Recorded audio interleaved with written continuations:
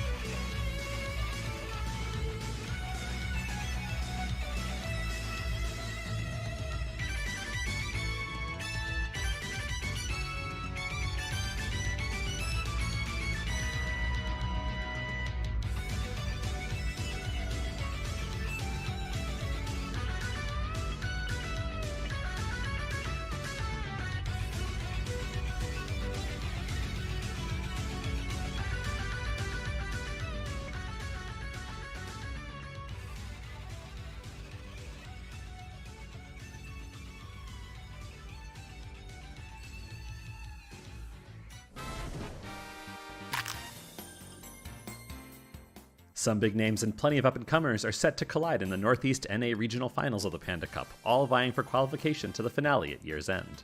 Vapor, a power-ranked Sephiroth main from Nova Scotia, captured a win in the Northeast's first qualifier. Fellow countryman Armadillo pulled off a clean sweep in qualifier number 2, taking the whole thing with no games dropped. New England seized control of the final 2 qualifiers, though, with Massachusetts' Unleashed winning number 3 with Sora, and PGRU NA Area 51 runner-up Axiom XL taking number 4 with Kazuya. Any of these competitors could turn around and repeat their past successes, but a few world-class names have also been trying their luck on Wi-Fi and look to stand in their way. Ling, who reached number 28 on the latest PGRU with Peach, and Anarchy, a standout Greninja main from Newfoundland who got 9th at Shine 2022, have been spotted competing in previous qualifiers, and it shouldn't surprise anyone if they make some noise. Mars and Light, the region's 2 best players, have already qualified for the Panda Cup finale, but this region is deep, and whoever can make it through this talented field will have earned their spot.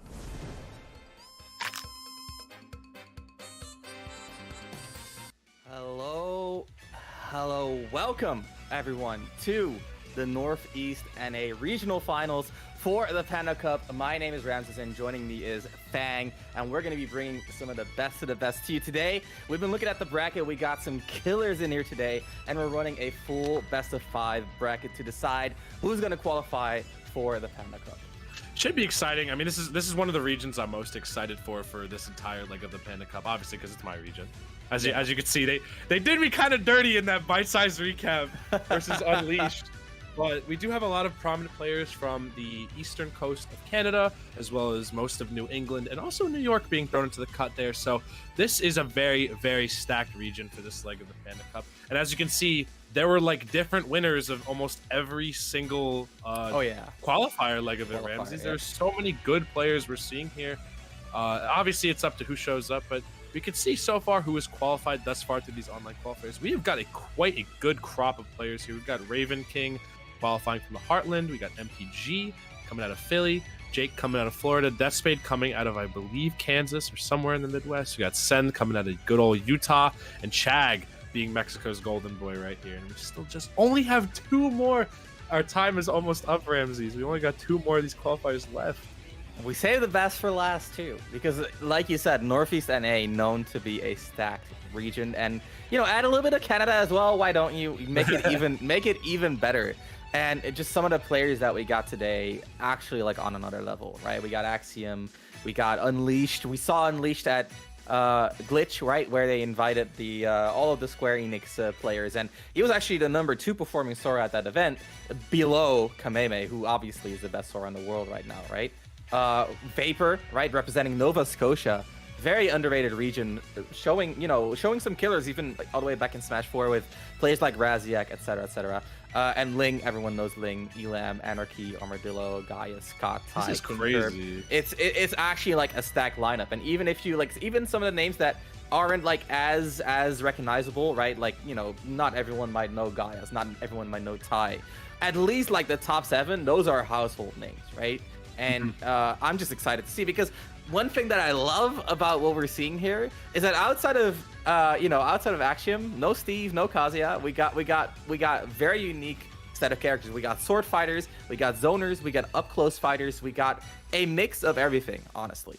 That's a good point too, honestly. Yeah, we do have a really interesting crop of characters coming out here. I always go over which player I'm most excited to see compete.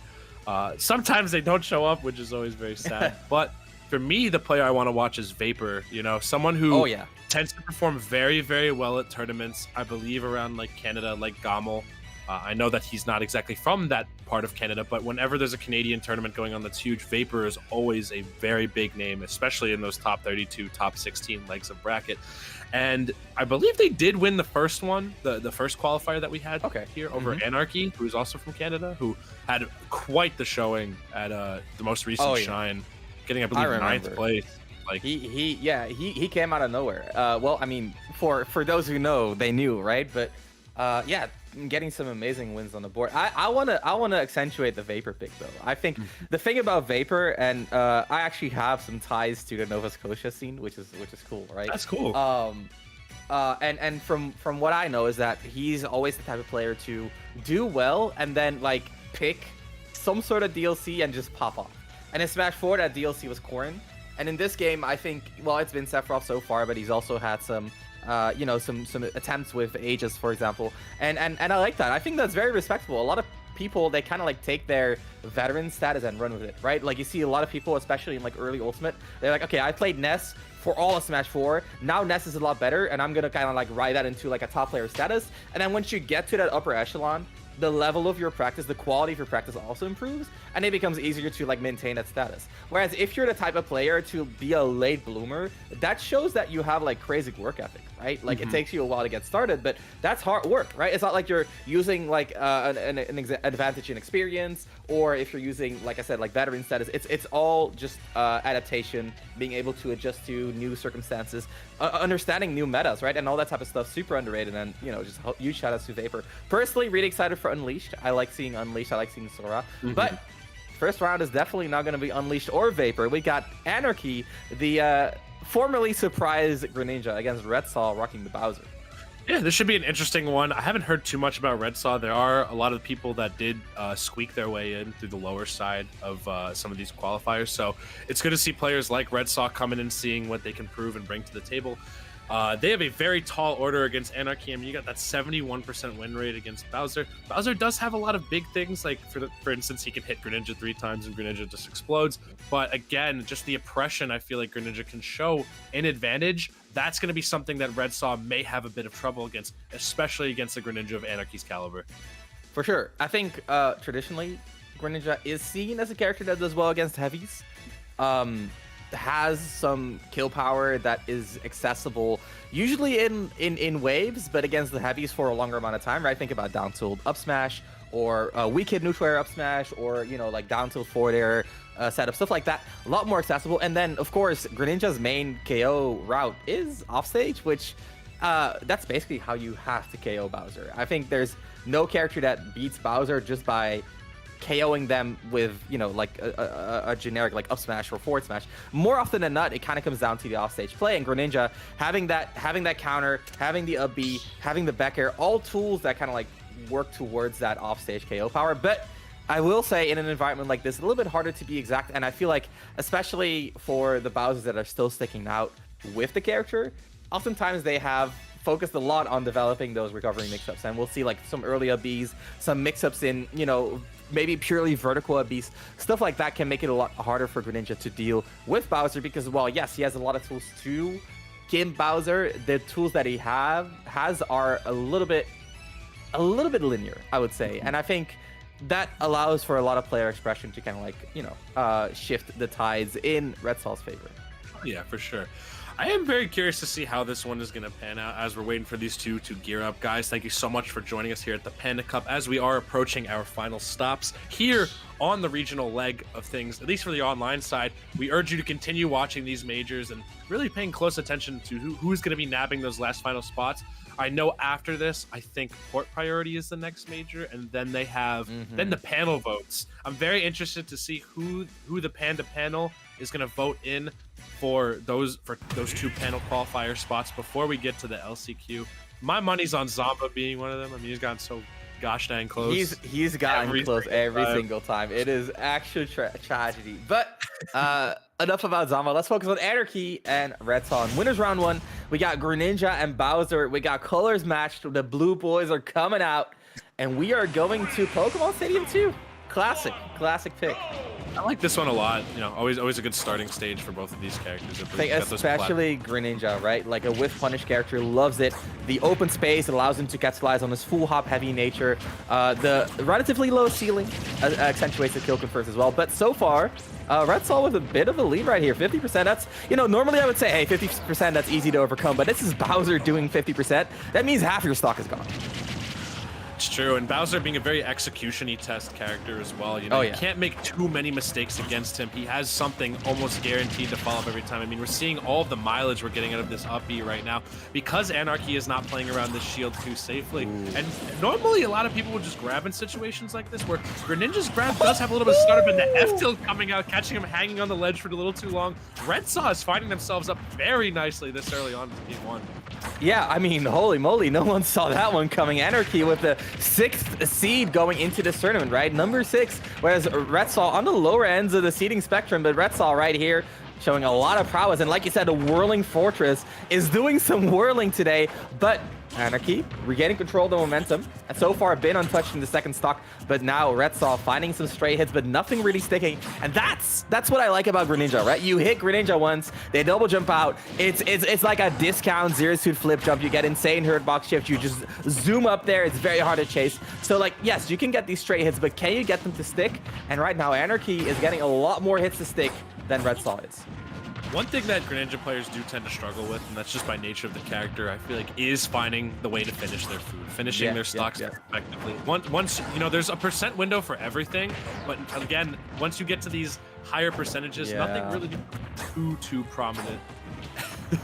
Sorry, also, again, I got people mowing the lawn outside as well, so I'm gonna let Ramses take the rest of this game.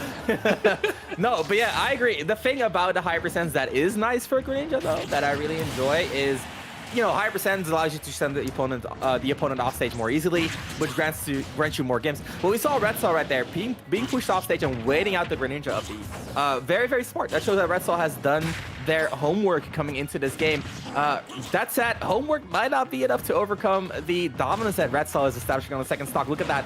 From being basically zero depth to now ahead on the second stock, and the pressure is mounting. The down airs are launched. And if you're looking for that up B out of shield, yeah, Greninja has some counterplay right there. It's not going to be an empty land per se, but the down air, regardless, is going to be extremely safe, extremely hard to chase unless you have a really high double jump. Bowser definitely not in that set of characters, and the down airs are really coming out from Anarchy right here. Down air 1, down air 2, and the shield is getting pressured. Retsaw now opting for different types of moves, but those are going to get pressured in their own way. Anarchy with the control, the offstage pressure, this could be big, and the up B gets avoided. Like I said before, a little bit of linearity on the way that Greninja is looking to gimp his opponent. Down air. Okay. The pressure still on from Anarchy. 160 on Bowser. One of the only characters that's probably going to live this long, and the up throw barely even sending Bowser into the blast zone. Look at that, Greninja, pressure to forward airs. I mean, it's a bit of fishing, but it's safe. And if it does hit, okay, now Bowser, single hit. Again, hard to get those to stick against Greninja. The forward air, Anarchy's looking, but one Bowser side B could be curtains here. The rage is big. The turtle is angry. Ooh, looking for some hit. They're both missing. They're just not hitting each other. It's all footsies. No combos, all footsies, and there's the KO. Nice juggle. Anarchy with a chase. He needed that. He needed that for sure. Now Retsaw looking for an up smash. Not quite going to find it.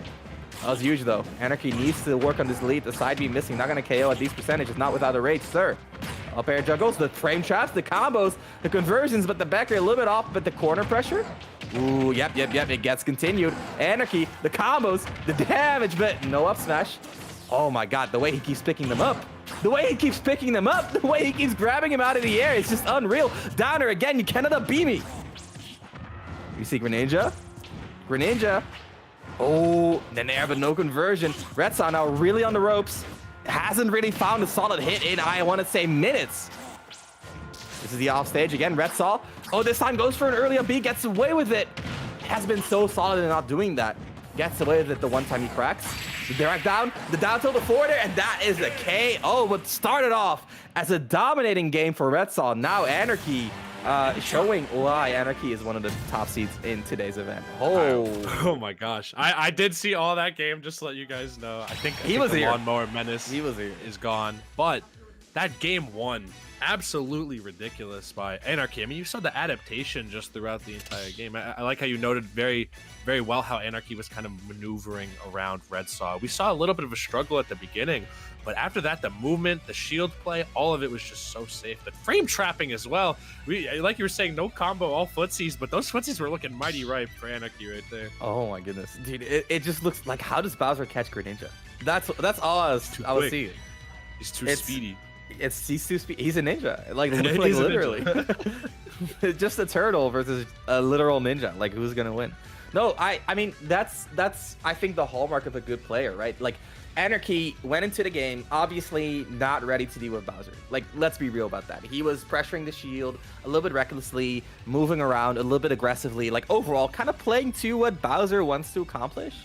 Got countered for it, realized what was going wrong, and just adjusted the play entirely, did a 180 on it, and from there we saw, this is what Anarchy does when Anarchy is in his element, and it was dominant, right? This is what we meant when we talked about Greninja being good against heavies, right?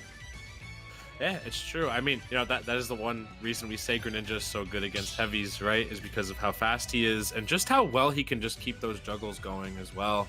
I mean, we just saw how much Anarchy was employing that during that first game one as well.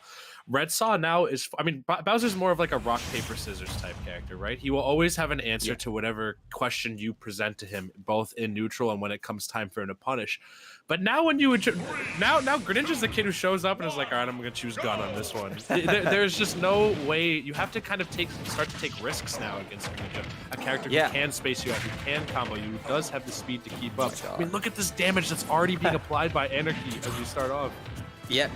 Just extremely dominant from the get-go with the combos. But Collins is going to give Bowser a little bit more room for error. And just to kind of like continue off of the analogy that you were making, right? You were talking about Bowser being an RPS character.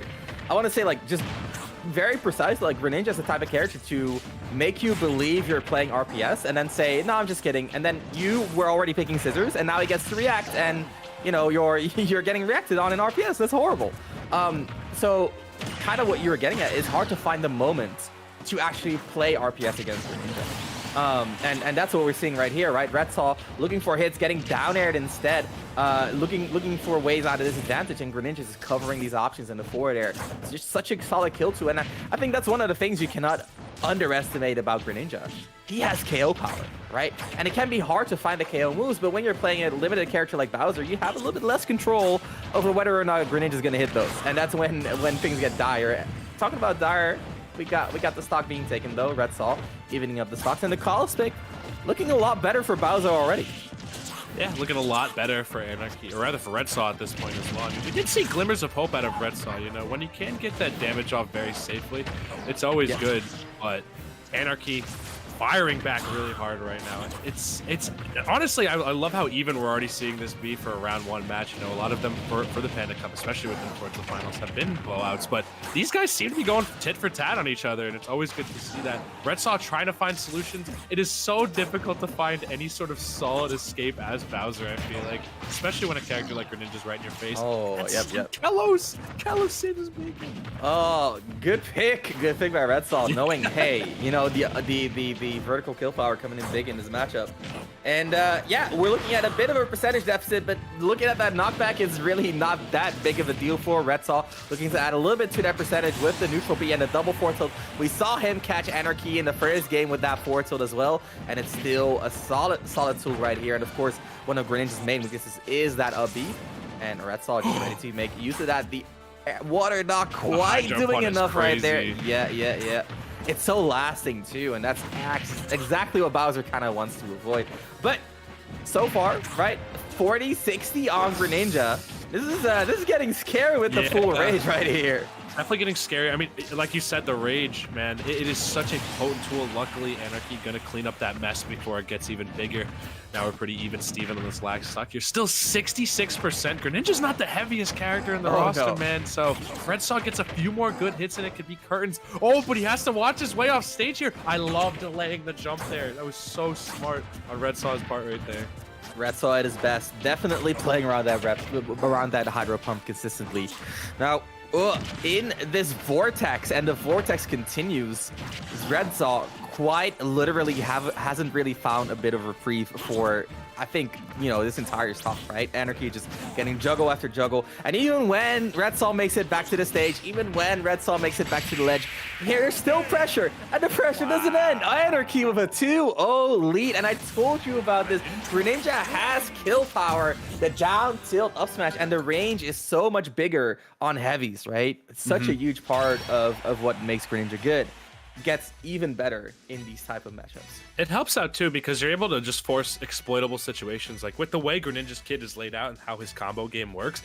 Off of like at least one dash attack or any sort of small bear or something, his moves will have enough consistent knockback to give you neutral control, to give you stage control.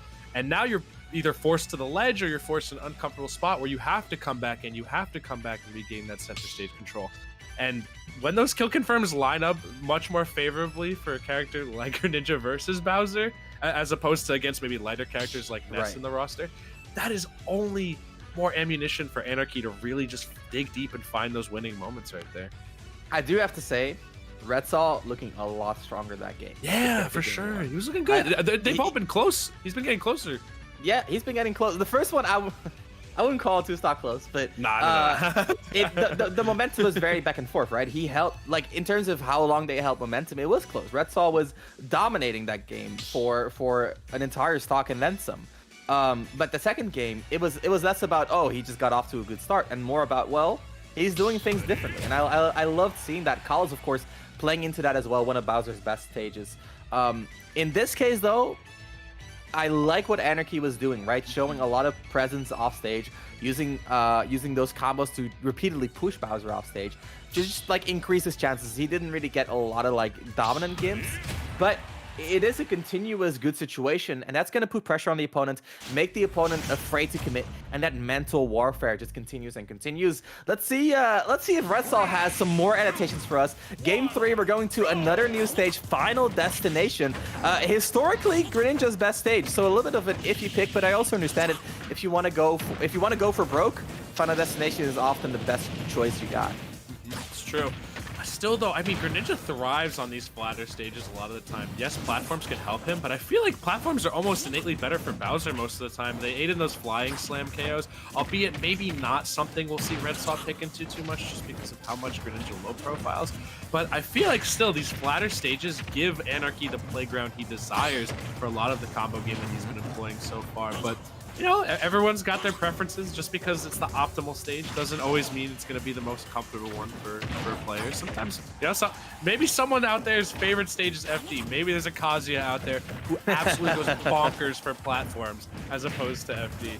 You know, we'll never know with how some Smash players think, you know?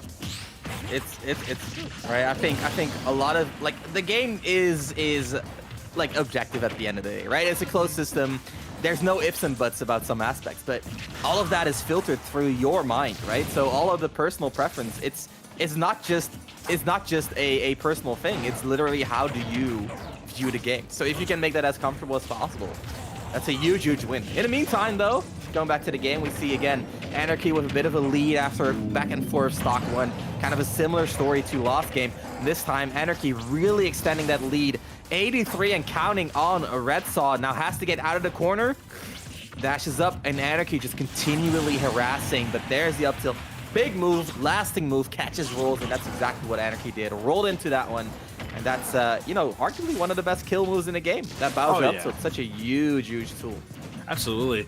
Retsaw, I've noticed, is getting caught up in a lot of these frame traps. He is being forced to take these 50-50 situations in which he'll burn his air dodge and get scooped up again, or he'll have to take the hit and keep getting juggled by Anarchy. So it's always difficult to discern the lesser of two evils, but I feel like sometimes it's good to mix it up, because if someone's always expecting you to air dodge, they're always going to be looking to follow up with the dash attack. But sometimes if you take the hit, you know, you get hit, but at least you won't die off of it. Yeah, and just as you said that, the air dodge was red and Retsaw lost the stock. One thing I do want to commend Retsaw on, it's a double parry on Wi-Fi? He's a beast! He's going ham! But on the real though, one thing I want to commend him on is that he's saving his jump. Oh no. That's the one time you shouldn't save your jump. Come on, Retsaw. One jump. I told you. I was like, oh man, Retsaw, he's saving his jump so well. He keeps recovering. And then in the one situation, he had to jump out, and Anarchy read the fact that he was saving his jump a little bit too much, and then made quick work of the stock. Dude, you're like a prophet. You were like, oh man, he's so consistent in this advantage, but he needs to mix it up a little bit more. And then 2 back-to-back reads, one on the continuous air dodges, and the other one on the lack of double jump. Both of them leading to stocks back-to-back. That was insane. Anarchy, that was really well done. That's why Anarchy, I mean, we see what, you know, that's a good player factor right there too. Yeah. Beginning of the set looking really good for Retsaw. It's like, okay, maybe Retsaw has a fighting chance against this higher seed player. Anarchy sweeps it right back up. The adaptation was brilliant, catching on to the fact that Retsaw was choosing the same places to air dodge every single time. And the moment Retsaw finds a correction where he's like, okay, I'll save my jump, he gets ready for it completely. It seemed like Anarchy was just on top of him the entire time. I really want to see some stuff out of Retsaw and losers. I think they're definitely more than capable of it. But Anarchy, man, who knows? We could be seeing Anarchy there in LA, Ramses. It could be. But before we find out what's going to be happening in the rest of this bracket, we're going to go to a quick break, grab a drink, and we'll be back in just a second.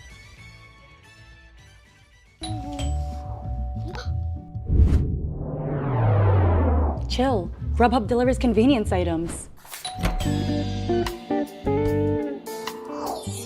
Grubhub delivers convenience items.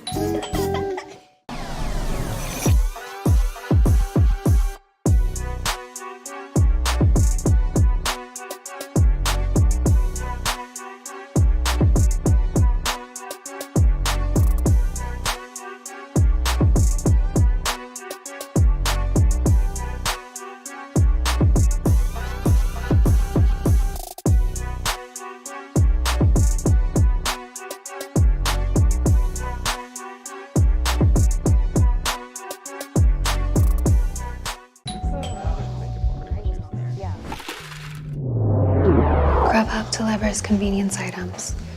Grubhub delivers convenience items?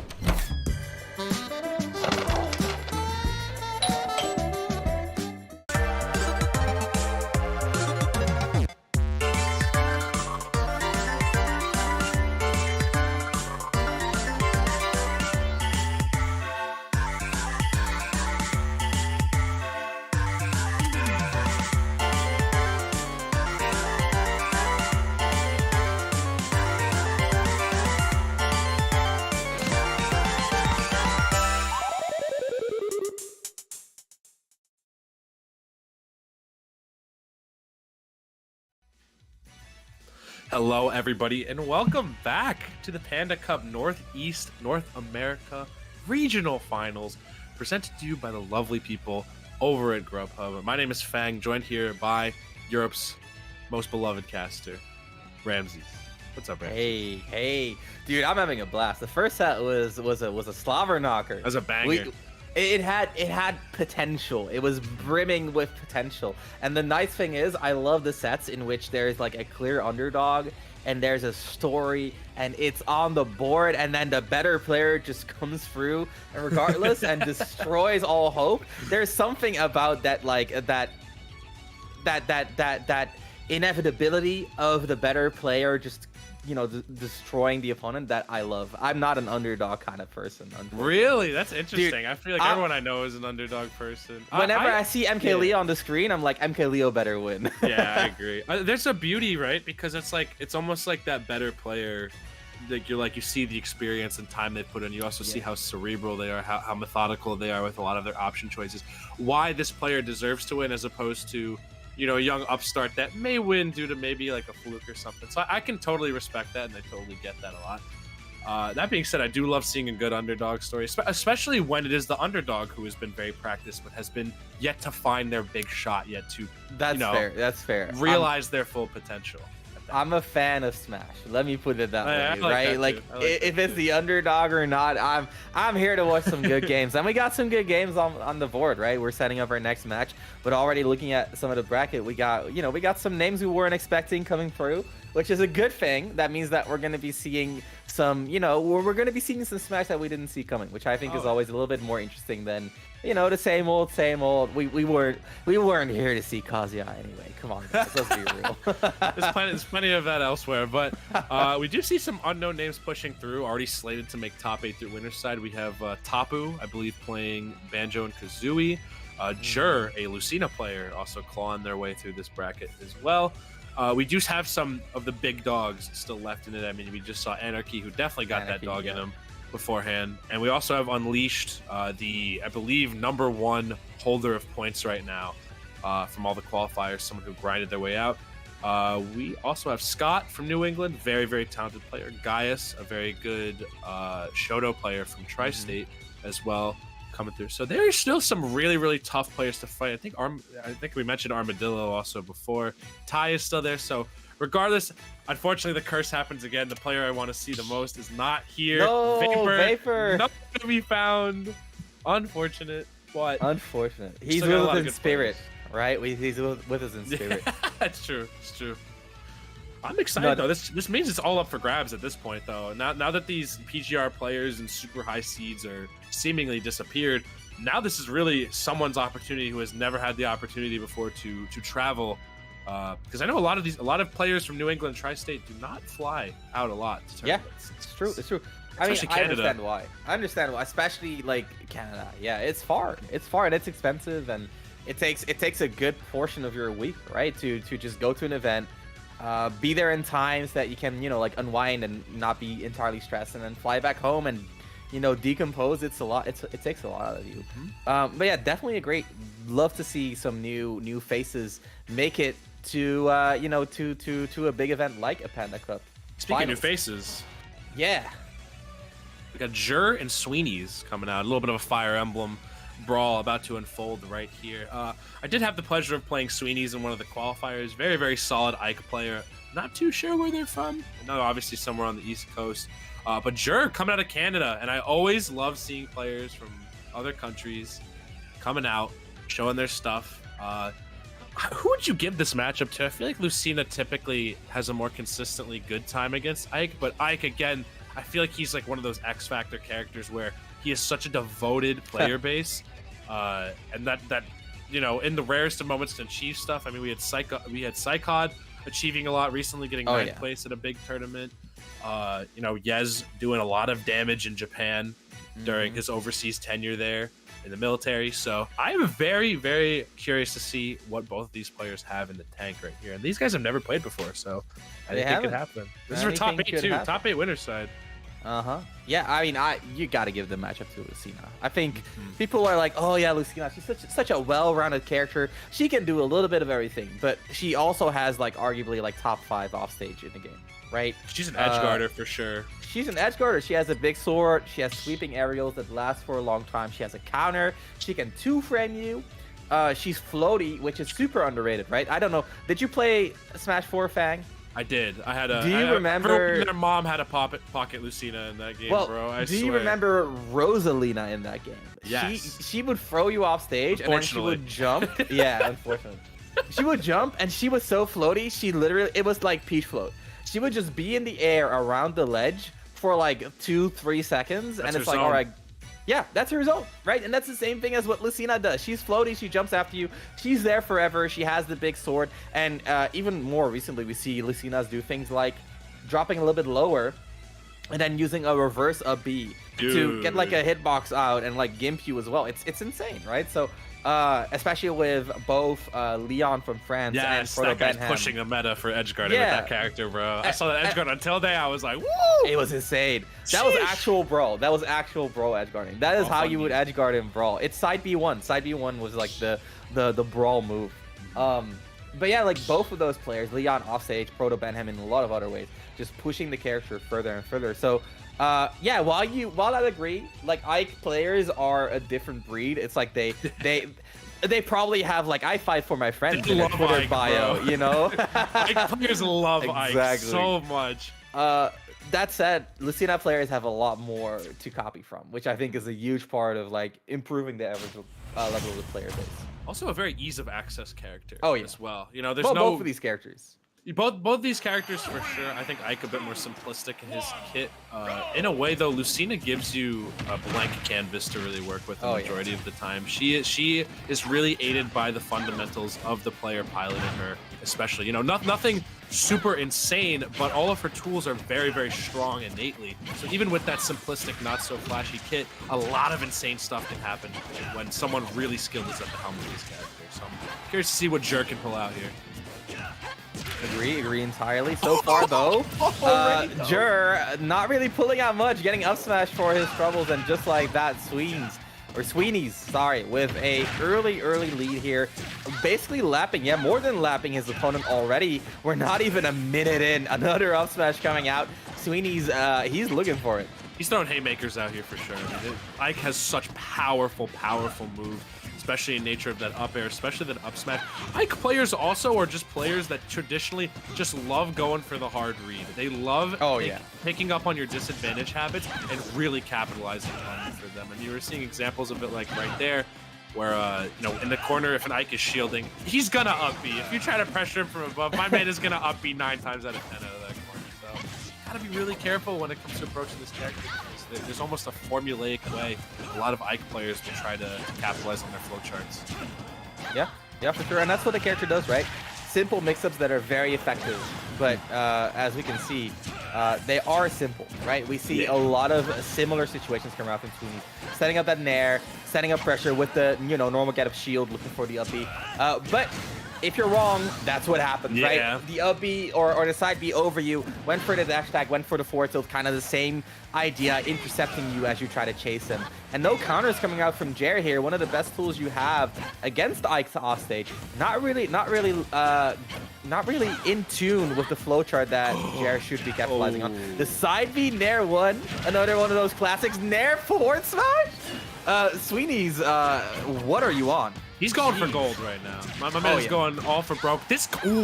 Excellent choice to use the forward air there instead of up airing. The taunt also mid-neutral while the opponent's right in front of you. Sweeney is absolutely feeling themselves. Jared just can't get this Nair 1 confirmed. I'm smashing from going. Still though, the counter. Yeah, finally we see it. I mean, before Jared wasn't able to use it just because he was going for these deep edge guards, but you know, keep it simple, especially when you're against Ike. You know, he has a very abusable disadvantage. You just have to find the cracks. Yep, and cracks are shown. Sweeney's cool, calm, collected. Look at that, reading the spot dodge with the Becker as well. Chasing with the footstool, but saves his opponent just to end the stock. Giving Jer false hope. Sweeney's on a roll. That was all but a 3 stock right there. What a dominant game one. gracious. Yeah. By Sweeney's right there. I mean, that's what happens when an Ike player gets momentum, man. They start picking up on your nervousness, your fear. They're like sharks in the water. If they smell even a drop of blood, they are all over you, man. Ike mains are brutal. They do not care. I mean, it's kind of like the character has so little things to do, he might as well focus entirely on the opponent as a player, right?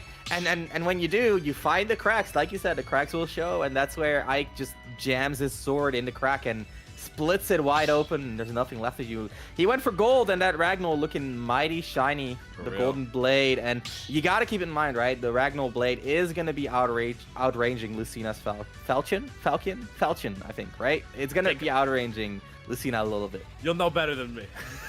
Dude, I'm European. I know the European pronunciation. You speak English natively. You're supposed to be the one who teaches me about the pronunciations here, man.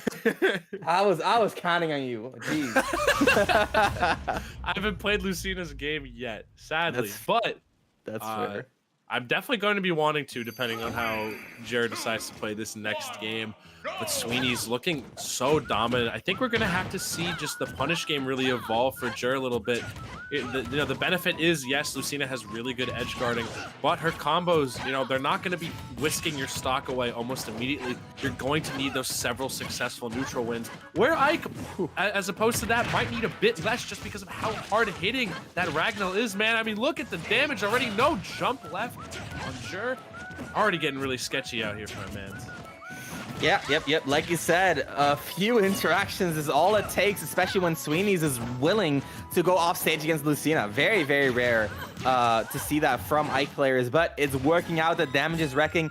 90 on Jared, nearing the end of his stock, but finds a little bit of fight in him. No counters again. That's got to be key in this matchup. Instead, we see Sweeney's with that nair up air, the 1-2 punch, the classic, the tried and true, the up B from ledge. Is just it's just all of these standard options are playing out in the best possible way for Sweeney's. Jer looking for hits, overextending, getting a little bit desperate, but it's just not really working out. The combo not really working out either. He's been trying, it's not connecting.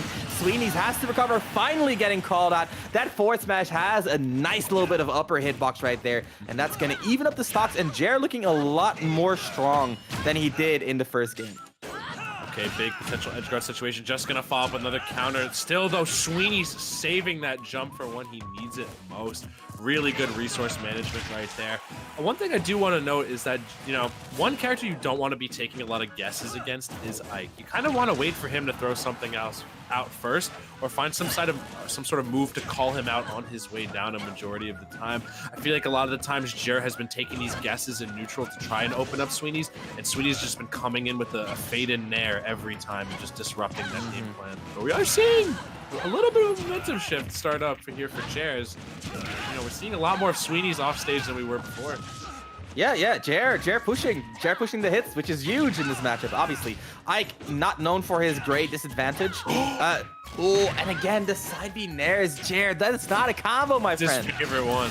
If he just hits him with a move that actually hits, this would look so different. But Sweeney's gonna make great use of that little bit of an opening that Jer is giving him. And that is going to mean a bit of an advantage for Sweeney's, but definitely looking like a different game compared to the last one. And the final hit of that side B is going to be great in terms of mixing up the timing and the placement of hitboxes right here. But Sweeney's respawning immediate momentum right here. The story is playing out a little bit differently than game one, but the essence, the moral is still the same. Jer, though, a counter again. Not even gonna go up in the aerial, just go for the counter. Jesus. That should be it. And that is it. Jer out of nowhere with a huge reversal right there, leading into a stock with that gimping game on deck. Like we highlighted as we got into the set, that gimp, that offstage pressure, that's going to be the key to success for Lucina. It's true. I mean, that is edge guarding Ike 101. As soon as you see that up B, that is your time to pounce. Whether you have a down air that can time with it, whether you have a projectile that can stuff it out, whether you have a counter that'll just do all the work for you. You have to pick that jump off of Ike and force him to use that up B. It'll be the most effective way. It's probably the most glaring weakness in his entire kit, and Jer took advantage of that stupendously. Cannot agree more, man. And now we're at a 1-1, right? Even though we saw, I think we can agree that Sweeney's was in control of that game most of the time. Oh yeah, for sure. But then there was a shift. There was a clear momentum shift at one point, though. A very clear one, and I think that's an indication that the rest of the side could go very, very different. And let's keep it in mind, right? These players are seated next to each other. I think they're 29th and 28th seed, which means that, like, in terms of perceived skill level, they're neck and neck. That's and as even kind of as it what we're gets. seeing. Yeah, that's as even as it gets. It literally cannot get more even than that. And it's tough. I want to make note that Sweeney is also slayed. You know, this is the only matchup Sweeney has played this entire bracket is just Lucina. He slayed James Ma 3-0 before this, so maybe a little bit of warm up for this match. But Jer, I think, showing a horse of a different color right here for sure. Yeah. It is a double-edged sword, right? On one hand, it gets you warmed up for the matchup. On the other hand, you might get used to how a certain player plays that matchup rather than how the character approaches it in general. We're gonna go to Lilat. You guys have Lilat legal? I'm sorry. I'm sorry, competitors. Sweeney's also loves this stage as well. I know during our sweats, Sweeney's also picked this stage as well. So my man's is definitely a Lilat believer and a Lilat enjoyer. And he's the right place for that. One of the final tournaments to run to this stage, Panda Cup right here. And so far, though, not working out as well as he might have wanted it to. We're seeing another back and forth to start of the match. Jer, jumping counter, as you said, a little bit call out heavy in the neutral here. So far, not really working out. I love Jer when we see Jer playing solidly, but whenever Jer kind of like drifts away from that solid play, Sweeney just swoops in and makes great use of that opening that he's given. It's also just the way these particular triplats are laid out will help Ike in spades, especially if you hit a falling there of some sort. And just gives Ike additional places to land with his quick draw, but still expert edge guarding coming out of Jer right there, dispatching Sweeney's first stock with relative ease. Oh yeah, and now Sweeney's kind of fishing for the KO. Up B out of shield on a down tilt, definitely not going to be what you want. Run up air as well. We're seeing a lot of kill moves. The up tilt coming out, the forward tilt coming out. Sweeney's is fishing, and ask and ye shall receive. Sweeney's with the equalizer right there, but not without a lot of effort spent trying to get it. And I'm just hoping that Jared saw that, right? Like the sheer repetition of KO moves that Sweeney's was throwing out there really was on another level. And Jared, if he can make use of that, could solidify his lead even more. So far, Sweeney's trying to fight back into the game. Of course, the early percentage combos are going to be the most accessible now when we're at these mid percents. We're going to see how the momentum shifts. Jer so far, ever since that game 2, looking a lot more dominant. The forward smash barely going to miss. The slants coming in big, and Sweeney's with the reversal of a lifetime. The up B getting him out of the situation. The dash attack not quite going to KO. Ooh. And again, Jer, he's calling out. He's calling out way too much. Another counter right there for Jer. Yeah, again, these callouts are a blessing at times, but when you're aiming for consistency above all else, they can definitely be a curse as Sweeney's cleans up that stock right there. And yeah, but again, as you mentioned before, these guys are as neck and neck as it gets in terms of seed, in terms of just how they've been displaying their ability against each other. I could totally see this game swinging either of their ways, depending on who gets more nervous this last stock. The last stock is the most critical one. You can have all the method, all the strategy, all the reads in the world, but you win by taking the stocks. And right now, he's mounting the pressure. He's controlling the stage. Jer gets over him. This is a huge opportunity for Jer. Huge conversion as well. The side B pushing Ike all the way outside into the corner. And another normal get up B. Jer not putting a stop to those is going to be a big swing in this game. The down tilt not going to convert. And again, we see Sweeney's fishing for the kill. Fishing for the kill, and he finds it. Just like that. The up smash roll on a huge roll out of the corner. Jer was trying to reverse the situation, and Sweeney's was ready for it. And that's what I said right at the beginning of the game. We saw Sweeney's, when he was down to stock, he was putting out kill move after kill move after kill move. And at the end, we saw the same thing, right? Sweeney's going for forward tilts, going for up airs, going for up tilts, just repeatedly looking for the KO. And at the end there, implementing that with a bit of a read, and that read was just enough to push him to a victory. Jer, I feel like he got a lot of good moments in that set, but a lot of this just comes down to momentum, right? I think it's just the unnecessary risks being taken. You know, Lucina does have a very simplistic kit. You don't really have to rely on your specials. Your specials are more circumstantial, if anything, to be utilized. You know, most of the time you're going to be wanting to rely on those aerials and your fundamentals to propel you through.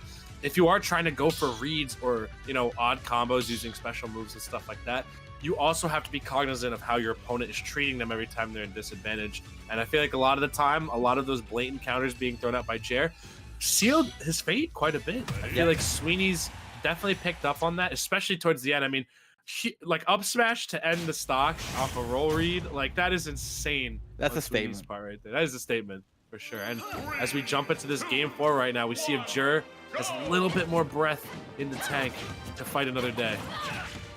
A little bit more breath, a little bit more gas, a little bit more H2O. We need all of it right now because Sweeney's just putting on the juggle again, looking to grab the landing. But even when he doesn't get these situations, he's putting pressure on Jer. And that's why Jer is throwing out these counters, because he doesn't know how to deal with the pressure, right? So you can say, oh, well, Jer was doing so poorly for countering. Yeah, I mean, sure, but the more important part is that Sweeney's was putting the pressure on to make Jer feel lost.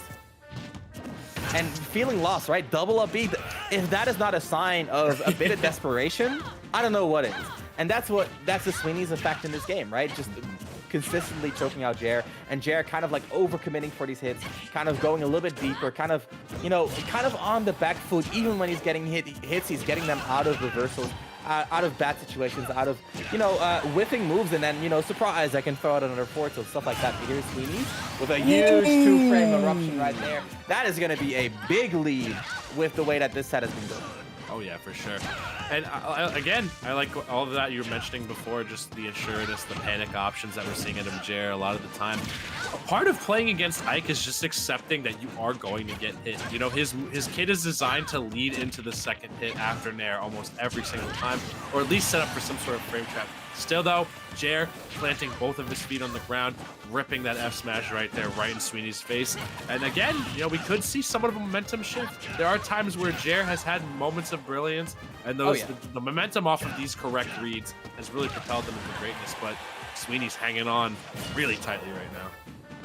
I feel like the difference here is, yeah, Sweeney's has that bit of extra patience waiting for rolls, right? In the previous game, we saw him read a roll with the up smash as well. Just in general, willing to play the situation after instead of playing the situation in front of him. Whereas Jer, kind of like a mad dog, right? Just running in, going for the first thing that comes to mind. And that lack of strategy is kind of what is pushing Sweeney's into advantage here. But that mad dog, right? He got the dog in him. He's pushing these hits. He's pushing these hits. You know, mad dog barks a lot, but right now Jer's doing a whole lot of biting right now. This could be one easy edge guard away right here for Jer, as long as he doesn't panic too much. Sweeney's has been so dominant in this exact position right here. That'll be enough juice in the eruption to seal out the set. Not the way you want to see Jer go out right there, unfortunately. But Sweeney's, man, you were mentioning before how he was playing for the situation after, and that is the mark of a good player, right? Yeah, you can take a hit in the moment, but it's how you deal with taking those hits, and especially setting up your next hit, just that patience to see, you know, this is a game of resources, as any video game is. You know, your resources are your moves. So a jump is your resource. Your air dodge is your resource. Waiting to see how your opponent utilizes those is almost always going to set you up for the next step brilliantly. And Sweeney's had enough patience right there to close that one out successfully. Yep, very well done. I feel like, you know, you summarized it very well, the patience, but just the strategy as well, right? Like playing for the next situation requires a little bit of foresight, and again, especially as an Ike player, due to the simplicity, you kind of need to look at what is coming up afterwards to really have a well-rounded playstyle. Sure. Wow, that was the set though. It was a little bit of slobber knocker, just like the last one as well. It was. But, it got me a little bit hungry, and I'm sure you guys at home, are just aching for some grub as well, and that's why we want to give a shout out to Grubhub, who is helping us bring this event to you. So Grubhub, of course, you should be using code PANDA5 to receive $5 off of your Grubhub order of $10 or more. This is not for first-time diners. This is for everyone who is interested. And I've been a Grubhub enjoyer for a long time now. They order here or they deliver here in the Netherlands. It is a very easy to use app. The delivery is quick, feedback is easy, and it's just been a blast. It's been convenience at a high quality for me. So guys, don't be afraid if you're looking for some grub to use Grubhub. You should be going for the win and go for Grubhub. That's right. Yeah, make sure you use that code. Also, the offer is available until November 30th, so you got some time for sure to use it. But make sure you utilize that code 5Panda for some excellent money in your pocket saved. And man, I feel like with the way everything's going, at least in the States right now, you definitely can afford to save a little bit of money, especially when eating, man. Oh yeah. I mean, there's too much good food to be eaten out there to let that kind of deal go to waste. But guys, thank you again to Grubhub for helping out the Panda Cup. For real, like Panda Cup has a lot of great helpers, but Grubhub has been here since pretty much the beginning of this whole thing. So shouts to Grubhub, man. The goats. I mean, like, on like a personal level, right? I do stand behind what I say. Like, I think Grubhub is the ultimate combination of convenience and quality that there is on the market right now. So it's like Grubhub definitely, guarantee. again, yeah, that's the Grubhub guarantee, right? So if you guys are looking for some grub, be sure to make use of them and cash in on that $5 off. It's literally free real estate. Meanwhile, entry to a weekly somewhere. Oh yeah, for sure. Your next tournament right there. So definitely make sure you save the money. We're gonna be moving on with the bracket though. We got some yeah. killers still in here. We got some top 8 qualifiers ready for you guys. We just saw Sweeney's versus Jer. We saw Ike versus Lucina, Fire Emblem Dittos, and we saw Sweeney's take that one in a big way. We're gonna be moving on to Tapu versus Gaius.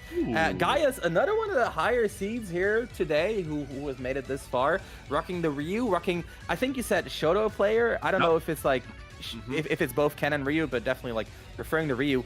Tapu, on the other hand, one of the, not a low seed, but one of the lower seeds, seed 17, 0% win rate versus Ryu, which now that sounds really awful, but it could also be that maybe they played against Ryu once and they lost, right? That's a possible, or maybe they played like Ashimo and they lost against Ashimo, right? So you don't know. There's still a lot of unknowns here.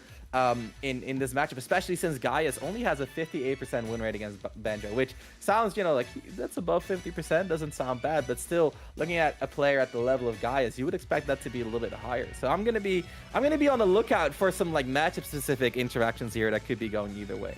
That's a fair point to make. I feel like the percentages do tell a story. When in the wonderful world of Wi-Fi plus offline play, you won't see these stats being recorded as often offline, just because a lot of tournaments it's really hard to get that character data efficiently. But for players that play online, which Gaius, if you check the most recent tournaments, has grinded a lot of online play. Also, very frequent entrant of Bamboo Battles, Panda's own weekly series. So make sure you guys check that out too, if you're looking for some stacked competition out there as well. But yeah, 58% win rate against Banjo. Banjo, I would say, is a very quintessential online character.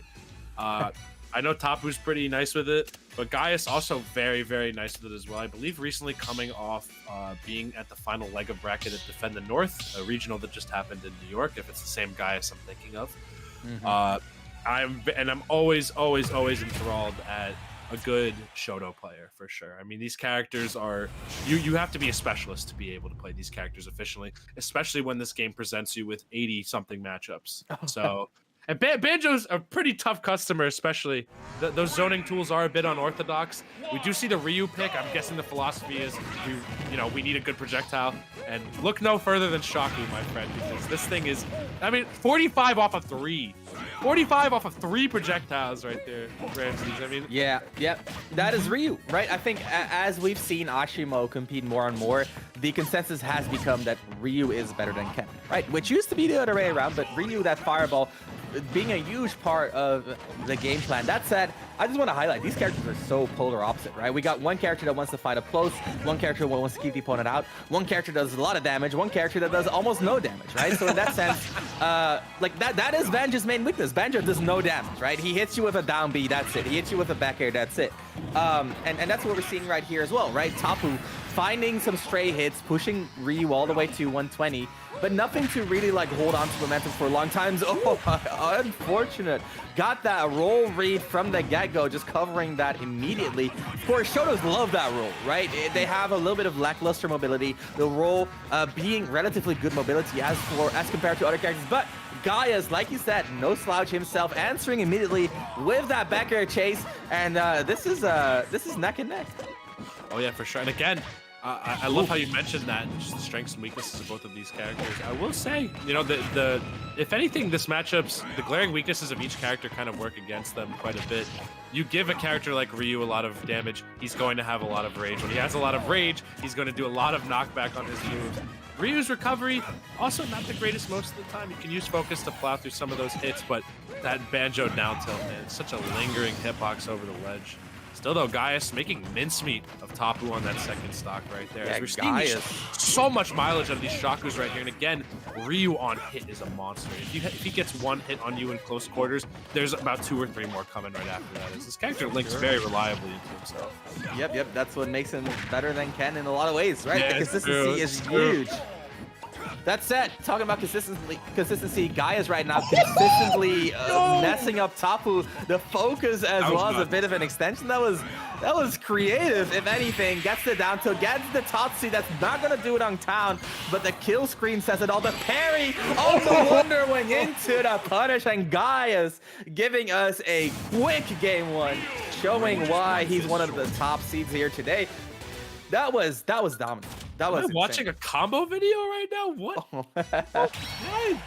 Gaius staying all over Tapu. You know, no escape whatsoever. Just so disciplined with what options he's selecting and what moment.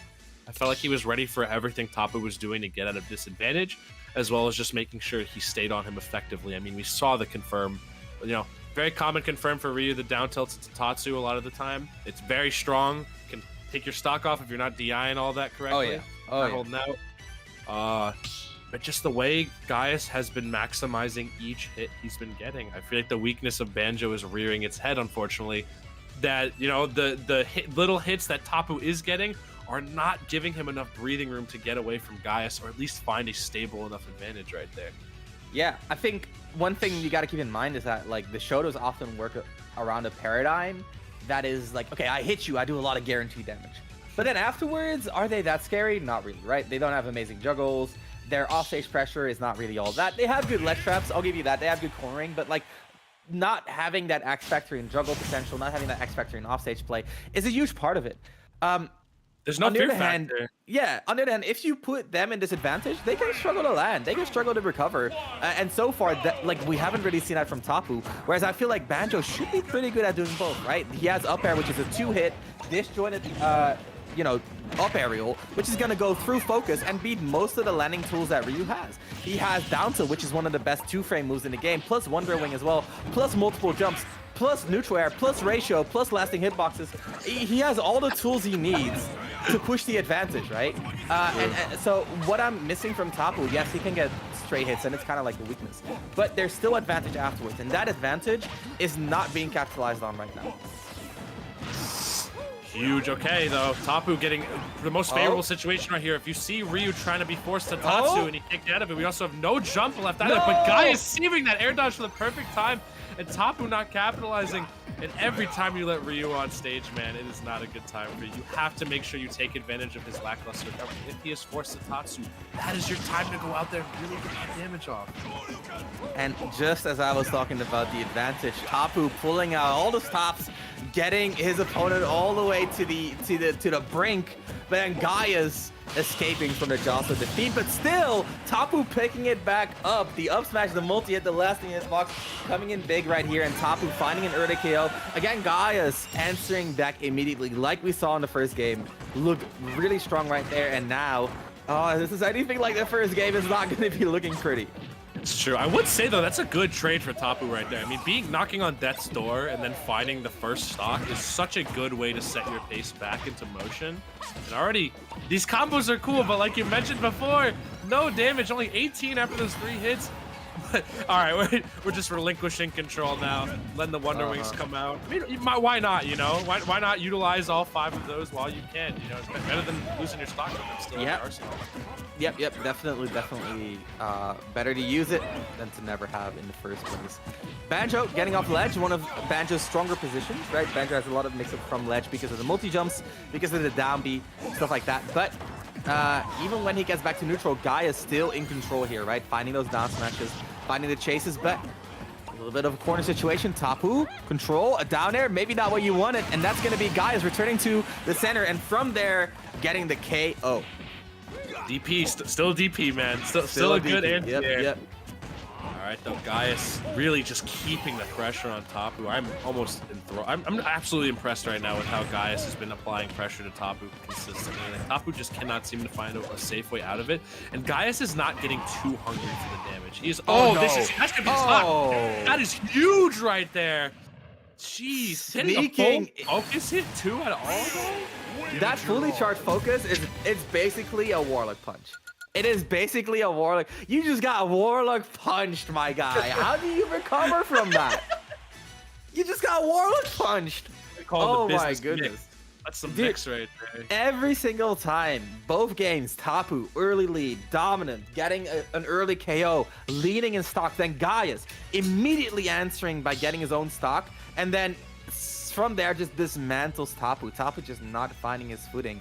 And I feel like Tapu is doing a lot of things well. It's just that it's kind of like, I feel like either you go all the way into methodical play and you kind of like use it as a basis and kind of like adapt from there, or you lean all the way into kind of like the more read heavy play. I feel like Tapu is caught in like a very nebulous middle ground where he's not methodical enough to keep Ryu out all the time, and he doesn't get enough reads to finish stocks early, and it's like he's missing out on the best parts of either. Meanwhile, Gaius very clearly looking for very specific openings. Let's see if that works out against Isabelle of all characters. Yeah, Isabelle, you know, definitely a character that resides deeply in the pockets of many that adore her and love her. But definitely a character you have to put a lot of love into to find success, you know. I don't know what the rationale behind the counter pick would be. Maybe just want more zoning power at your disposal. Maybe want an ability to go off stage a little bit more. Maybe that fishing rod can be a more consistent tool. Maybe you want pocket. But even pocketing those Shakus, you're only going to get a modified version of it where it's not going to be as potent as it would be in Ryu's hands itself. You know, it is a multi-hit move. You are capturing only a snapshot of the move itself when you do pocket something. And Isabelle picking an even lighter character too that'll lose their stock to DP even earlier. So wondering what the rationale is. Some counter picks are out of method, some are out of desperation, some are out of comfort. So the way Tapu's been playing, definitely feel like he's a comfort kind of guy, right? Very intuitive, like I said, not really sticking to a specific playstyle, more so going with what feels right. And right now, the only thing Tapu is feeling is pain as Gaius is rushing him down with these stanky legs, the down tilt into the Tatsu. And here, the Shaku combos as well. 45. You do not want to get touched by Gaius Ryu. This Ryu has a lot of sauce on it right now. This Ryu's absolutely drenched in sauce right now. These are some Street Fighter combos, dude. For like, real? They're going longer than I was expecting them to. Using the mind to attack, or to cancel this attack into a special as well. Gaius with all the tricks on deck. Already Tapu at kill percent. Meanwhile, good luck KOing Ryu at this percent when you're playing Isabelle. That should be another stock. No, the good DI. Good DI. Good DI and good air dodge right there for Tapu as well. Still, though, it's just delaying the inevitable as the roundhouse comes out right there. How do these players parry on Wi-Fi? I have no idea. They got the dog in them. Yeah, Tapu's got the wrong dog in him right now. This is a low tier the dog out of him. Oh no! Go back to Banjo. Not another full focus. I mean, it's. I'm pretty sure it's curtains at this point for Tapu, right? Just the momentum is so good. Gaius is now playing another parry. Smash. He's playing Street Fighter Ramses. It's insane. Gaius just playing with his food right now. Tapu finding hits, but just like Banjo, right? Isabelle very much like a straight hit type of character. Gets a fishing rod due to the stun on that mine, which is cute. But again, good luck finding the KO. Meanwhile, Ryu is a lean, mean, killing machine. And Gaius spinning his way to victory. Spin to win in every game, baby. Ryu going home with gold. A clean 3-0 victory here. And cleaner than clean can be. I mean, Gaius getting almost aging like a fine wine, getting better and better each game as the set progressed, and not an easy run. You know, some of the players in this bracket had some not so crazy runs, some crazy runs. Guys had to beat Jay's the DD player, Scott, a PR'd player from New England, or rather his home region, I believe, Connecticut, and then also taking out Tapu as well, who, you know, been clawing through their bracket in their own right. Although I think that might have been the first set Tapu played this bracket. But Tapu's pretty nice. And now finding themselves in winner's side, on arguably the better side of winner's side to be on against Sweeney's, because on the other side, I know that beasts such as Unleashed and Armadillo are still waiting in the wings, and Anarchy as well. Too. That whole side of bracket is the do not go in zone. So it's like when you see a tunnel and it just radiates an ominous aura. That's like the lower half of the bracket. It's the meme. That said, it's the sunshine forest path, and then it's like the dark scary forest. Like exactly. There are two routes when you enter the qualifier. But yeah, good shit. Good stuff too. Gaius obviously making it all the way to top 8 winner side. Love what he was showing there. Even though, you know, whatever you want to say about Tapu, he didn't make it all the way out there, and he showed a lot of, like, he showed a lead in game 1 and 2 on the Banjo. The Isabelle switch, maybe a little bit of desperation, a little bit of finding out what works and what doesn't, and he's going to use that information to advance through the rest of the bracket. Meanwhile, Gaius, congratulations on that qualification right there. We're going to go into a quick break. We'll be back with some more top 8 qualifiers in just a second. Don't go anywhere. We'll be right back.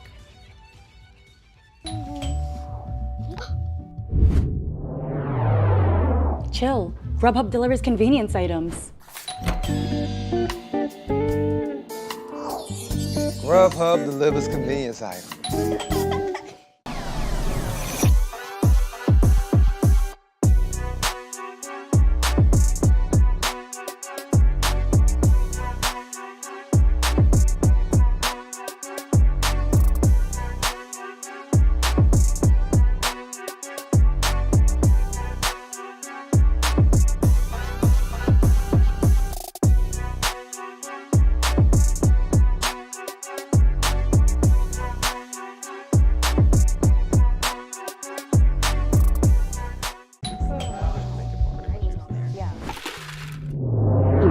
Grubhub delivers convenience items. Grubhub delivers convenience items?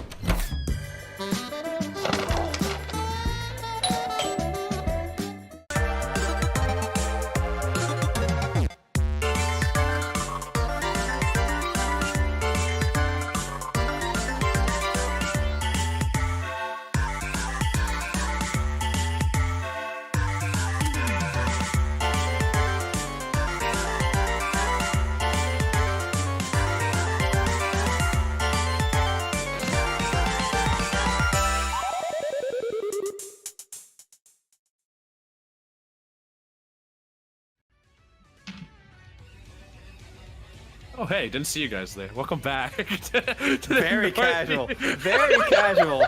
It's not like we were sitting here waiting for the stream to resume for literal minutes.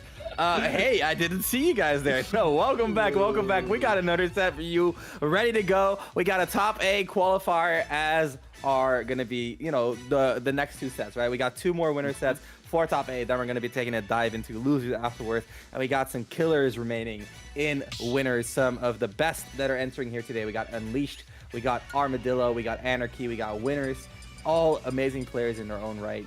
And I'm excited, dude, right? We were talking about the players we want to see most. You said Vapor. I said, you know, I would love to see Vapor, but you know who I want to see more? I want to see some Unleashed. I love seeing Sora. I'm the opposite of Hazmat. You know what Hazmat's like, oh, Sora. He's a Sora hater. Dang it. Dang it. I don't want to see Sora. I'm like, Sora, give me more. Give me more. I love seeing Sora. I think he's really, really Sora. expressive. he's been getting better and better in terms of like viewership wise for me. At first I was like, all right, this guy, all he does is just, he's floaty, he hits you like 3 times with his wet noodle and then he's done. But the character has been going crazier and crazier as time has progressed, and on the opposite side, I'm going to play a little bit as devil's advocate. Or no, sorry, we're seeing Winter's Anarchy first. Oh, nice. The other side of the winners. Right, So right. Cool. Winter's playing Snake in his first. I don't know if that banjo is just a decoy, a red herring. But we do got Snake in the cut, taking out Swamp Boy Black 3-0. And Anarchy been going crazy so far, taking out Panda's very own King Curb 64, one of the friendliest people you'll find on the entire Panda set. But Snake Greninja, I mean, this is a matchup where, you know, a lot of Snakes say they win it pretty free. All Greninja players are insane people, so they say every matchup they play is not that bad. It really is not that bad though. this matchup is, it really, and I mean, in the set history, we've seen winners try Me Brawler, we've seen winners try Banjo. This time we're gonna see Snake, so it could be an entirely different story, right? So that 2-0 favor for Greninja might not be the entire picture, but the biggest thing Greninja has in this matchup is side B, right? If you have a read on Snake using Cypher, you get the side B, you get the strong hit. He gets KO'd at like 60, right? It KOs extremely early. And Greninja, on top of that, has extreme vertical mobility, which is exactly what you need to keep up with Snake's recovery in general. So yes, neutral might be a little bit rough for Greninja, right? Greninja doesn't have the best grab. Greninja's Nair hits grenades extremely easily. But once you do hit Snake, Snake is in a world of hurt, as we saw right there. But winners with a nice little breakout. So far, again, we've been seeing a lot of back and forth starts today. I mean, this is the type of playstyle you'll find typically on the East Coast. You'll either find the most zoner heavy of zoners ever, or to just find guys that are constantly aiming to scrap with each other majority of the time. And now, finally, after the initial dust has settled, we are seeing a more projectile-heavy game being played between these two so far until the next big skirmish. I feel like this entire set is just going to be waiting for the huge skirmish to happen. There's going to be little moments of zoning here and there, and then there's going to be where both these guys are going to be throwing out their quick aerials and also quick tilts. So definitely got to look out for that, but Anarchy draws first blood here. Still almost being swept away by that C4 right there. But the second one will do it. Winners staying in this. Anarchy, yeah, like you said, there are some moments of extreme explosiveness, but overall, pretty slow. Oh, there's a side B. Was a little bit too low with it. Winner still under pressure, though, still hasn't really landed. Finally landing. The mortar gets down aired of all things. Anarchy getting knocked around a little bit, but finds their footing immediately, and now back on the back in control, right? Back in the pressure, back in the leading position right here. Winners has to use the C4 to recover, gets the tech, nice. I like that. Good recovery. Yeah. Had to do it, but look at the percentage and look at the stock is gone. And you thought Greninja mains were crazy. I think it's the Snakes that are crazy. Snake is not that good. I'm sorry, NA. Hey, hot take right there from Ramsey. Hot take? Nah, I think so. So far though, Anarchy, hey, he's agreeing right here. Look at the lead right here. More than a stock on Tana City right now, and the stage doing wonders for Greninja. The platforms allow him to chase up a little bit more when Snake is going high, go a little bit further when Snake is going wide. And I feel like Anarchy is just making good use of the open nature of the stage as well, using using that room to jump in that much more easily. We're also seeing like a level of clear like set play here for Anarchy as well. We're seeing some experience for sure. You know, he down aired the mortar twice. Like that is not something that you just come up with on the fly for sure. Like, he's utilizing all of Greninja's tools in this matchup amazingly and still carrying on with advantage. So I'm thinking Anarchy has a good amount of Snake experience in the cut so far. If not, this guy has definitely done his homework in terms of either watching Snake, playing against Snake, or he's just that nice with him, or he's just that goated with the sauce. As Anarchy rips apart Winters in that first game. That was impressive, honestly. Again, right? We've seen this time and time again, a very close beginning, and then slowly one player pulls ahead, and it just looks like they become It's just like snowballs into an unstoppable force, and that's what we saw there. And I feel like Town City contributed to that a lot as well. I feel like if Snake wins this matchup, more often than not, it's because you push Greninja off stage and then you Nikita the recovery, which is pretty accessible because Greninja doesn't really have an hitbox, right, on the jump or the up B. But Town City is super wide, right? Good luck pushing Greninja off stage. That's why, you know, I talked about the stage so much, because it's a huge factor in this matchup. Again, we're going to a wide stage, right? So maybe Winner's preferring to not get pushed off stage himself, gets pushed off stage regardless. Anarchy finds the conversions and pushes Snake towards that blast zone time and time again, just like that, right? A single hit on center stage, look where you end up. You're all the way in the corner, you're all the way off stage, and the pressure is on. Just the weight class of Snake too. I mean, that Nair does not do a lot of knockback as well. So the fact that Anarchy can just keep juggling and keep threatening those landings with these landing Nairs a lot of the time, it's been leaving Winters kind of scraping at straws right here, trying to figure out some way to get him out of the pressure. But with how precise you have to be with Greninja's hitboxes, those grenades aren't always going to be your most viable, you know, get out of jail free card. Winters is going to have to find some way to finagle their way out of this, as Anarchy is all over him in this game too so far. Yep. There's no room to run from the leapfrog on PS2. Look at that, the down tilt getting converted as well. Just Winners is not finding hits. This is what we saw when we saw Bowser versus Greninja as well, right? Like Bowser could not keep up with the mobility, and that's what we're seeing right now as well. Anarchy going for a hard read on the outer sledge, missing with the side B, but I love the gusto. I love the option in general, and Winners kind of just like he's looking for these big hits, and he's kind of overextending for them, right? Using Rising Becker in neutral, using forward smash of all things, getting countered for his overextensions as well. Anarchy knows Winners is now. He's overextending, and just like that, the punish is always on point. Anarchy, honestly, really impressing me right now. The blinding speed too. I mean, yeah, that is the type of character Greninja is. You know, he does his little song and dance around your shield a good amount of the time, and he's able to get out of that pressure with that high jump height, with his speed as well. It makes it very, very difficult for characters like Snake who want you to hit him while he's shielding, because Greninja, again, not the biggest hitbox, is very precise, and he can get out of a situation almost as quickly as he can get into it. So Winners is overextending. He is being forced to throw out a lot of these moves. He's not really taking his time and letting Anarchy swing first, because he knows he won't be able to punish it out of shield most of the time.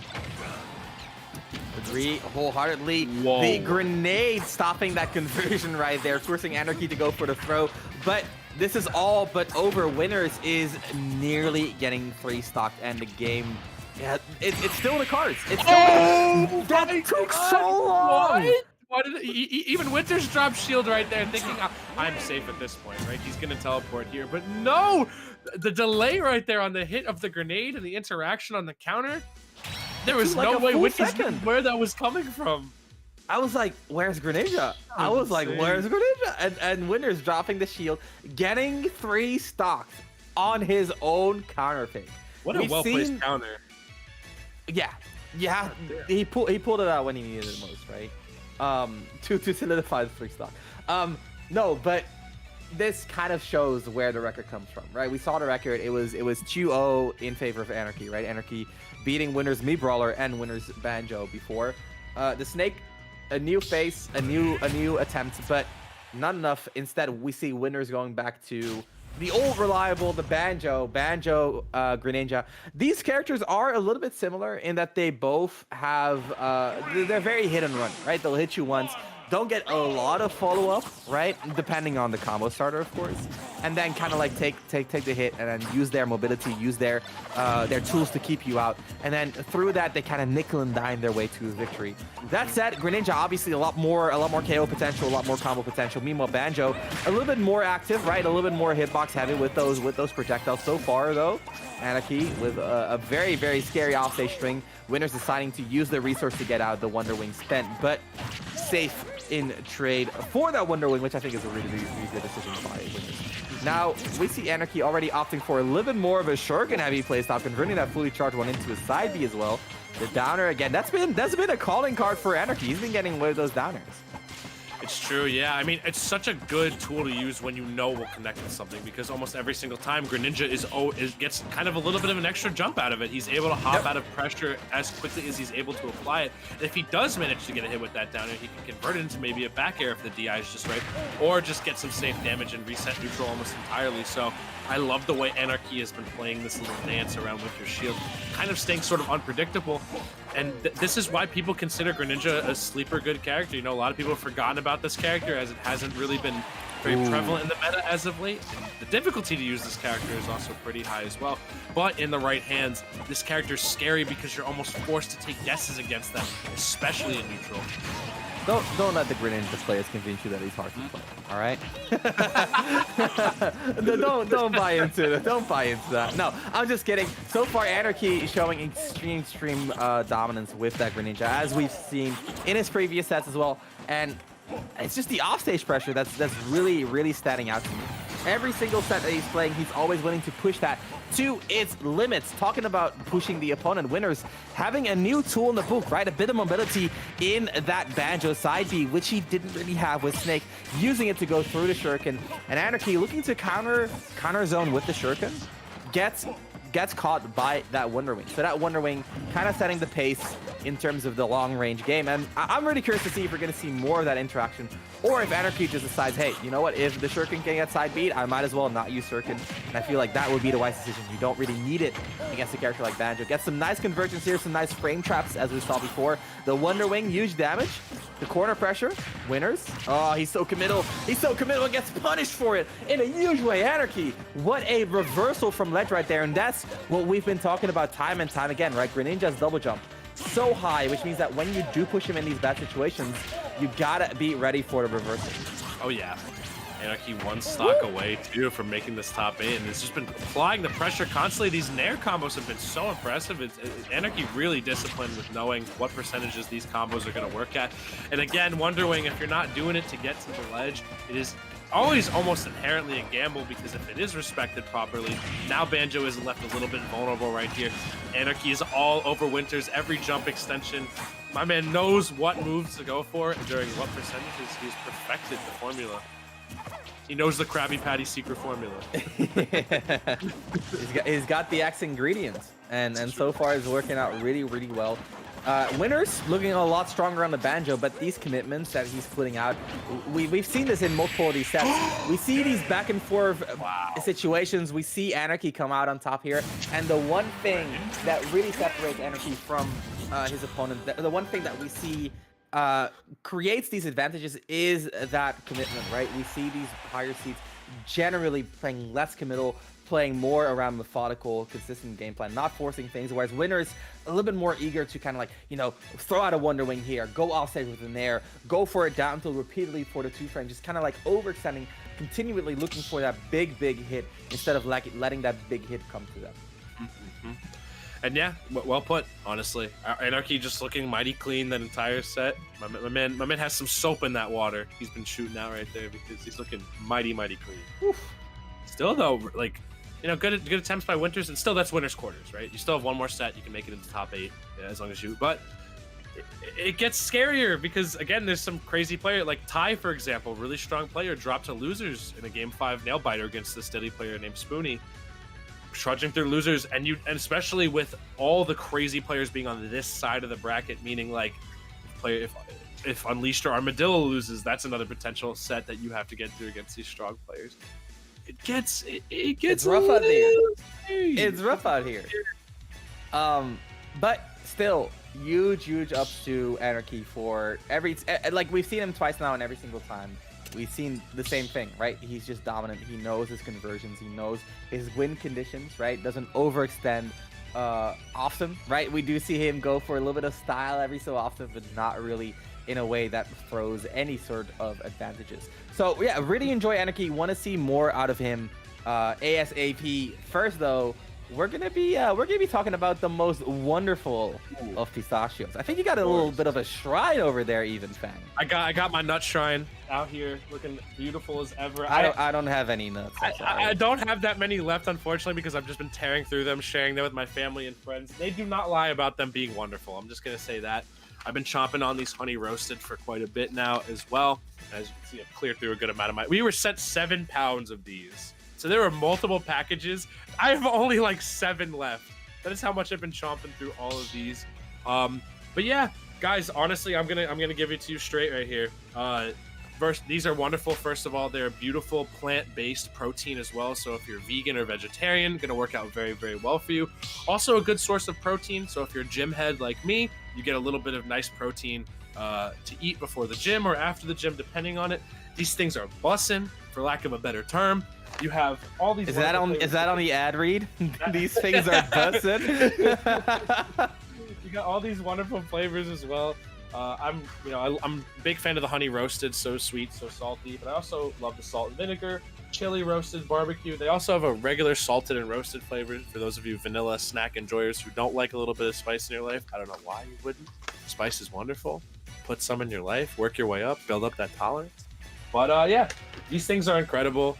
I highly, highly recommend them if you're looking for a nice, good, clean snack that won't make you feel bad after eating them. Shout out once again to the people over at Wonderful Pistachios for becoming a wonderful ally of the Panda Cup. I wish I could give you some Ramses. Unfortunately, I'm not strong enough to throw these from New York all the way to the Netherlands. Oh, but no. I promise you they're good. I promise you they taste wonderful. I was promised Wonderful Pistachios. It's just that UPS has taken my package hostage. No. So yeah, I'm gonna have to get out there. I'm gonna have to fight him for my Wonderful Pistachio. Go I've get been him. hearing great things about the honey roasted. Viram also recommended them to me. I cannot wait. Huge shout outs to the Wonderful Pistachios bringing us the That's Nuts analyst desk. I love it. They're also shellless as well. I want to say there's no they're no shell. You don't have to go through Big cracking fan. any of them open. You know, I don't like food with a lot of micromanagement. I have ADHD, so I am a very, very impatient guy. I do not like waiting and micromanaging my food. So the fact that I can just rip these open and dump them straight into my mouth, No. wonderful. Dude, fantastic. I love the shell pistachios as well. In shell, dude, I have ADHD as well, and it's zen. It's zen just opening them up and then going through a ritual, right? Facts. So either one, if you're a fan, be sure to look into them. Pistachios are some of the healthiest snacks out there. Meanwhile, talking about healthy, a good dose of hype for your Saturday night, or well, for you guys afternoon. I'm gonna place my bet. This could be grand finals right here. I can say Unleashed that. Armadillo. This is how it's gonna go down. I can see it, honestly. Both these guys are very strong. These guys are cannons. I got high hopes for both. Unleashed, like I said, the person that I'm looking forward to most, the Sora. Love seeing Sora gameplay. Loved seeing Unleashed at Glitch. Meanwhile, Armadillo, a very, very prominent voice, I want to say, right? Always willing to give their take on Lucario. And I feel like, so I'm a Lucario believer. I think this character is extremely underrated, and that like the average Lucario player leans way too much into like the janky aura side of the character. But I think if you use that side to enhance already existing fundies, this character is absolutely insane. Oh yeah, I agree. Especially a character like Sora, who has kill options, but not super accessible ones, right? You have down tilt up smash at very specific percentages. You can get like landing nair and fair into smash attacks, but that's like, you get a landing aerial with Sora, you're doing something really right. And then like the best thing he has is like rising nair 1-2 up smash, which I don't know if that really works against a floaty character like Lucario. I guess we're about to find out. We got Unleashed versus Armadillo for top 8 winners side. We got two really underrepresented characters. We got Sora and Lucario, and an immediate call out from Unleashed with the side B1. I feel like the Sora stocks are only rising more and more as well. But yeah, I think that if there is someone who leans very heavily into the fundamental side of Lucario, it's definitely Armadillo. He is very aggressive. He is not afraid to really charge in there and use a lot of those Lucario aerials to provide him early damage. In tandem, he takes very, very fair trades against his opponent as well to build up that aura as well. I think he does a great job of having no fear with this character, but still making sure he can eke out as much damage as possible before his playstyle needs to shift into that sort of loaded gun type playstyle. Unleashed, on the other hand, very, very phenomenal Sora player. I mean, we've seen such good consistency out of him. He personally was the one who took me out in the last Panda Cup qualifier that I entered as well. So I got nothing but respect for the guy as a player. He's phenomenal. That was an interesting get-up interaction too, countering the charge hitbox, and no one got hit for it in that instant, which is kind of nutty. Didn't even get frozen because I guess it is a projectile after all. Now, Armadillo reaching those aura percentages, and just as I mentioned it, gets the side B, one of the fastest landing command grabs in the game, and in that situation, just a huge KO tool with the 100% aura, which isn't that much, but definitely combined with side B strong knockback, enough to get the KO, and now we're seeing the snowball happening. Aura Sphere is becoming bigger and bigger, and it turns into like basically a charge shot, right? Oh, yeah. And look at the control that Armadillo is establishing here. 126 versus 76, only 50% behind, but Sora extremely light and the damage output extremely high. It's also just the airspeed, you know, Lucario has with these. I mean, the Aura Sphere allows for so many more movement mix-ups as well. I mean, I believe this is a character that matches airspeed with Wolf, if I'm correct. So this character can move and groove and schmoove all over the place. So you got to be really careful. You can't really pin Lucario down once it's in the air unless you can take hold of what direction you think they're going to either wave bounce or be reversed into.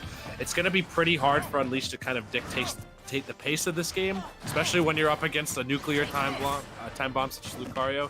But looking so good this second stock so far. Keeping Armadillo in the corner, not letting him out. And if you can steal an early stock from Lucario, that is only the better for you.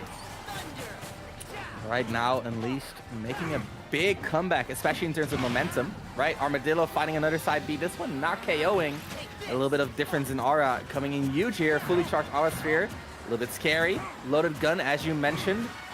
But will it actually come to play here? Unleashed with a huge up smash right there, almost getting the KO. That would have been big, but Armadillo instead finding a counter. That counter scaling with Lucario's aura rather than the damage of the move that is being countered. In this case, that means that the counter was extremely strong, and Armadillo losing a lot of control, but still ahead right here, and a huge combo to start off Unleashed final stock. Even with the extra aura too, man, that's so much damage being piled on into that combo game, but still Unleashed trying to stop the bleeding as best as he can. Finally down the last stock, and you will be seeing this situation a lot this set. Lucario is kind of forced into the archetype of having to be a clutch make it or break it type character. You will be seeing this character on last stock quite a bit. And the way Unleashed has been finishing these stocks have been so consistent, I would not be surprised to see this go down to a nail biter every single game. Both these players are incredible in their own right, each of them. Forward smash, nice attempt. Unleashed, not gonna get much out of it. Now Armadillo is kind of looking for these neutral hits, finds one, converts it, and it's getting scary. Just to go off stage at the worst cancel, that was really crazy right there. But yeah. Oh, the big backer. It is. Should be enough. Yeah, enough rage and aura in the tank for sure there to knock out Unleashed. Sora, not the heaviest boy. My boy has been eating his vegetables quite a bit. Needs some more meat on them bones. Yeah, on paper, this looks like a pretty rough matchup for Sora. Not the most consistent KO power. A little bit light in his own right. Doesn't have an amazing answer for Aura Sphere either, right? Doesn't really have a good jump to go over because of the floatiness.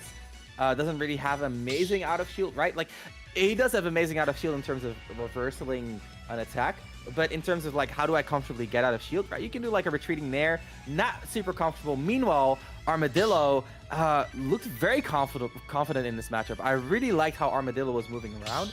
I really like how Armadillo was avoiding the scariest thing that Sora had to offer, right? Which is basically the raw hits, right? A raw nair, a raw forward smash, a raw up smash. All these tools all strong in their own right, but how do you glue them all together? And I think that is where Sora's spells come in. But the spells haven't been really big in Unleashed gameplay. That's true.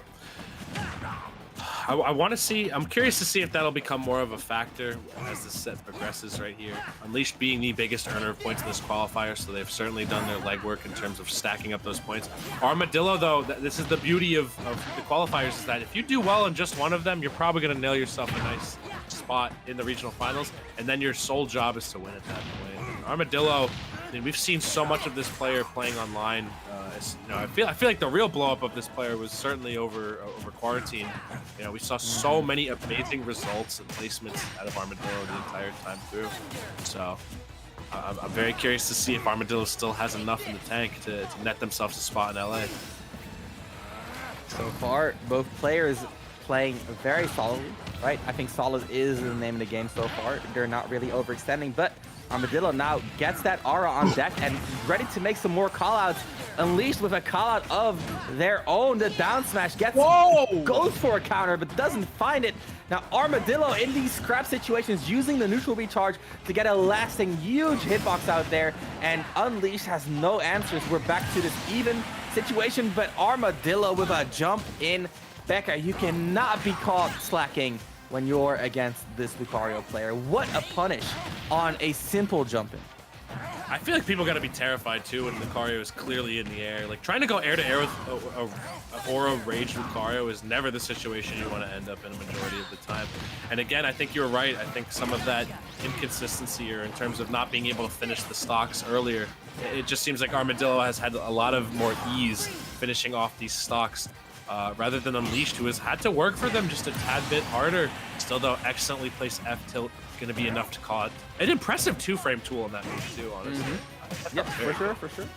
Unleashed, a little bit of an early combo, corner pressure, but Armadillo just less jumping to center stage. And I feel like that's the biggest thing that I'm noticing in these games is that both of these players, they kind of get back to center stage for free, right? We've seen it like 3 times in a row right there. Just center stage for one, center stage for the other. I feel like when we see one player consistently control the stage, that's where we're going to see a little bit more of a one-sided game. So far, though, they are both fighting for the center continuously, and neither of them is super successful in holding on to it, and that's why we're seeing this back and forth every single interaction, right? A huge smash attack from Unleashed, barely not finding the KO. Armadillo attempts to get their own smash attack, instead finds that big back air, follows up with these aura moves, but they're not going to be enough. Unleashed, of course, recovering with that Sora recovery. Huge, and that was perfect. Yeah, I love that. Armadillo like using the charge.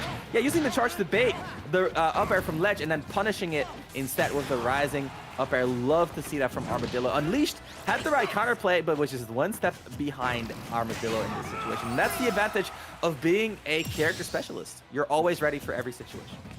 True, you also just have such good set play in terms, or you can theory craft really on the fly as well. I feel like a lot of the time, like if you have a strong tool and a trick that you've used previously on other opponents, you can definitely get away with it. You know, because how many times are you really going to fight a Lucario player in practice? Not many, most likely. So I feel like Armadillo definitely has the luxury of being able to take advantage of that against his opponents quite a bit, while being a very skilled player in their own right. Still though looking very, very good, just darting around Unleashed right now, waiting for Unleashed to make one error in terms of how they decide to jump, because one notable weakness of Sora is that you can air-to-air him a little bit. You can stuff out his aerials. That actually worked. That was crazy. We've talked about that counter, right? If you get a bit of aura on deck, it becomes so strong. And Unleashed there, going for a bit of a ledge trap using the Fandaga, that is reactable. And what does Armadillo do? He reacts instantly, goes for your jump counter. And again, being a character specialist pays off. Like you said yourself, how many people really have noteworthy Lucario experience versus Sora, right? Like Sora, also rare, but definitely a lot more popular than Lucario is at this moment. So Armadillo making great use of the circumstances right there, going for the counter on the Fandaga. Unleashed, I like that he went for the Fandaga there, right? You want to cycle out your bad spell, which is Fandaga, get to your better ones like Blizzaga. We saw him almost win game 1 using Blizzaga, right? Blizzaga into a charge up smash, almost getting that KO extremely early. In this situation, not entirely ready for the extends of Lucario's toolset. Let's see if Armadillo can bring this one home, or if Unleashed can make a bit of a reversal happen right here. So far, Unleashed looking pretty nice. A nice little bit of early combo into the pressure. Again, look at the stage control. And again, the stage control is sacrificed immediately. It's hard for either of these players to hold on to the center. And I think, again, I would love to see these players focus more on holding on to the center. The fair 1-2s, or I want to say nair 1-2s from Unleashed, not bleeding too much. Armadillo with a good recovery here. Has the aura to extend the up B this speed as well.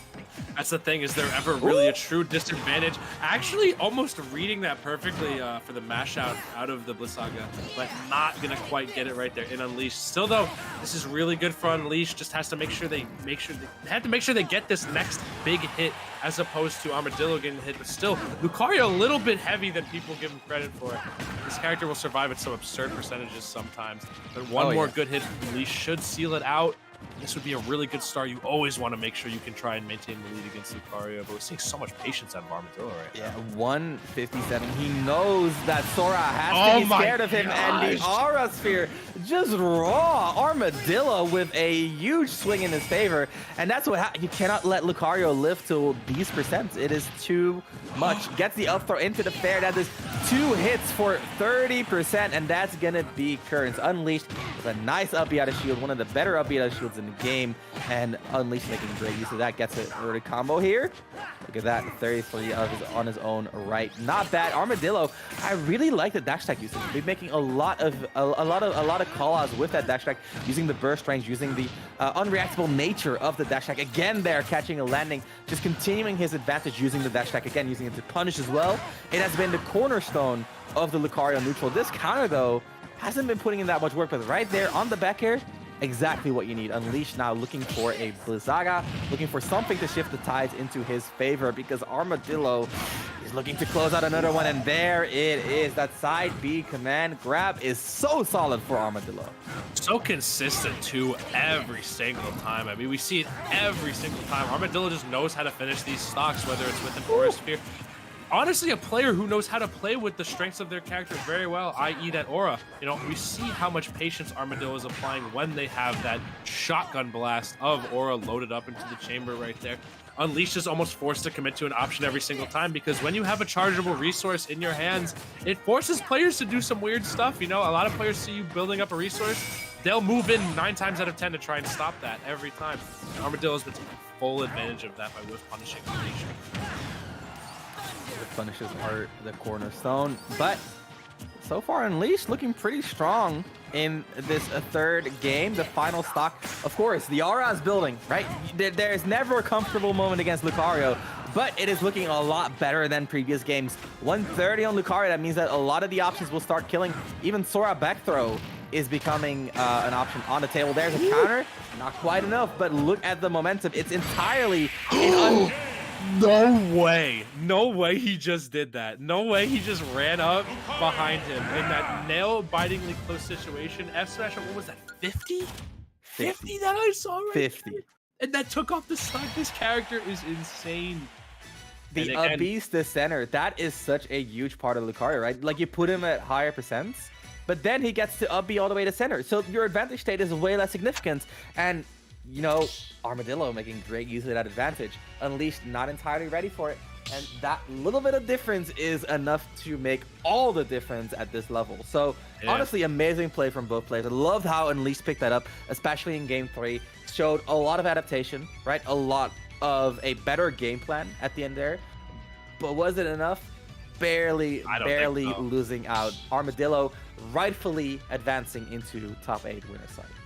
Very, very unfortunate, I'd say right there, for Unleashed. And I think it's just the archetype of the type of character that Sora is, honestly. You know, he is not a character you will be seeing polish off stocks super duper early unless in such a great position to do so. That coupled with how heavy Lucario is and how kind of Sora has to work his way up to those win conditions, it leaves Armadillo with a guaranteed aura charged up almost every single time, and we saw that in spades. Unleashed had so many good moments where he was clearly outplaying Armadillo in neutral and getting solid punish game off, but Armadillo only needs one opening at that point, man, and certainly capitalized for sure. So we are going to shoot over to a quick break, though. In the meantime, we've got some more banger sets coming up for you guys. Today's been awesome. We'll be seeing you guys in just a little bit.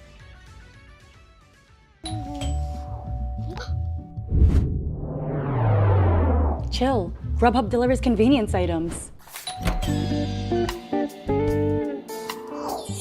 Grubhub delivers convenience items.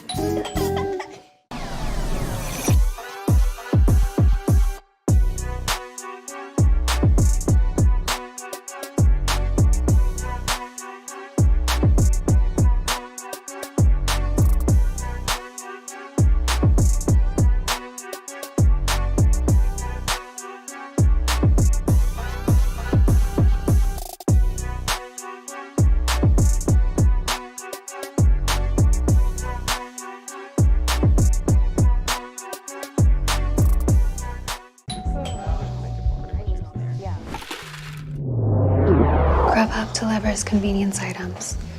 Grubhub delivers convenience items?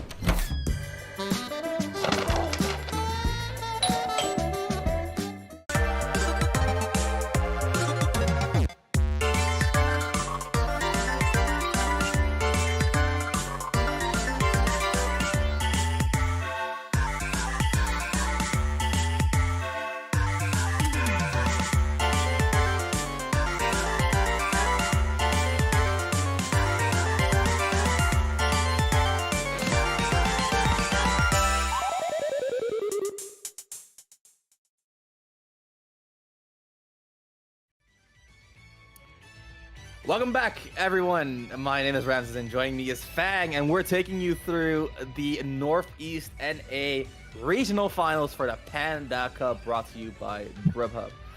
Welcome back once again. We got some of the best matches left for you. We're moving into top 8 winners side. We got some winner semi matches, and we're super excited to be bringing them to you. Of course, we're going to be starting on the upper side of winner semis first. We got the bracket right here. As you can see, we're still figuring out the losers qualifiers in top 8. And then meanwhile, we're going to be focusing on some of the best players here today. We got Gaius and Sweeney's Ryu versus Ike. That one is coming up. And then on the lower side of the top 8 winner side, we have Armadillo and Anarchy AA. We got Lucario and Greninja, a classic Pokemon battle. Two of the most, two of the fan favorites. Meanwhile, in losers, we got Tapu and King Curb looking to fight it out. We're going to be getting those off stream as we focus on some of the more high profile matches for the top 8. So, exciting stuff. Of course, only one player can make it all the way to the Panda Cup finals. And these are two players in winner's side top 8. Two of the main contenders today, Gaius and Sweeney's. We've seen both these players before today, right? We saw Gaius earlier putting a hurting on, I believe, Tapu before as well. And that what appeared to be a crazy nutty set. I mean, that Ryu was looking schnasty. And we got Sweeney's also pulling off some insanely hard reads against both of the Lucina opponents he fought today, and James Ma and Jur. So, and Gaius arguably having a pretty tough run too, beating Scott from New England as well. Definitely not a player to take lightly. One thing I'd like to note in the stats here is that it seems like Sweeney's has never fought a Ryu or a Ken before, based on Gaius's most played characters right here. So if that's true, it's going to be quite a interesting, this is going to be the first time you play a character, and it's going to be a very notable rep of that character as well. So I'm very curious to see how exactly this is going to go. Guys holding up that 51% win record right there. So struggling sometimes against Ike, struggling not so much sometimes. So we're going to see how this coin flip goes.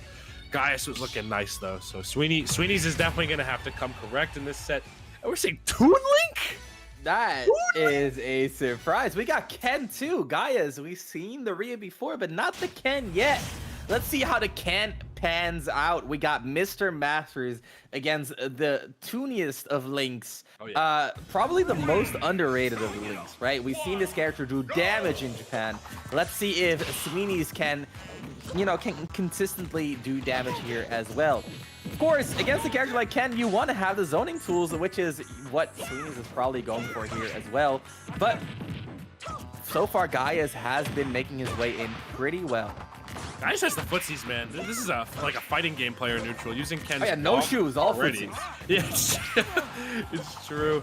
But Sweeney's looking pretty good so far in this Toon Link. Still, though, again, we have to note how powerful Gaius' advantage was. I mean, we saw it earlier on stream. This man gets 1 inch, he takes it to a full mile. Like he is able to just capitalize and like rack up the damage so quickly off of one favorable close quarters interaction.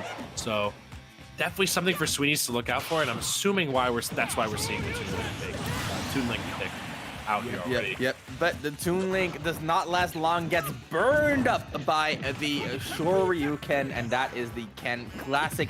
Nice chase by Gaius, going for the pressure and then reading the retreat, and Sweeney's with a bit of an SD right there. Not what you love to see, but Gaius all but solidifying the W right now using the bomb. We see Sweeney is still fighting, right? Still in this, but Gaius taking it slow, right? Not forcing it. Knows, hey, if I start forcing it, that's how I lose this game. Instead, takes it slow, looks for a jump in and there, finds it, converts, and then again backs off, plays it slow, and that is giving Sweeney's a lot of room to play with here. For real, it's giving Sweeney's a lot of room to play with, but it's always Gaius waiting for a landing or waiting for some sort of aggressive approach every single time. And that's why we're seeing these little micro-spacing walks back and forth. And look at that, just resetting the situation. They're confident they can come back in and close it out. Gaius is looking incredible so far against Sweeney's. I don't know if the Toon Link pick is it to start this one off. We saw Sweeney's go Ike previously, right? And I think Ike is a good pick against Shotos, right? You don't have the long range that Toon Link does, right? But you do have the long sword. Yeah. Got the sword. It got the golden sword, the Ragnell on deck, and it is hard, which is what you kind of need against Shotos, right? You need to hit just as hard as they do.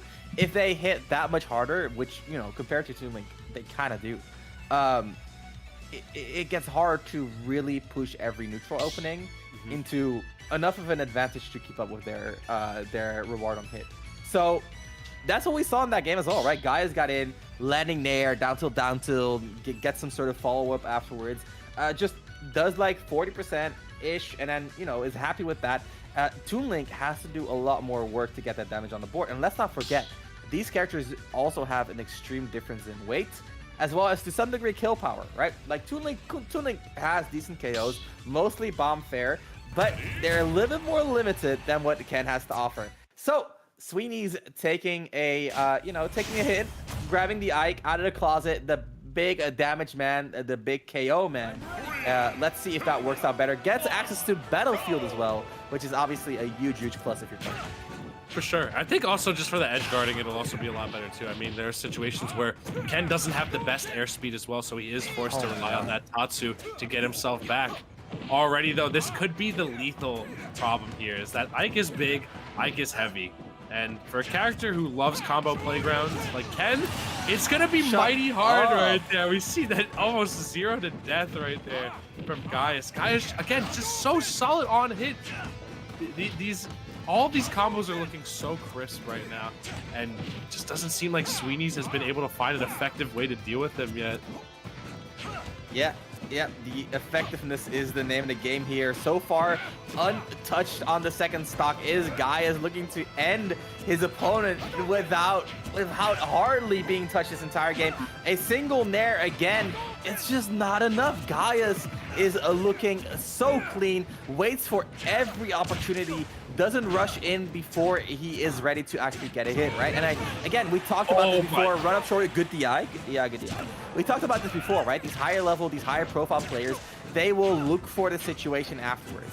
And Sweeney's showing a bit of that, but Gaius just so far ahead of his opponent.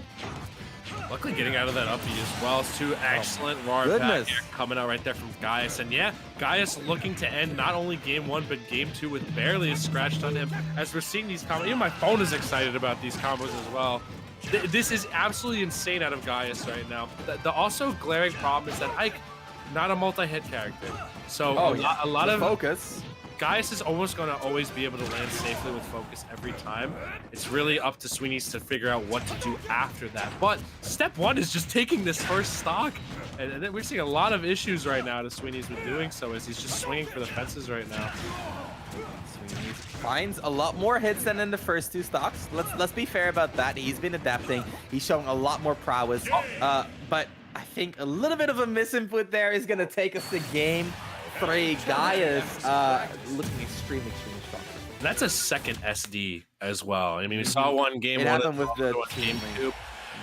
As you get deeper in a bracket, sometimes your stamina, your wherewithal, and your mentality start to decay just a little bit. You know, that is the main disadvantage you will be against more disciplined or higher caliber players who are typically used to making it later in bracket, especially these online ones. I mean, they take a very, very long time. Luckily, the Panda Cup moves pretty smoothly. Huge shout outs to the TOs. Not all online brackets do. So you need a very healthy amount of bracket endurance to get this far. And that is where the technical aspects of your gameplay start to crack. Some of your execution starts to crack. Some of your mentality starts to crack. Does Sweeney have the wherewithal to dig deep and bring it back? Digging deep is the name of the game. He's sticking to Ike. I like that. Building off of the information that he gathered previously. You got to build off of something, right? You cannot just rely on surprising a player at the level of Gaius. We're going to Lilat again, as we mentioned before. a favorite for Sweeney's. Oh yeah, the So only time far, we've seen it so far this bracket too. I want to mention as well. Yep. It's always Sweeney's with the counter picks to Lilith. Gaius finding some early combos, but nothing that sticks. Meanwhile, Sweeney's, oh, I like this. Already showing a lot more signs of life here in this game 3. The Lilith mentality boost coming in big here. The sword keeping Gaius at a distance just through the implied threat of the range. Now Gaius, even when he finds an opening, Sweeney is finding ways out, finds these grabs as well. Shotos love to do dash grab, or sorry, dash shield, as Sweeney's countering that with a dash grab of his own. Now Gaius grabbing himself, that back throw, nice repositioning on that inherently. The normal get up these are coming out every single time. Sweeney's knows very little risk attached. Gaius, how does he find his way in? He does, with a little bit of dash shield again. Like the movement here. Gaius is really movement heavy right now. Very movement heavy, to a fault though, honestly. You know, we're finally starting to see Sweeney's detect that Gaius is choosing to backdash a lot when close to the ledge, and it lets Sweeney's pretty much get back on stage for free most of the time if he isn't picking a very high committal tool to do so. Lila, while having its caveats right now, still though, Gaius starting to get into it again. Just as soon as the momentum starts to pick up. No. Oh No, my. you got Warlock punched. Oh man. Tried to get through it too, but again, no multi-hits except for maybe jab to break out of that focus. It's gonna make things a little bit difficult for Sweeney's to kind of break that focus. That is such a really great move in this matchup. Oh no, you got parried on the out smash. The Sweeney's classic. We saw him take so many stocks with it against Jer, but against Gaius, he's willing to parry the up smash, willing to parry the nair. Gaius definitely in the zone right now. A break for Sweeney's, those normal get up Bs, of course, a bit of an execution check, but the check is missed. Gaius gets reversal, but as soon as he gets his feet back on land again, the pressure is on, and Sweeney's, he is nothing if not persistent. The up smash is time and time again eventually working out in his favor. Now Sweeney's getting a stock, which is already progress, but the momentum is solidly in Gaius' favor. Gaius now again focusing on that movement, really rushing Sweeney's down, trying to see how Sweeney's reacts to the immediate pressure, and then goes for his parries, goes for his reversals. And once you have the read, that approach becomes a lot more potent, right? Because you have access to a parry, which is a bit of a read, right? But the parry reward is insane for the Shotos, and that's what we're seeing from Gaius right here. Dash up shield, looks for an opening, jump in there, up tilt from the parries, and there's a weak hit of the caught. Sweeney's lacking, and Gaius with a swift 3-0. Oh my lord, that was dominant. These sets are flying off the shelf. And again, this was the side of winner's bracket I was a bit more skeptical about, but it just seemed like Gaius was the one to pick up the pieces of all the DQs right there, looking masterful, you know, for lack of a better term, with that Ken Masters right there, honestly. He was looking beautiful, great combo game. Sweeney's really just had no room to breathe. Game 3, we did see a little bit of adaptation coming out of Sweeney's, but Gaius, man, this is a very, very polished player with very, very polished Shotos at his helm. What we've really seen so far is that like every high caliber player that we've seen has honed in on the strengths and weaknesses of their character, right? Yeah. The way Armadillo is kind of like compensating for his weaknesses, capitalizing on their strengths. The same for Unleashed, the same for Gaius. Gaius, I highlighted it a lot. I just want to say it again. The way he focused on making his way in was just impeccable. I think his information gathering was great. The way he strategized his approaches was great. The way he mixed methodical play and reads was also just all really, really high class. It's very obvious why he got a really good placing at Defend the North, and it's really obvious why he made it all the way into Winners Finals and is now really close to getting that qualifying spot.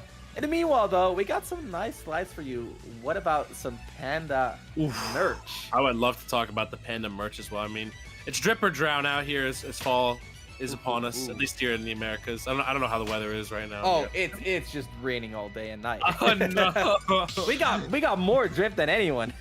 It's coming from the heavens. No, but really, check out some of the Panda merch. It's benefiting breast cancer research, which is obviously a huge beneficial plus for society, right? I kind of lost my words there, but you get what I mean, right? It's a huge charity.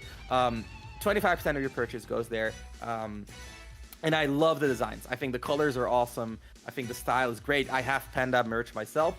It is extremely comfortable. I do. That one did not get occupied by UPS. No, but it is comfortable. It is nice to wear. It is stylish. Really in love with my own Panda merch. And it's not just, it's not just attire. We also got bottles, bags, all that type of stuff. The whole forward line, extremely cool. Check out shop.panda.gg. The link is on the screen right now to see what they have to offer. They have a lot of different color schemes as well. Right here you can see some of the more red colored things, product that they have to offer. The Breast Cancer Research Fund products obviously have their own color scheme, etc. I love all of their color choices. I think it's all very stylish and very easy to combine as well, right? Red, black, white, very neutral, very easy to combine with other clothes that you have. So definitely go check it out. I'm a huge fan for a reason, right? I have it myself, so I can vouch personally. And just the fact that it is also benefiting breast cancer research is to me a huge plus. I think that is an awesome thing to do. Panda giving back, but taking lemons, making lemonade out of them, as they tend to do. Shouts to Panda. Yeah, and more than lemonade, dude. It's luxury lemonade. Out of here. No, but for now we're gonna be focusing on our Pokemon battle, Armadillo and Anarchy. Yes, we got Greninja and Lucario. Both these characters, one projectile and a lot of speed in different ways, right? Lucario very much based around like the beat reverses with the aura charge and the floatiness, giving him a lot of options. Meanwhile, Anarchy, we've seen it before. He's slippery, he's hard to catch, he's deadly when he hits you, and we can see that in the stats here as well. A 2-1 favor at Coinbox 33, which is, to me, it sounds like a close set. But still, Anarchy taking that one home. Meanwhile, Armadillo, we saw him 2 sets ago, also extremely deadly against Unleash's Sora, showing some prowess with not just the Lucario tricks, but also some extreme fundies, right? Finding, that critical forward smash when he needs it, but also solidly holding his own, being patient, positioning well when the game slows down. So let's see who comes out on top. If it's gonna be Greninja, can Anarchy find the right KOs at the right moments? Again, the windows are small, but they're also deadly. Meanwhile, is it Armadillo to gonna be avoiding these strong hits right here? From the get-go, Anarchy like that? That's why it's 2-1, huh? Finding that side B, I told you, it's gonna be about those kill windows, and Anarchy opening the window, cracking it open, and just destroying Armadillo's first stock. This is already looking really rough for Armadillo, because those stocks, right, they mean a lot. But for Lucario, every single stock is the potential of a sweep, right? Because he holds on to his stock a little bit too long, he wins the game. Losing a stock means that potential is that much more diminished, and that's something that you gotta fight against. Look at the damage so far. Anarchy not resting on his laurels, right? Immediately grabbing control of the game again with a nice 70% string against Armadillo. This is the best you can hope for, honestly, at this point. Like this kind of lead against a character like Lucario is all you really need. You have a lot, you have room to take a breath and be like, oh, okay, I can now start to get the very favorable trades now for me. Even if Armadillo does manage to get this aura stacked up right here, the way that Anarchy is delicately treating Lucario right now is wonderful. The way he's maneuvering around Armadillo. Armadillo is forced to respect a lot of the options that Anarchy is just simply threatening. No, a lot of the powerfulness and potential in Lucario is in his movement, but if you're constantly threatening options, he's forced to just stay locked down and shield. Still though, one big back air is all it takes, and now you have to defuse the time bomb. Now you're on even ground. You have to make sure you net this stock off right here. That is the worst thing, right? You get KO'd, you don't have the rage anymore either, which means it's harder to KO Lucario afterwards, and now you're getting closer to your rage percents, and another backer, another and you're done! Armadillo with the comeback, just like he needed to. Armadillo doing exactly what the playbook says. Anarchy answering right back with a nair forward air, and we're already down to a close final stop in this first game. These players both, like I said, they're doing what they need to, right? Anarchy finding an early kill. Armadillo using his aura to push to 2 stocks in one single stock of his own. They are both getting what they need to, and now it's up to this final moment. Is it going to be Armadillo pushing this lead? He's building it. He's controlling the game. But Anarchy, we've seen this before. He's slippery. You put him in a bad spot, he makes his way out. He somehow weasels his way out of that bad situations. We see Armadillo going for a bit of a counter that could have been curtains, but instead going up to 100%. Now the danger zone is entered. The dash attack, we've seen it. It's a big part of Armadillo's game plan. Our Anarchy now focusing a little bit more on the movement. The jumps, the rolls, the jumps, the rolls, they're constantly being switched back and forth. It's very hard for Armadillo to get a solid hit, and the aura sphere will cover a lot though. Now Anarchy in this bad spot again. He will try to sneak out. Armadillo this time trying to go for a read, not finding it. Anarchy, he is turning on the brain. The cogs are turning. This is your moment. The trump, the back air, and that is it. Anarchy, what a sequence in that final game. That was absolutely insane right there. It's such a clutch moment too right there. Finding the one opening, as you mentioned previously, to just find his way in with that ledge trump. Did a really good job of, you know, taking that early lead that Anarchy had and just keeping it at least close enough to the point where Armadillo wasn't going to be able to race stocks for free every single time. Yeah, it did get a little hairy towards that second stock right there. But again, Anarchy found the moment he needed. And that's what it's about with Greninja, honestly, is once you get your opponent up to that percent where you can convert, finding the small opening, either finding that down tilt into fair, finding some sort of straight fair, finding some sort of back air somewhere.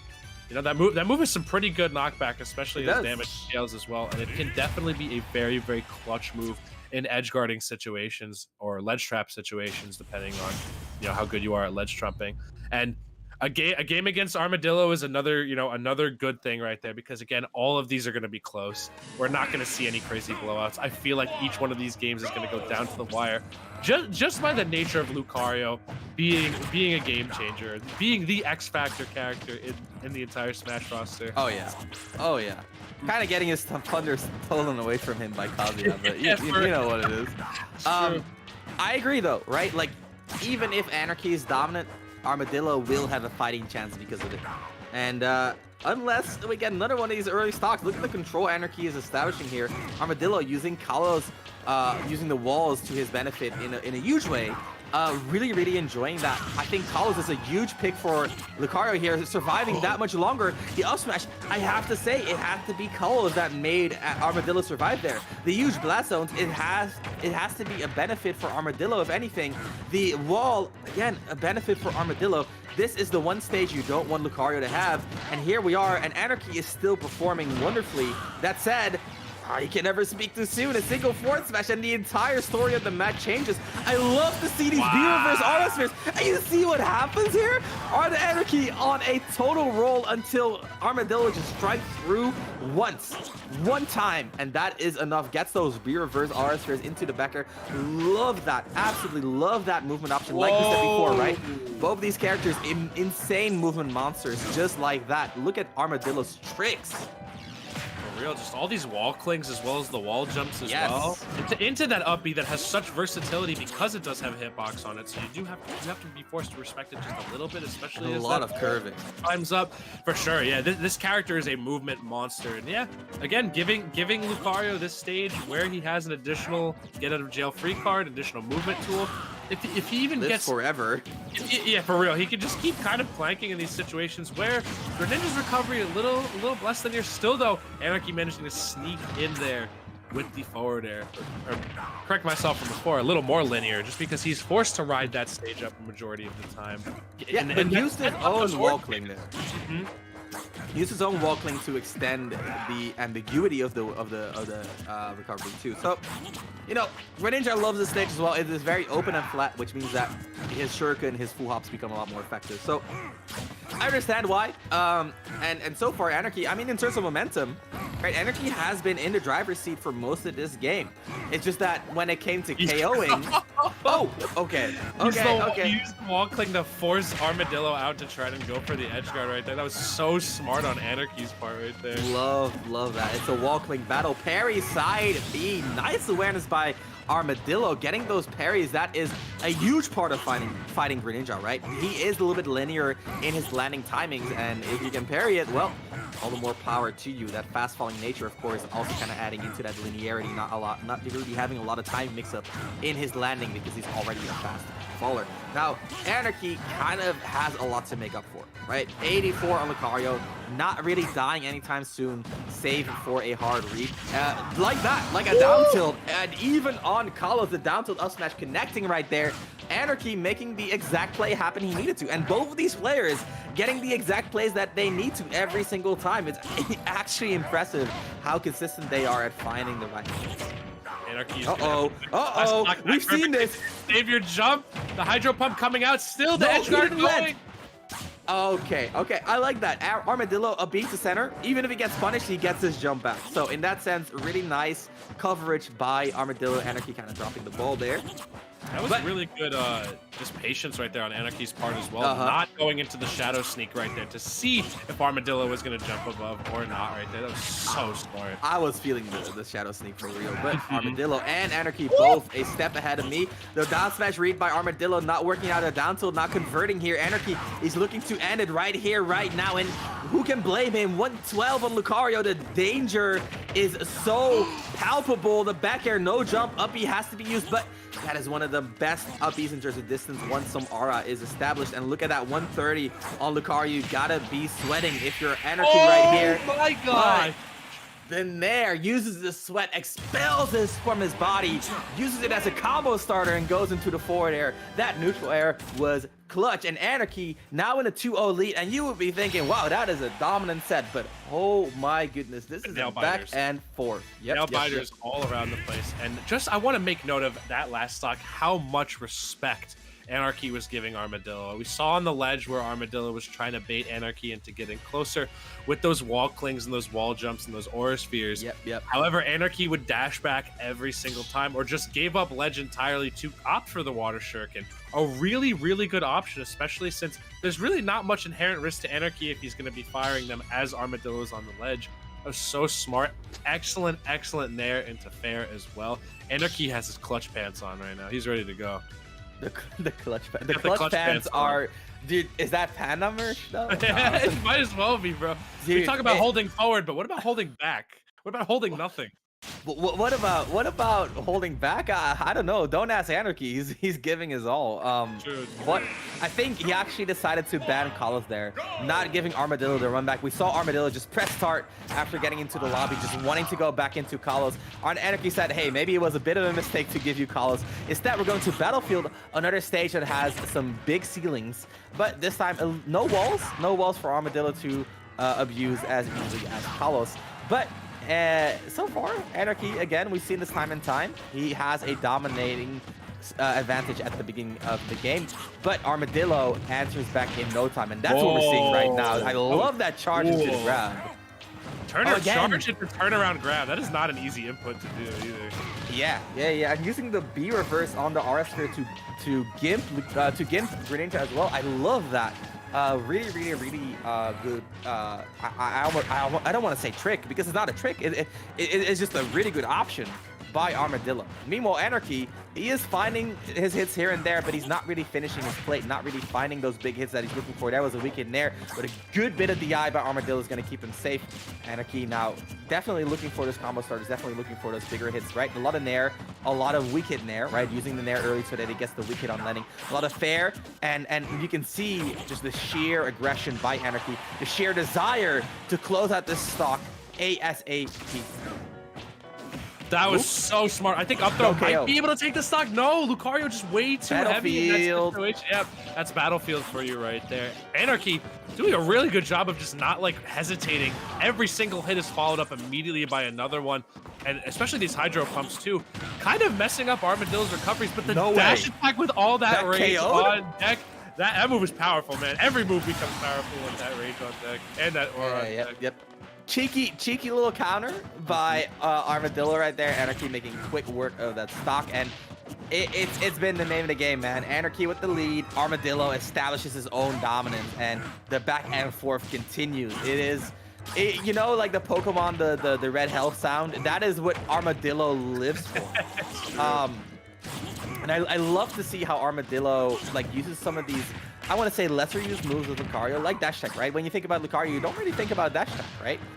Loves to use those to kind of like diversify his play and then kind of lead into those bigger hits, right? Goes for those small dash attacks, goes for maybe a small normal grab, goes for a smaller forward tilt, and then by trying to avoid those, that is how he lands the forward smashes. That is how he lands the back airs. And I love to see that 50-50, kind of like the game plan between the weaker hits that kind of lead into the bigger hits, instead of going for the big hits from the get-go, which is what Anarchy is more trending towards, right? A lot of these weak hit nairs to convert into the up smash, like that, or weak hit nair to convert into the forward air, or down tilt to convert into the forward air. Anarchy with some nice moves right here. Very, very persistent in looking for KOs, very persistent in trying to close out stocks. Anarchy's execution has been godlike. I mean, you're just noticing it. Even he's putting such proper care into his next step as well. You're seeing him kind of adjust his spacing based on where he's ending up after a lot of his moves. For example, these up air strings. He's trying to make sure he can land back on the platform to keep extending those every single time. Just the movement extensions and moves he's been choosing in these situations have been immaculate. Still, though, Armadillo manages to sneak a back in there. And again, you know, we talk about being a prophet. We're once again at a last stock situation. But Armadillo is now knocking on death's door for the losers bracket, where if you drop now, you're going to have to fight at least 3 more people before you land your way back into grand finals. So Armadillo needs to hold on tight and tap into some of this aura damage. But this could be getting real scary soon. The drift mix-up allowed Armadillo to survive there, but Anarchy, you can see he is feeling the victory. And again, Anarchy just relying on these combo starters. We see a lot of weak hit nair. It's all weak hit nair, and there's the chase, the double jump. Anarchy punches his tickets into winners finals with a 3-0 victory over Armadillo. And again, on paper, sounds dominant, but that was neck and neck. Armadillo establishing his own game plan every single time, showing that there is way more to come from this Lucario main. That was insane, though. Anarchy with not the cleanest 3-0, obviously, because of how, like, 3-0, but close, though. You know, always got to put parentheses close, though. But seriously. We have evidence this time that was close, though. You guys saw it. It was close, though. It's true. It's just the adaptation and restraint Anarchy was employing a majority of the time during that set, not getting swept up in the Lucario Aura Rage Typhoon, managed to really just find openings constantly and was always ready for the next move. The amount of on you have to be to keep pushing your advantage like that is something we don't see very typically out of a lot of players. Like, I don't say Greninja is hard because of his moveset. I say he's hard because you got to be constantly on while playing him. You have to make sure you're always following up on advantage. You cannot let that go, because then, you know, yeah, it's very easy to sink into, I'm just going to shoot shurikens here or there. I'm going to get my combo, maybe if it comes to me. But the fact that Anarchy kept digging for gold constantly, I want to drive it home how many openings, how many down tilts we saw. Armadillo is a really tough guy to, like, wrestle down in terms of pinning him down in neutral. Lucario's always moving. Lucario's always got an option to get out of certain situations. And Anarchy really tapped in for that one. So really good stuff to Anarchy. I do want to say on that match before we move on to the bracket, appreciate that production. I feel like what we saw there was that Armadillo was focusing a little bit too heavily on his movements, and that was the opening that Anarchy needed, right? True. When Lucario is moving around a lot, that's where we get like those weak hit nairs coming in and converting into those KOs, because like I said it, and I don't mean disrespect to either of the players, right? I feel like when Lucario was in KO percentage for a Greninja combo, Anarchy just started fishing, right? There were some mix-ups to it, but it was just like wicked nair, down tilt, wicked nair, down tilt. No grabs, no forward airs, no back airs, just all KO confirms. It's kind of like Smash 4 Donkey Kong, right? He just keeps looking for the same thing. So in that sense, like, there's a little, like, if I were to give Armadillo advice, I would say, like, in the future, like, try to balance that a little bit more, right? When you're in that kill range, try to play a little bit more around the opponent, and then once you're a little bit more safer, you can establish a little bit more dominance. And I feel like that's kind of the thing about when you look at like Armadillo as a player, he is used to being a little bit more dominant than his opponent. And Anarchy just kind of like saying like, hey, you know, I got that as well. I played him, man. Yeah, played him really hard, like those games for sure. And I agree. I think everything Armadillo was doing for those setups and the movement, and like you have to make sure you're winning first before you get those mix up. You need to force respect. Anyway, let's go to the bracket. Production, hit me up. There we go. Immediate reaction. Love this. We saw Gaius versus Sweeney's. That was a 3-0 victory for Gaius. Very, very well done. We saw Armadillo versus Anarchy. 3-0 victory for Anarchy. Love those two sets. We got Gaius versus Anarchy waiting in winners finals. That is going to be the Shotos versus Greninja. Huge matchup. Meanwhile, in losers, we got Tapu versus King Curb 64, and the winner has the right to play Armadillo. That result just got filled in. That's going to be Tapu, who we saw before rocking the Banjo, playing against Armadillo. That's going to be a rough matchup for Banjo, especially because Banjo doesn't really have the KO power to keep up with Lucario. But we'll see that in a little bit. Meanwhile, the other loser side match is going to be Unleashed against Koopa, and the winner of that will have to fight Sweeney's. So those are some interesting matches, and the day is not yet over. However, I do have some bad news for chat. It's going to be the end of our block. However, I also have some really good news because we got Laird and Kimona picking up the block for us, and their capable hands will carry this bracket all the way until the finals. So chat, I want you guys to do us a favor and be extremely kind to Laird and Kimona because they're going to be doing an awesome job. In the meanwhile, we're going to be signing out. If you enjoyed our commentary, you can find our socials down below. It was a pleasure, Fang. We had a blast, right? Blast. Had a good time. Thank you so much again, for real. Yeah, and thank you for the time and effort. It was a passionate block. Chat, you guys don't go anywhere while we swap out the casters, and we'll see you guys next time.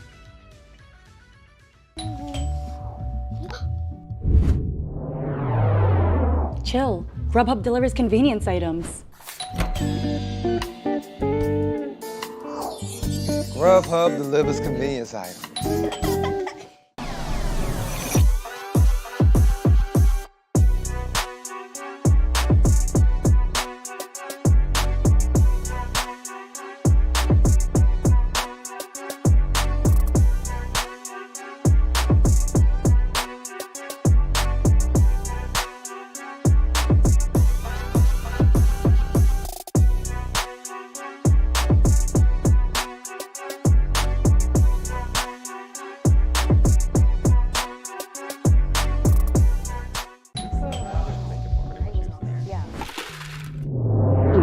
Grubhub delivers convenience items.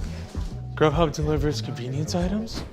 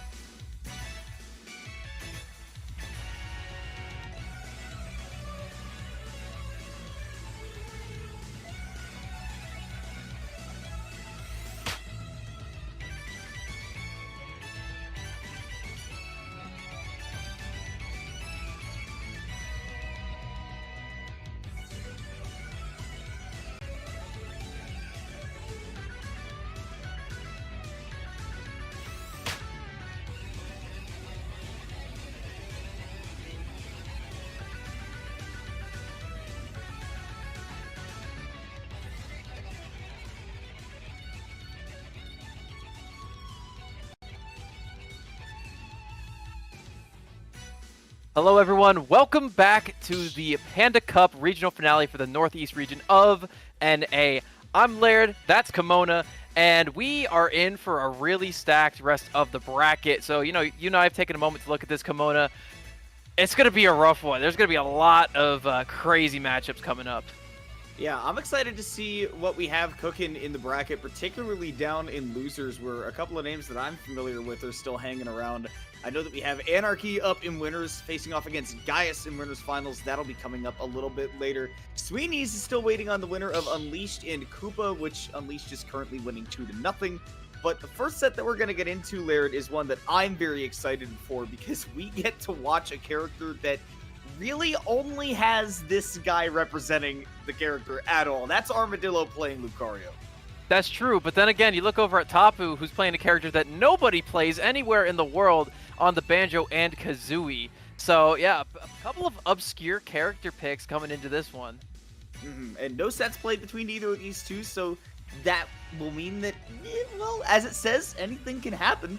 And honestly, between these two characters, right, I think that if you gave somebody all the time in the world to list out every matchup that they have knowledge on, just top to bottom, like your average Smash player, this might be at the very bottom of the list.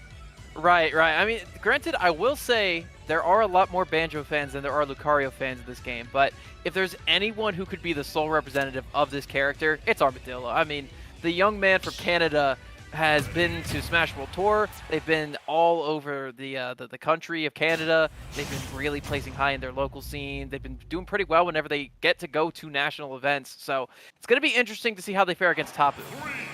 And I'm very excited to see Tapu play. I personally think that Banjo has a really high ceiling as a character. We've yet to see what he can do.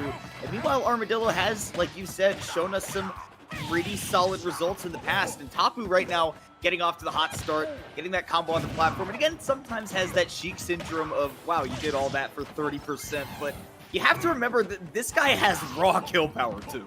He does. He has that intangible side B that he can throw out at a given moment.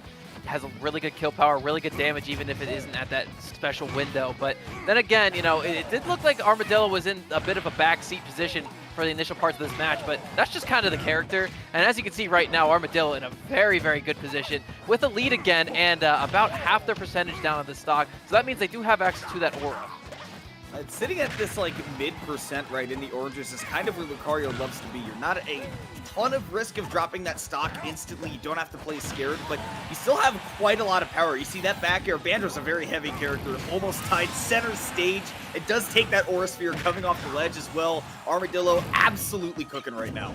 A lot of people want to pog for these charged projectiles at the ledge. Obviously you've got access to things like Samus charge shot, which are very good. Hero neutral B is really good as well, but I think the best one might have to be this Aura Sphere. Yeah, it doesn't have a lot of projectile health. Yeah, it's not transcendent, so it's really easy to clank with. The big thing, though, is that it hits below the ledge. So you need to be incredibly careful whenever you're holding on to that thing, because you might just get sent flying if you don't move. But man, a really nice extension off of a couple of neutral layers into the Aura charge for some extra damage. And right now, Armadillo is cooking, Kimona. I mean, you talk about the amount that Aura Sphere can do, especially when the damage is this high on Armadillo.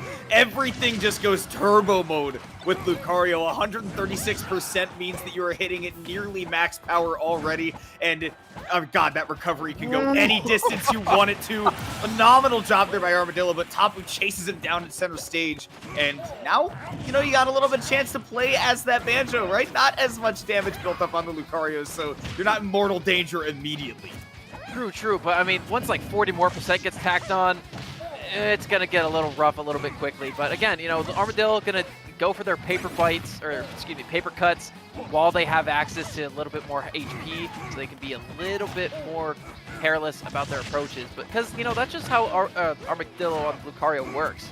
You need to take this damage. You have to throw caution to the wind sometimes with these percentages.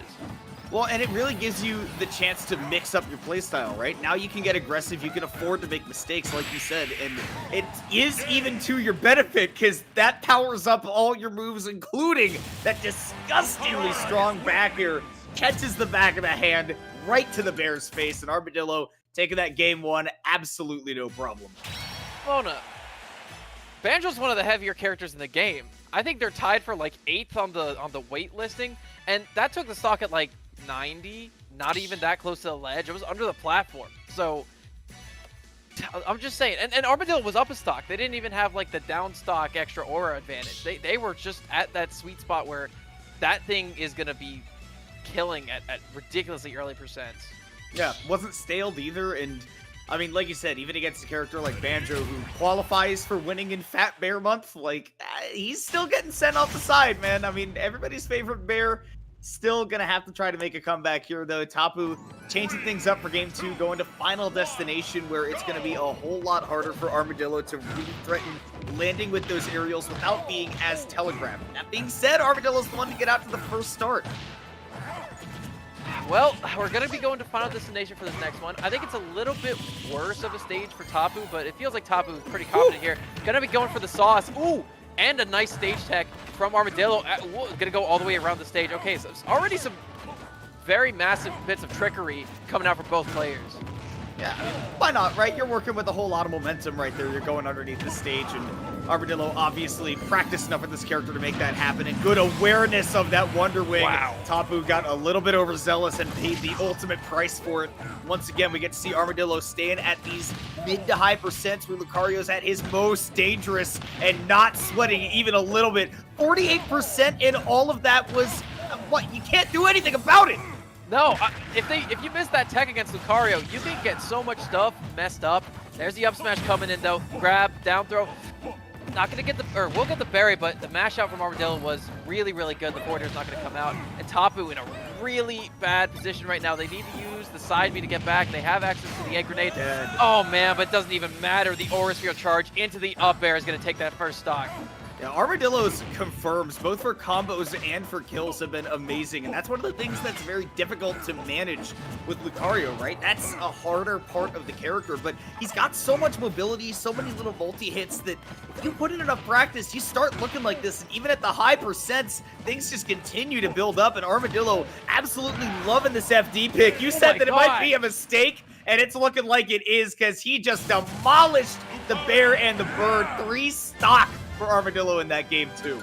Like 30 seconds ago, Kimona, I said, you gotta hit your techs against Lucario. Tapu just hit a tech and died for it. What do you do? You can't do anything. You don't get hit. That's the best thing you can do against Lucario. But, I mean, if you're not getting hit, you're hitting them, and you're still losing. There's nothing you can do against this character where you can be comfortable. I mean, yeah, that's basically all you can say. Lucario, with that amount of rage, is really, really tough to deal with. And it's one of the problems that you might face as a Banjo player like Tapu, where sometimes the kill confirms can be hard to come by, and especially when your opponent is as maneuverable as Lucario is, it can be really hard to lock him down in those situations where you actually have access to your confirms. I'm thinking things out of eggs, down throws, even getting a read on the aerial movement with something like a forwarder. So now Tapu's going to be changing it up to the Joker, which is in the back for him.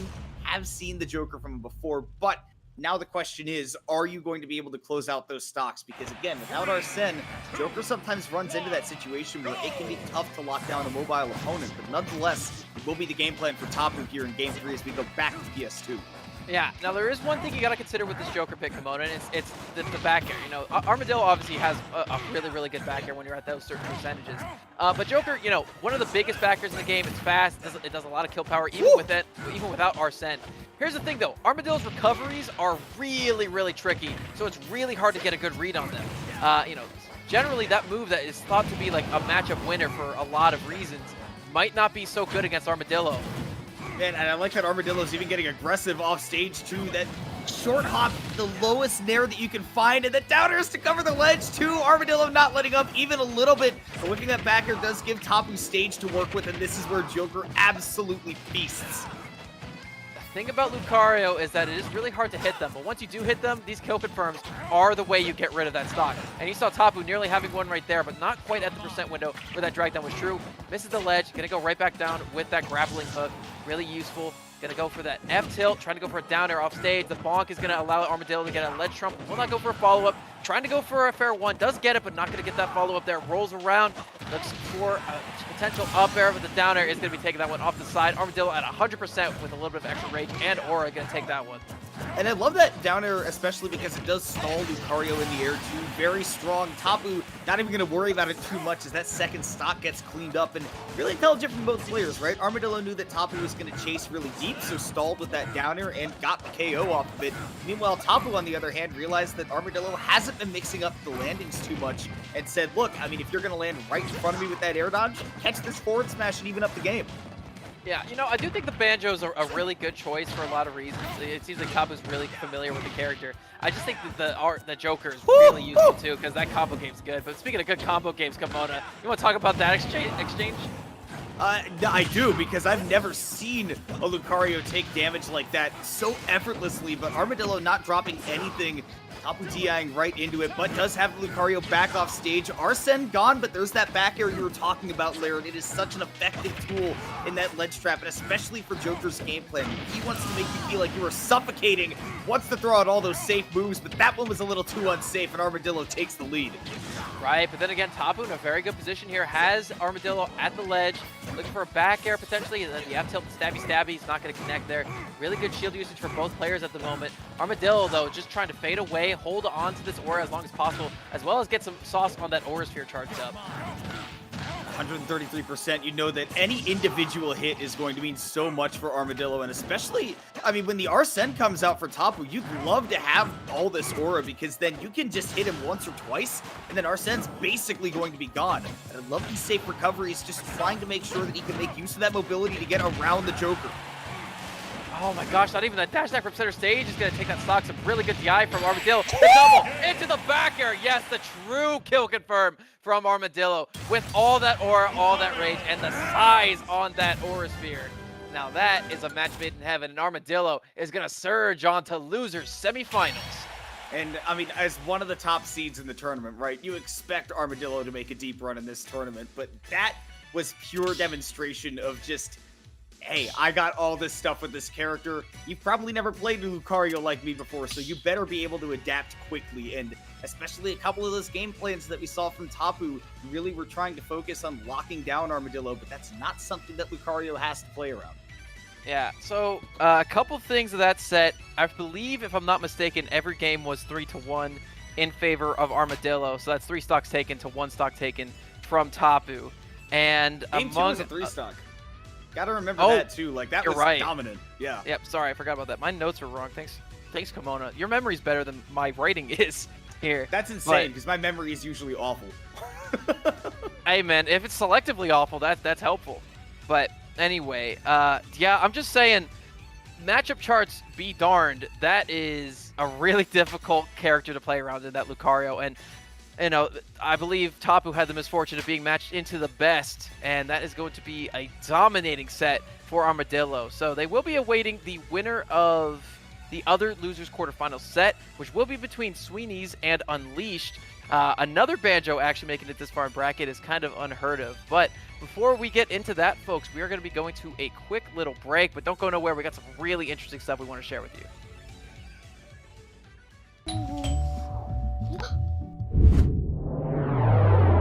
Chill. Grubhub delivers convenience items. Grubhub delivers convenience items.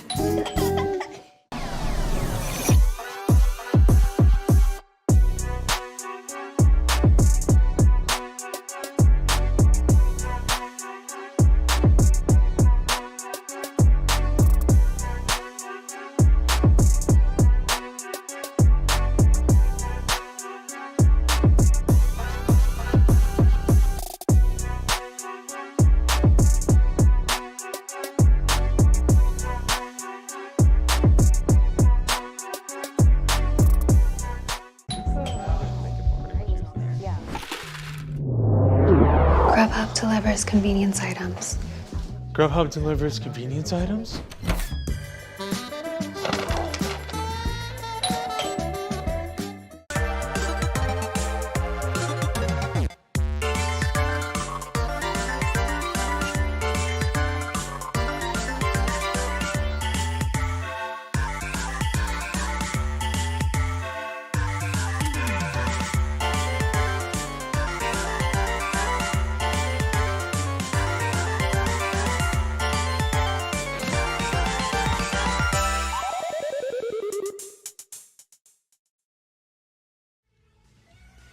I would also personally recommend you check out PG Stats.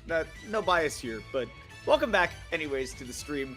We are getting ready to get into more of the Northeast Regional Finals for the Panda Cup qualifiers here in North America, and we already saw one demonstration of a character that we don't often get to see in that Lucario from Armadillo, who is waiting in losers semis of this bracket. We're going to take a look at the other side of losers quarters now with, again, a couple of players that maybe aside from Unleashed, I'd say that Unleashed I definitely expect to make a deep run in this bracket. Sweeney's, though, having the tournament run of a lifetime. Yeah, absolutely. The 28th seed. So, by the way, these are 32 player brackets. And Sweeney's coming in at 28th, making it this far is incredibly good. And Unleashed being down in losers bracket this early too, not something you'd expect. They had one of the higher point totals, actually second place in overall points, rocking the Sora as well as the Banjo and Kazooie. But this might be a bit of a matchup barrier for Unleashed because obviously a 100% win rate over the Banjo, should we see it, but, you know, coming in from Sweeney's. But on the other side of things, Unleashed rocking only a 54% win rate on the Ike. And this might be a bit of an advantage for Sweeney's here. Yeah, I'm unsure how much these matchups are going to come into play, particularly for Unleashed, who I'm as far as I'm aware, has been playing a lot of Sora lately, and that is probably what I would expect to see. I don't know how much that matches up against the Ike compared to the previous Wi-Fi history, because there are a couple of very famously good Wi-Fi Ikes, especially in the same kind of tournaments that Unleashed enters. Of course, if you watched Bamboo Battles before, you're familiar with the likes of RM8, for example. And it just goes to show that, you know, these characters, sometimes those win rates can be defined by the person you're playing against, but it will be the Banjo that we see from Unleashed here in Game 1. And like you mentioned, so far, Sweeney's has not run into trouble playing against this character, but this is the second seed of the bracket, so could be an entirely different beast in the Big Bear. And on top of that, Kimona, this is the only player I can think of who I'm like, oh, this is a very good Banjo. They're the only notable player of this character, at least in the United States, that I've heard of. And, you know, it's not difficult to see why they are here. However, we are going to be starting on Battlefield. I think it's a good stage for both characters. Ike obviously has up air, which is good on hitting anyone on those platforms. But on top of that, you got Unleashed here, who has access to that Regal Blaster. And Regal Blaster ladders, as we've seen from Tapu, can be very good for extensions, particularly on stages like this one with multiple platform layouts. Just having a little bit of trouble finding ways to sort of implement it, right? Especially these mid-percents, right? Sometimes you want to hang on to that Regal Blaster till later, or just throw the whole Breagle at the Ike. Why not? Just forget shooting the eggs. I'm just going to hit you with the entire shooter itself, and that is a full stock for Kazooie to take by the hands of Unleashed. Rather impressive ledge drop. I'm just going to be real. Kazooie underrated. Why is Banjo's name first? Kazooie's the one doing all the work. They're shooting the eggs. They're shooting the egg grenades. You know, they're using the side Bs, the Breagle Blasts. You know, they're all the smash attacks.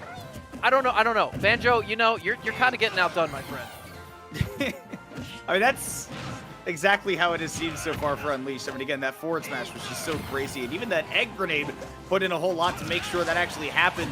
Good by Sweeney's to hold on to the double jump, not going down to that Wonder Wing, but not able to get the full connection on that Ether. Landing hitbox probably wouldn't have been enough to take the stock against a heavy character like Banjo. You can see Unleashed now just backing off, shooting out a few eggs just to maintain that stage control. Right, again, saving the double jump, though. You know, really good call from you, Kimona, because that's super useful. There's the Ether on the top platform. And Sweeney's right now has an opportunity to come back into this thing, and it's not undoable for Ike, but it will be a little bit harder if you don't mash out of those berries in time. Again, that's a really good mix-up that Banjo has access to. If you don't mash out in time, you get up smash. If you mash out too quickly, you get up tilted, and it's just really difficult for you to work around those. But again, it's got the Sheik effect going on like you were talking about last set, where Banjo just kind of struggles to get a lot of scaling damage, and Ike, already in 3 hits, has that much more percent, but they do have a stock deficit they gotta get there. Yeah, I think that low damage output right there was just that Unleashed recognized, or maybe didn't recognize that there was an opportunity for a bigger combo, so just decided to cash out with the jabs, and ended up only getting 26 off of a really, you know, a key setup that can normally lead to a whole lot for Banjo. But I'm loving the use of the Wonder Wings right here. Again, it's not all just about that Regal Blaster. That is what Unleashed has been showing. And, I mean, literally, Banjo Unleashed right now. This is Sweeney's on last stock in 105. There are a bevy of things that Unleashed can pull out to take the stock right now. Yep, and like that drag down back are gonna go for the grab. It's not going to connect though. Sweeney's with a nice roll. The F tilt from center will not take that one away. I like the mix-up here at the ledge. Unleash trying to drop 2 egg grenades, looking for a third one. Here comes the side B, and another F tilt will come out. Sweeney's doing a really good job keeping himself an advantage on this ledge trap. Yeah, definitely had an opportunity to take the stock there, though, and missing that could be really key, because Ike has ways to cheese stocks at the very end of games, but we won't even see that last stock situation come out. Unleashed, playing it patiently, saw that Sweeney's couldn't really land that killing blow, and when that happens, oftentimes your opponent's going to throw out something that's a little less safe, just in an attempt to try to take the stock, and in that time, waiting out that dash attack, maybe it was meant to be a sliding forward tilt, maybe it was meant to be something else. Regardless, Unleash punishes it with that up smash to take that game 1. Yes, and a bit of a long-winded one, but good on Sweeney's for making it that close. Yeah, sure, it was a 2-stock in favor of Unleashed, but it could have been very different had a couple more interactions gone in Sweeney's favor. I will say, in particular, their ledge trapping is really good, as well as their recovery route. It's very versatile, has a lot of mix-up potential. On top of that, Sweeney's is very good at knowing when to take hits and continue holding on to that jump. That's been one of the things that kept him in that match for as long as it did. Yeah, I think that for Sweeney's, part of it is just needing to fight for stage control a little bit more, right? Because we saw that Unleashed was sitting center stage, pushing the Ike to the corner most of the game. We didn't really see the Ike sitting in center stage being able to swing out those big aerials and take control of the game. Because what you want to do as Ike is have your opponent sat behind that platform or sitting in shield so that you can start throwing out that safe shield pressure, hopefully force something unsafe out of them. But Unleashed playing very fluid right now, not getting locked down by the psych. So we'll see if Sweeney's can turn this around in game 2 and do some big damage. And again, we see, by the way, Unleashed cashing out early with these jabs instead of going for something bigger with these platform resets. Right, and they might pay for that a little bit here, but the follow-up from Sweeney's on that down throw did not come out. Really good SDI from Unleashed to get out of that.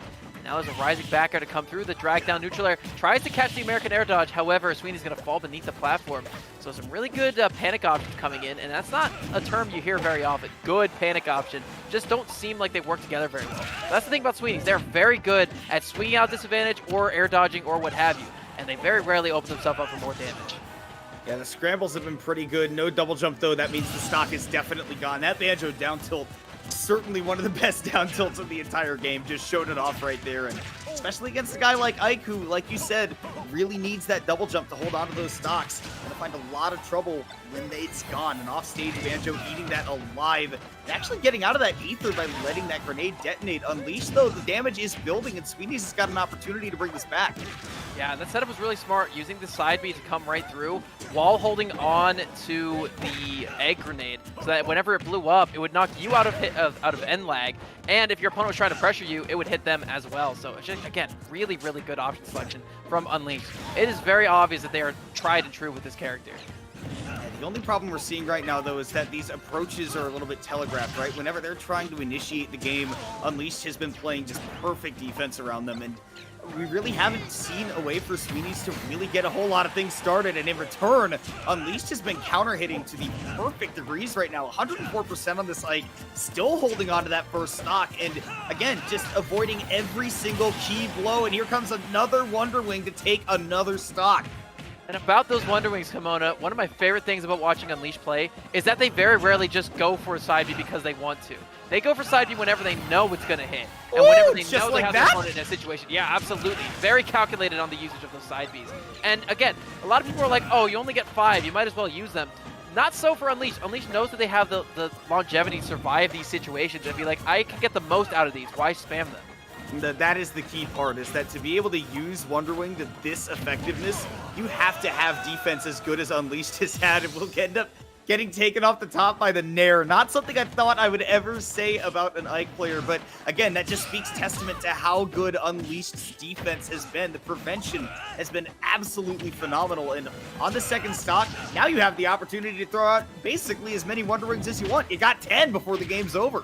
Exactly, and you know, even if you run out of your 5, you can just SD and then you get another 5 to use. If so, you really needed to. Anyway, oh, I love the shield there. Goes to the up tilt. That should do it. Yes, even on the big box of Battlefield, that up tilt is still going to hurt heavy. No rage required. And the Banjo and Kazooie duo still holding strong against Sweeney's. I mean, that up tilt, man, I mean, you said it. It is just...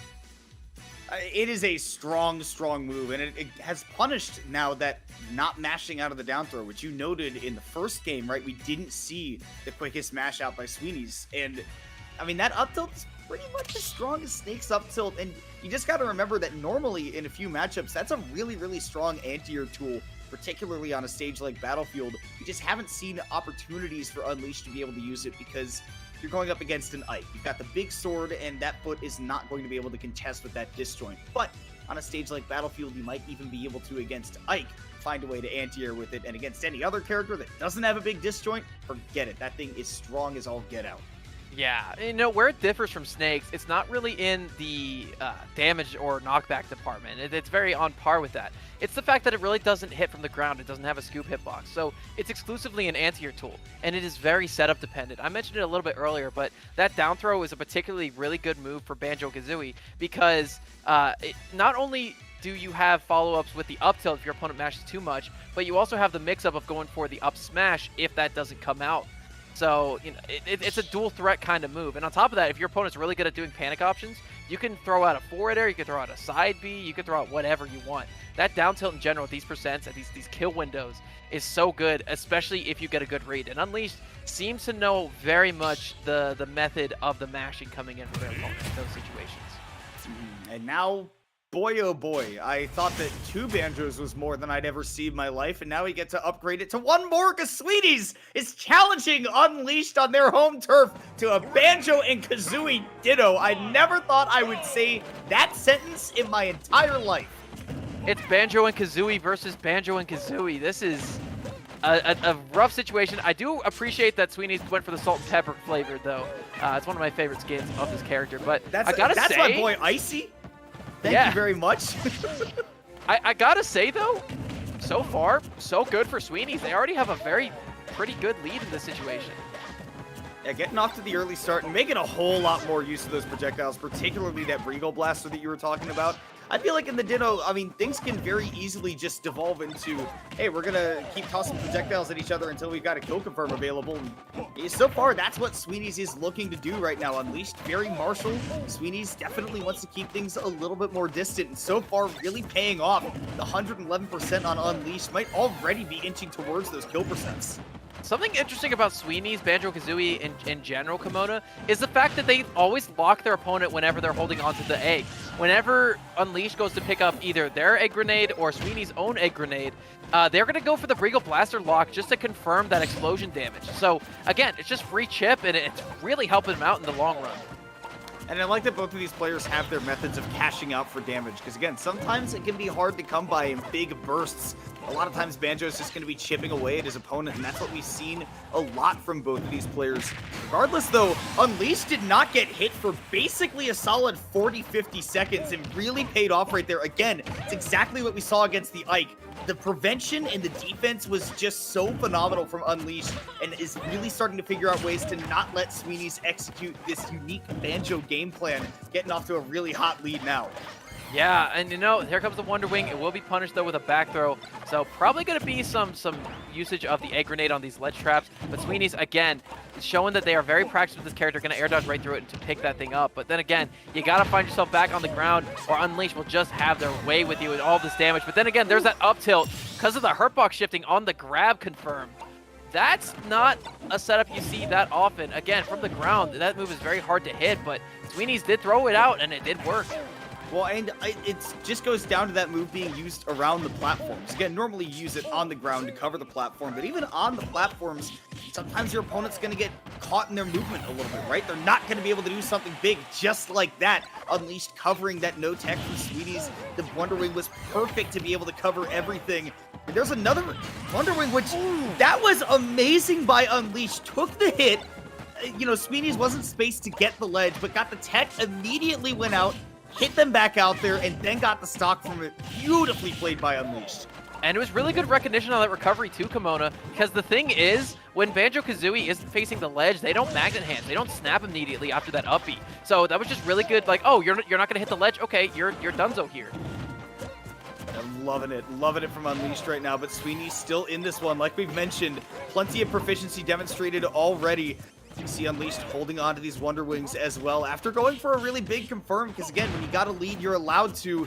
No drag down into a big combo though for Sweeney's, though I love the idea, but Unleashed hitting back just as hard.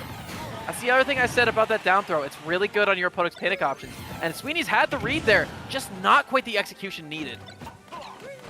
Unleashed still holding on 167, just like we've seen in all of these games. The survivability has been everything. Again, that defense, the prevention, phenomenal from Unleashed. Almost to 200%. We talked about the fact that Banjo can sometimes struggle in these situations. There, Sweeney's finally pulling out the Wonder Wing because he said, I've had enough. But has he fully had enough in this bracket? Unleashed only needs one more to knock him out at 5th. Yeah, oh no, they have to recover here, air dodge. They're gonna make it back with the 2-frame. They have access to another side beat, but they actually save their jumps there too, so they will be able to live. There's the down throw though. Forward air, nice air dodge coming in from Sweeney's. The back air though, almost doing it. That's not one of the stronger backers in the game, so it's very shocking that that one almost did the trick. 180%. But these eggs carrying you all the way down. Trying to use it again. Do they have access to the anchor? They missed. They just barely couldn't hold on to that one, and that's going to be Unleashed winning that one. Last game, it was actually a lot closer than the prior 2 games. Both of the previous games here, as we discussed on the That's Nuts analyst desk, has been, you know, the Ike only did one stock win compared to the 3 both games from Unleashed Banjo. But that game with the Banjo counterpick was super close, actually. Last stock on their opponent. And again, I never thought I'd have fun watching Banjo-Kazooie Kimono, but we got to see a Ditto. And that was, unironically, the most fun I've ever had watching that character. Hey, look, I can say this much. Unleashed has an absolutely sick Banjo. Sweeney showed up. I'm just going to say, I've been new. I've seen enough of One Piece Banjo to know that that character can do some absolutely insane things. It's just a matter of who's going to be dedicated enough to really carry Banjo a long way and prove what I truly believe, that that character has a high ceiling. It's just that people don't really have the drive to pick it up. But mark my words, with people like Unleashed around, you're going to see some Banjo eventually, because that character has some moves. Indeed they do. I mean, you know, an intangible, invincible side B, setups into it, really good confirms, a really good long-distance game plan. Not necessarily long distance, but I'd say a mid-range poke type of character. And Unleashed does it better than pretty much anyone else under the sun. So really, really interesting couple of sets and matches for us here. But before we get into winners finals, folks, come on, I'm feeling a little bit hungry. I think I might need to get some help from our delivery partner of the Panda Cup, Grubhub. So Grubhub for the past couple of months has been a really devout partner of the Panda Cup series. They've been really helpful in helping put on all of these events. But I will say, here's something you got to keep in mind. This month only, November, you can use code 5PANDA to get $5 off of your Grubhub order of $10 or more. Now, in the past, Grubhub's deals for us here on the Panda Cup have been for new diners only. Not so this month. If you are any form of diner, new, old, what have you, you can use this code and save yourself some extra money. So it's really, really helpful. Thank you so much to Grubhub in general. And if you're worried about the delivery process of your order, oh, I don't know if I'm going to get it on time, oh, I don't know about this, don't worry about that. You've got the Grubhub guarantee on your side, which stipulates you get your food delivered on time at the lowest prices guaranteed, or they will make it right. On time, lowest prices, or they'll make it right. That's the Grubhub guarantee. So, if you guys are feeling hungry this month, you need some food, go for the win, go for Grubhub. I actually used Grubhub the last time that I commentated a tournament because I was just like, man, I don't have time to go out and get food because I may or may not have forgotten to put it in my calendar. And then Doughboy added me on the Discord and said, all right, you're up. And I was like, I am? How was I supposed? I was about to go get dinner. And so I just sat there and I got Grubhub and I got it delivered to me. And then I didn't suffer. I just sat there during the break and I scarfed down a burger and fries and everything was all hunky-dory. So big shout outs to Grubhub. Of course, for being able to sponsor everything on the Panda Cup and being a really, like you said, just an amazing partner for us. Yeah, get in on that. And don't forget to stay in the stream and get in on this next piece of action because you are not going to want to miss it. You take a look at what's happened in the brackets so far. In the top 8, you can see Armadillo and Unleashed. Those are the last 2 sets that we just saw. Those 2 players play in and win. That's why they're sitting in losers semis. But up next, we do get into winners finals. And boy, this is going to be a fun one, Laird, because we are getting not only a great matchup between two great players in Gaius and Anarchy, who personally I would consider Anarchy the favorite to win this tournament. This is also a historical matchup. These two have played a few times at Bamboo Battles in person as well, I believe. And so far, it has been rather Anarchy favored. Absolutely, but I will say with these new slews of buffs that Gaius has access to on the Ryu, it might be a little interesting. But I know a good thing about both these players, actually. Gaius, like you mentioned, shows up pretty frequently on Bamboo Battles, so I get to watch them pretty regularly. Very solid, you know, sometimes they struggle with their game plan a little bit, but when they're on, they are on. But on the other side of things, Anarchy is someone I've actually competed with a number of times in the realm of collegiate Smash. You know, Anarchy used to be a member of Bay State College, and we're one of their best players on the team. And honestly, if you want my opinion, they might just be the best NA Greninja player, because you don't see too many of them showing up anymore. And Anarchy doesn't get the option to travel very frequently, but I believe they posted like a 17th place win at the Big House. No, it wasn't the Big House. It was no. Put some respect on that. I think that they got ninth at Shine. That's right. That's what I was about to say, because I know that I commentated a couple sets that Anarchy played there. Got a couple of really big upsets too. I mean, Anarchy, like you said, kind of proving before that this is kind of the premier Greninja main, at least in North America. And oh yeah, you know, getting to see it is always a treat. We'll see how it goes here as game one kicks off against not the Ryu from Gaius, but this time the Ken. We've seen quite a bit of Ryu in the past, but now kind of foregoing a little bit of that ability to play at like a mid to longer range with that fireball game, and instead saying, look, if I get my hands on you, I want to blow you up. Absolutely, and Ken is really, really good at doing that. Excellent Oki pressure, you know, forcing you into tech situations on these down tilts. And that's the big thing about dealing with Greninja. You gotta have attacks that hit low to the ground. This character is really, really strong when it comes to dashing in, because they have such a low profile dash. They have a dash attack that makes them go even shorter. All of their down tilts and their down smashes, what have you, are very good too. And on top of that, this character is really mobile in the air. So going on to Ken, a character who can really lock you into place with these confirms, might be the key to victory here. But Anarchy, again, using Greninja to great effect already.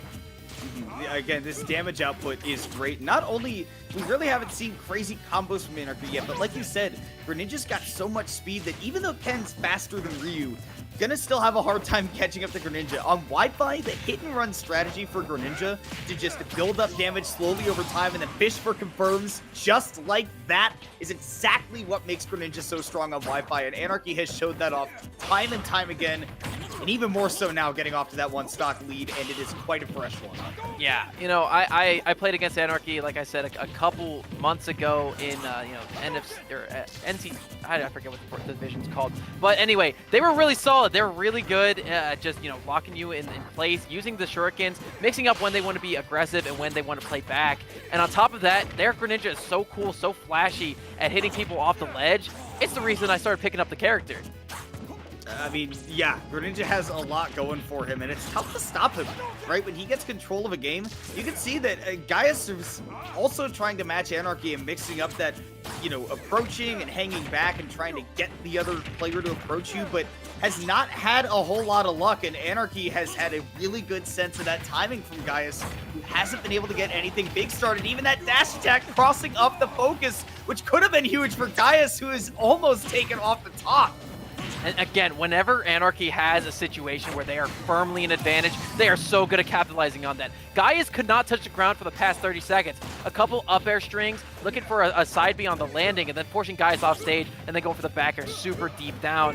Man, really good situation awareness from Anarchy. But then again, some good stuff from Gaius coming out as well, trying to go for that raw Shoryuken to try to take that stock away. But man, Anarchy is just so difficult to pin down. Gaius is trying to look for their confirms, but they're not getting any. And finally, gonna go for a down tilt confirm into the Shoryuken. They will get it, even on a stage like this one. But man, they are worse for wear already, Kimona, on their last stock.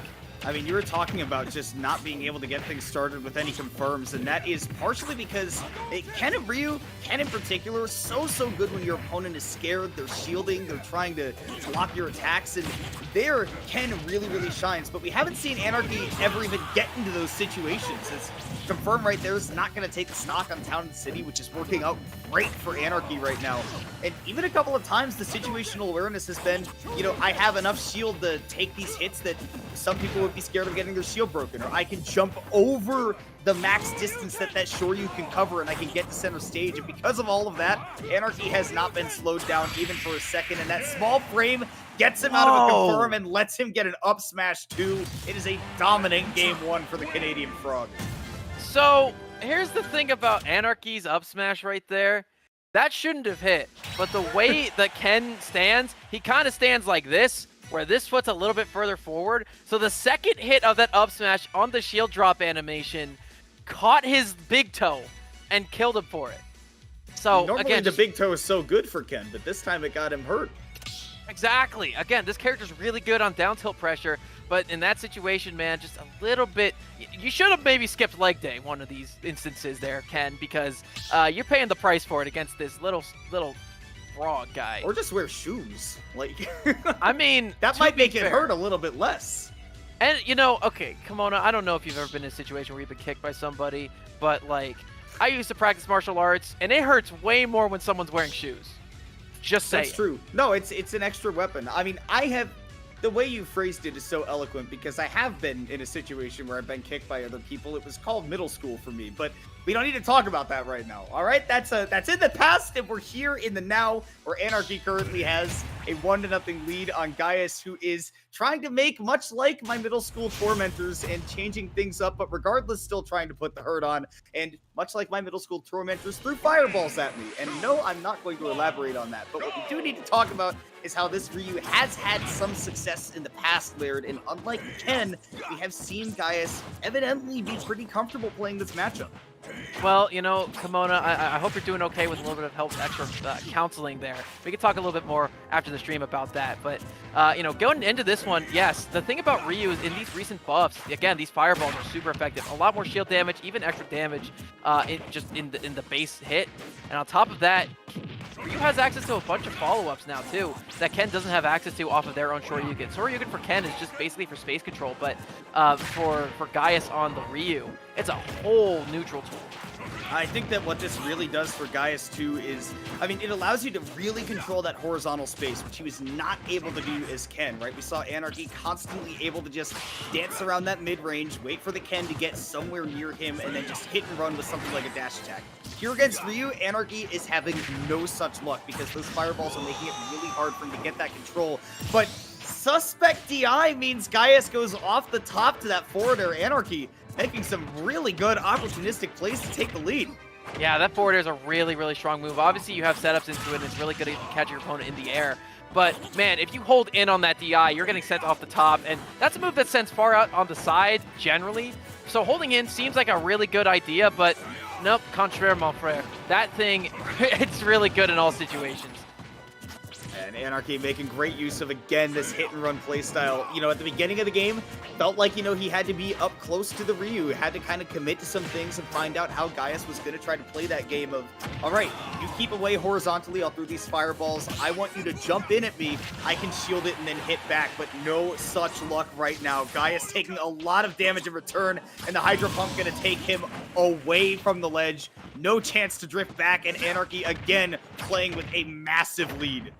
Yep, playing, you know, kind of ironic how much fire Anarchy's playing with right now, considering they are playing a water frog here against a character with access to those fireballs. The Pokemon reference. Yes, my friend. Anyway, the other thing is that the other thing about Anarchy is the fact that they're really good at keeping your opponent in disadvantage. Again, I said it before, I'll say it again. Greninja's a good character not because of how much neutral they have to get in, but how much mobility they have to stay in whenever their opponent's getting knocked around.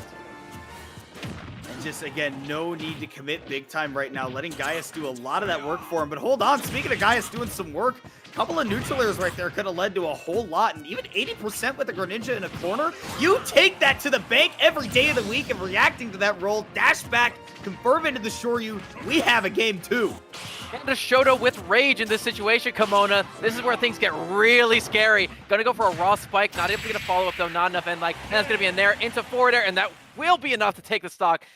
Sitting around 130% on that one. Again, such a really strong move, and ordinarily slow forward airs like that are difficult to land, but Anarchy's entire kit is centered around hitting you into those kill confirms. which is one of the reasons that Anarchy is so potent in these situations. And they're surging onto a 2-0 lead in the set. And honestly, Kimona, I think Gaius did a really good job of staying in that one. But again, I think you just need to get the lead and try to hold on to it, as opposed to just playing back and trying to fight your way back into this thing. Because whenever Anarchy's comfortable with a lead, it's so hard to throw him off the rhythm. Yeah, I mean, you need some way to get Anarchy to be uncertain. We talked about it in the set with the Ken, and it's still the same with the Ryu. You've got to find a way to make Anarchy feel like he's got to sit and shield, like he's not able to just run circles around the stage and take it away from you. That is something that Greninja tends to do really well, but you have ways to lock that down, because Ryu has great anti-airs. And again, we've talked about it. That Fireball game can really lock down the grounded game as well. It's just a matter of how you're going to mix and match it to keep this Greninja locked down. And going to Battlefield for Game 3 does potentially give Gaius, you know, more blast zone room to live with, and definitely you can get some extensions comboing the Greninja jumping onto these platforms. You just saw a hint of it right there. That up air can lead into a lot. Yeah, but so can that neutral air. I mean, you can see how safe it is on shield multiple times. Anarchy threw out like 4 in a row. It's really good for setting up your opponent. It's really good for just fading away, crossing them up. Even against Shotos, it's a really, really solid move. But man, I feel like Gaius has the landings figured out there, going for a lot of parries. However, a nice mix-up from Anarchy, going for that multi-hit back air to catch the first parry, but not ready for the extras are Gaius. Now they're pinned in the corner at this moment, trying to go for the focus to fight their way back in, and they do so. But Anarchy just maintaining a really safe distance away from their opponent's threat range. Yeah, Anarchy just has such a good idea of how Gaius is playing this defensive game. You see, almost none of these nairs are like full drift in to be big combo starters. You see that almost all of them are drift away after they hit shield, and then the back airs are when he's actually drifting on to Gaius, right? To try to mix up that shield pressure, do those multi-hits, maybe knock him away.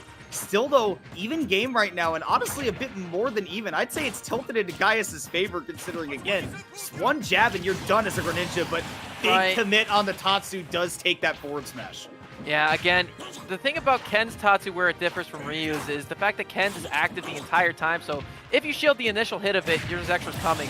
But unlike Ken, Gaius only has that one on the Ryu, and again, you shield that one hit. Greninja, with their very strong smash attacks, are able to get a follow-up. And speaking of follow-ups there, Gaius on their second stock has already taken 60% Kimona. Yeah, partially because that double jump got burned pretty early in there, so Anarchy was able to safely extend that combo a lot farther. You see, again, the spacing on these aerials so difficult to deal with, where we discussed it earlier, right? Ryu has really, really good anti-air tools, but they're not long range. You need that Greninja to be landing right on top of you like that, where you can get a good follow-up on it. You can see, again, Gaius does a lot of damage when he gets those situations, but the spacing from Anarchy has been really good. And he has got to find a way to make these situations happen more, where Anarchy is landing unsafely, and Gaius confirming off of that. Yep, and that was a heavy Tatsu for a DI mix-up too. Really good stuff there. Caught Anarchy holding directly in, so they took the stock on that one. But hey, right now, in a situation where Gaius can potentially extend their lead further. All they need to do is get one setup. Speaking of setups, though, that nair into the forward air did not come out. The backers at the ledge, too. Some really good patience in the gameplay from Anarchy, being so slippery here. But again, perfect shield on that neutral air. Going for a follow-up, already has 24%. So no matter what happens, there is some extra credit, Kimona. I mean, look at the amount. I think that Anarchy has done full hop, fast fall, nothing more times in the last 30 seconds than I've done in my entire life. And Gaius just not able to find a way to stop Anarchy from doing it. Partially, that is putting pressure on Gaius to feel like he needs to make a move. And it's also just very safe for Anarchy. Ryu doesn't have quick ways to challenge that. And that is why Anarchy has gotten back into this game. And now with a big combo, could potentially push the Ryu into the corner. Oh, I love that back away on that neutral air, though, and this is a very even last stock situation here where, you know, again, both these players, they do rely on their setups. So it's all about who gets the first one. You know, Anarchy has access to a lot more dash attack, down tilts, neutral airs, back airs, etc. You know, and Gaius really, realistically, only has access to that down tilt, but again, the options counteract each other. If Anarchy misses one, you're realistically going to be seeing a couple down tilt strings. Looks for the focus off that dash attack, will not get it. Okay, gets the focus. Oh, but not able to get a follow-up, though. Good trade from Anarchy. Yeah, Anarchy barely able to hold on because of that, although one more solid hit from Gaius will definitely send us to a game 4. See that great recovery using the focus to mitigate the threat of that forward air. in goes the Ryu again, doing a really good job on defense of mixing up the positioning, potentially making some of these landing aerials from Anarchy a bit more unsafe. But both of these players right now are just kind of looking for raw confirms. See Anarchy a couple of unsafe jumps in, and Gaius may have his number. I love the axis that Gaius is using of these focuses. Dash attack, nice focus to avoid the forward air. That probably would have been the stock. Kimona looks for a back air. No, not going to read that jump properly though. Gaius still fighting from the corner. Tatsu going to do it raw, but it will not take the stock. So very good DI from Anarchy to survive. But barely holding on at 121, a whole lot from Ryu can take the stock. You saw Gaius look for that jump off the ledge into a back air. Didn't find it though. Down tilts into the Tatsu. Definitely will do it this time. It's a nail biter in that game 3, but Gaius does indeed hold on to that lead by a thread and take it.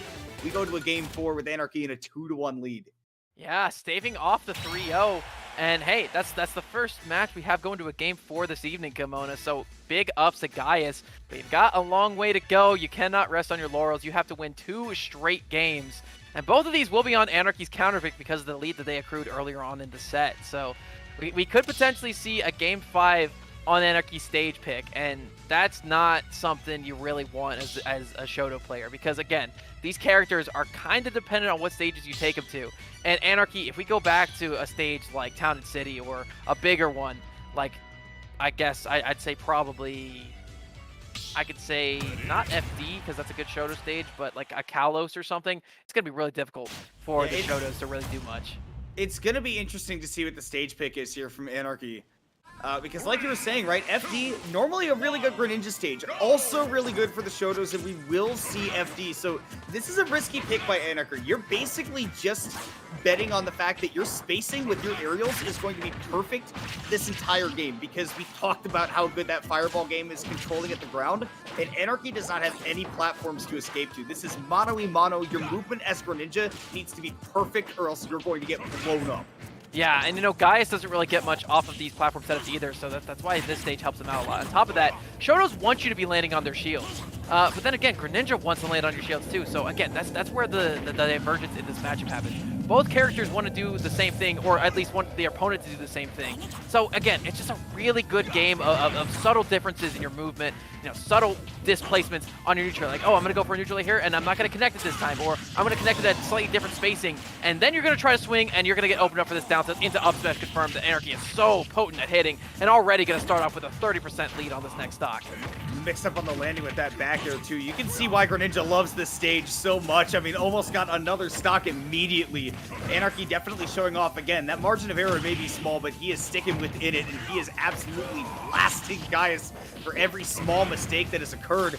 But Gaius can do the same thing in return if you can, again, like you said, make subtle movements in your spacing so that, you know, you kind of have to work backwards as Gaius in this situation, where you have to start by thinking, where does Anarchy want to go? I need to space outside of that or inside of it so that I can punish an unsafe hit on shield like this, where the combo into the Shoryu is going to connect. Now, Anarchy did get a second stock there in between, so Gaius is playing from a full stock deficit, 2-1, and potentially is on the verge of getting sent to losers. Yeah, and Anarchy, again, when they have a lead, they are so hard to combat. The big thing about that last match is that Gaius did a really good job of keeping it even.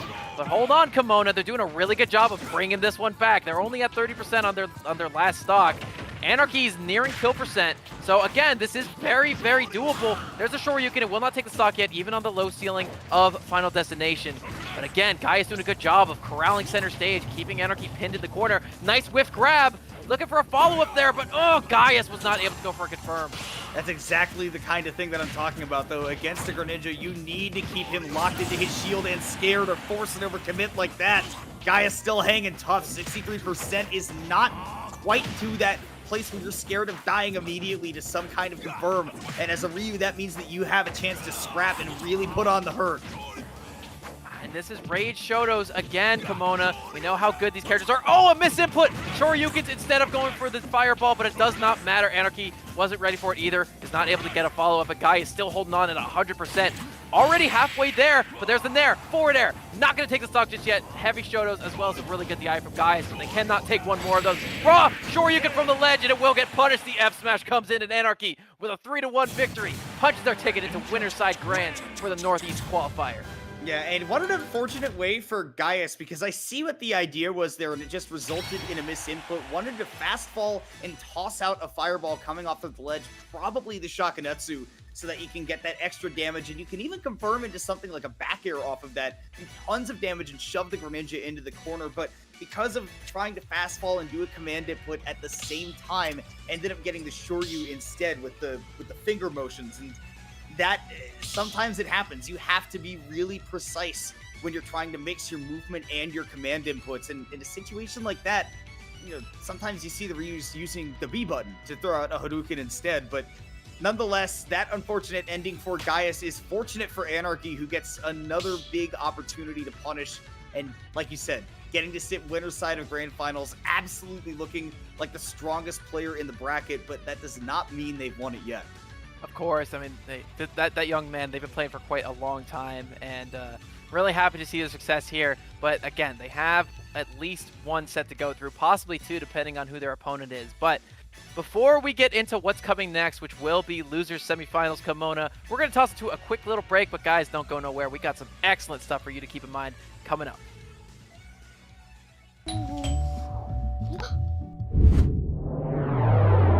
Chill. Grubhub delivers convenience items. Grubhub delivers convenience items.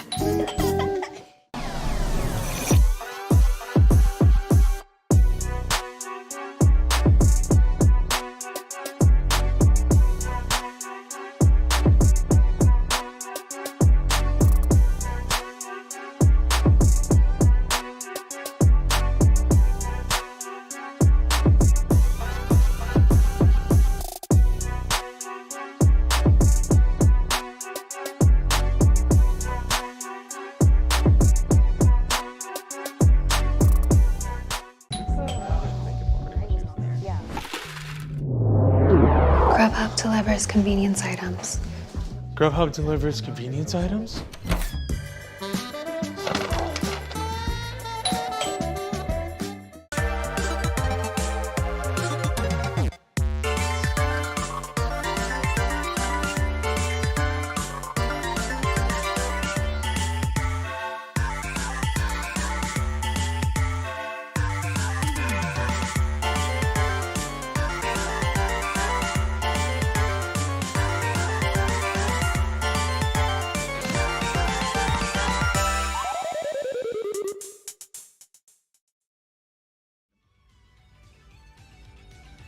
And welcome back.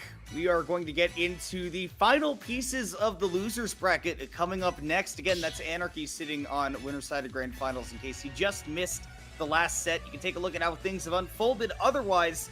And it has come down to Armadillo and Unleashed in losers semis. The winner of that set is going to take on Gaius in losers finals. So down to that, our character pool is a Greninja, a combination of Shotos, a Banjo and potentially Sora, and a Lucario. So if you've ever gone into a tournament and you have expected these characters to show up in your bracket path, you live in a weird region. How did we get here indeed?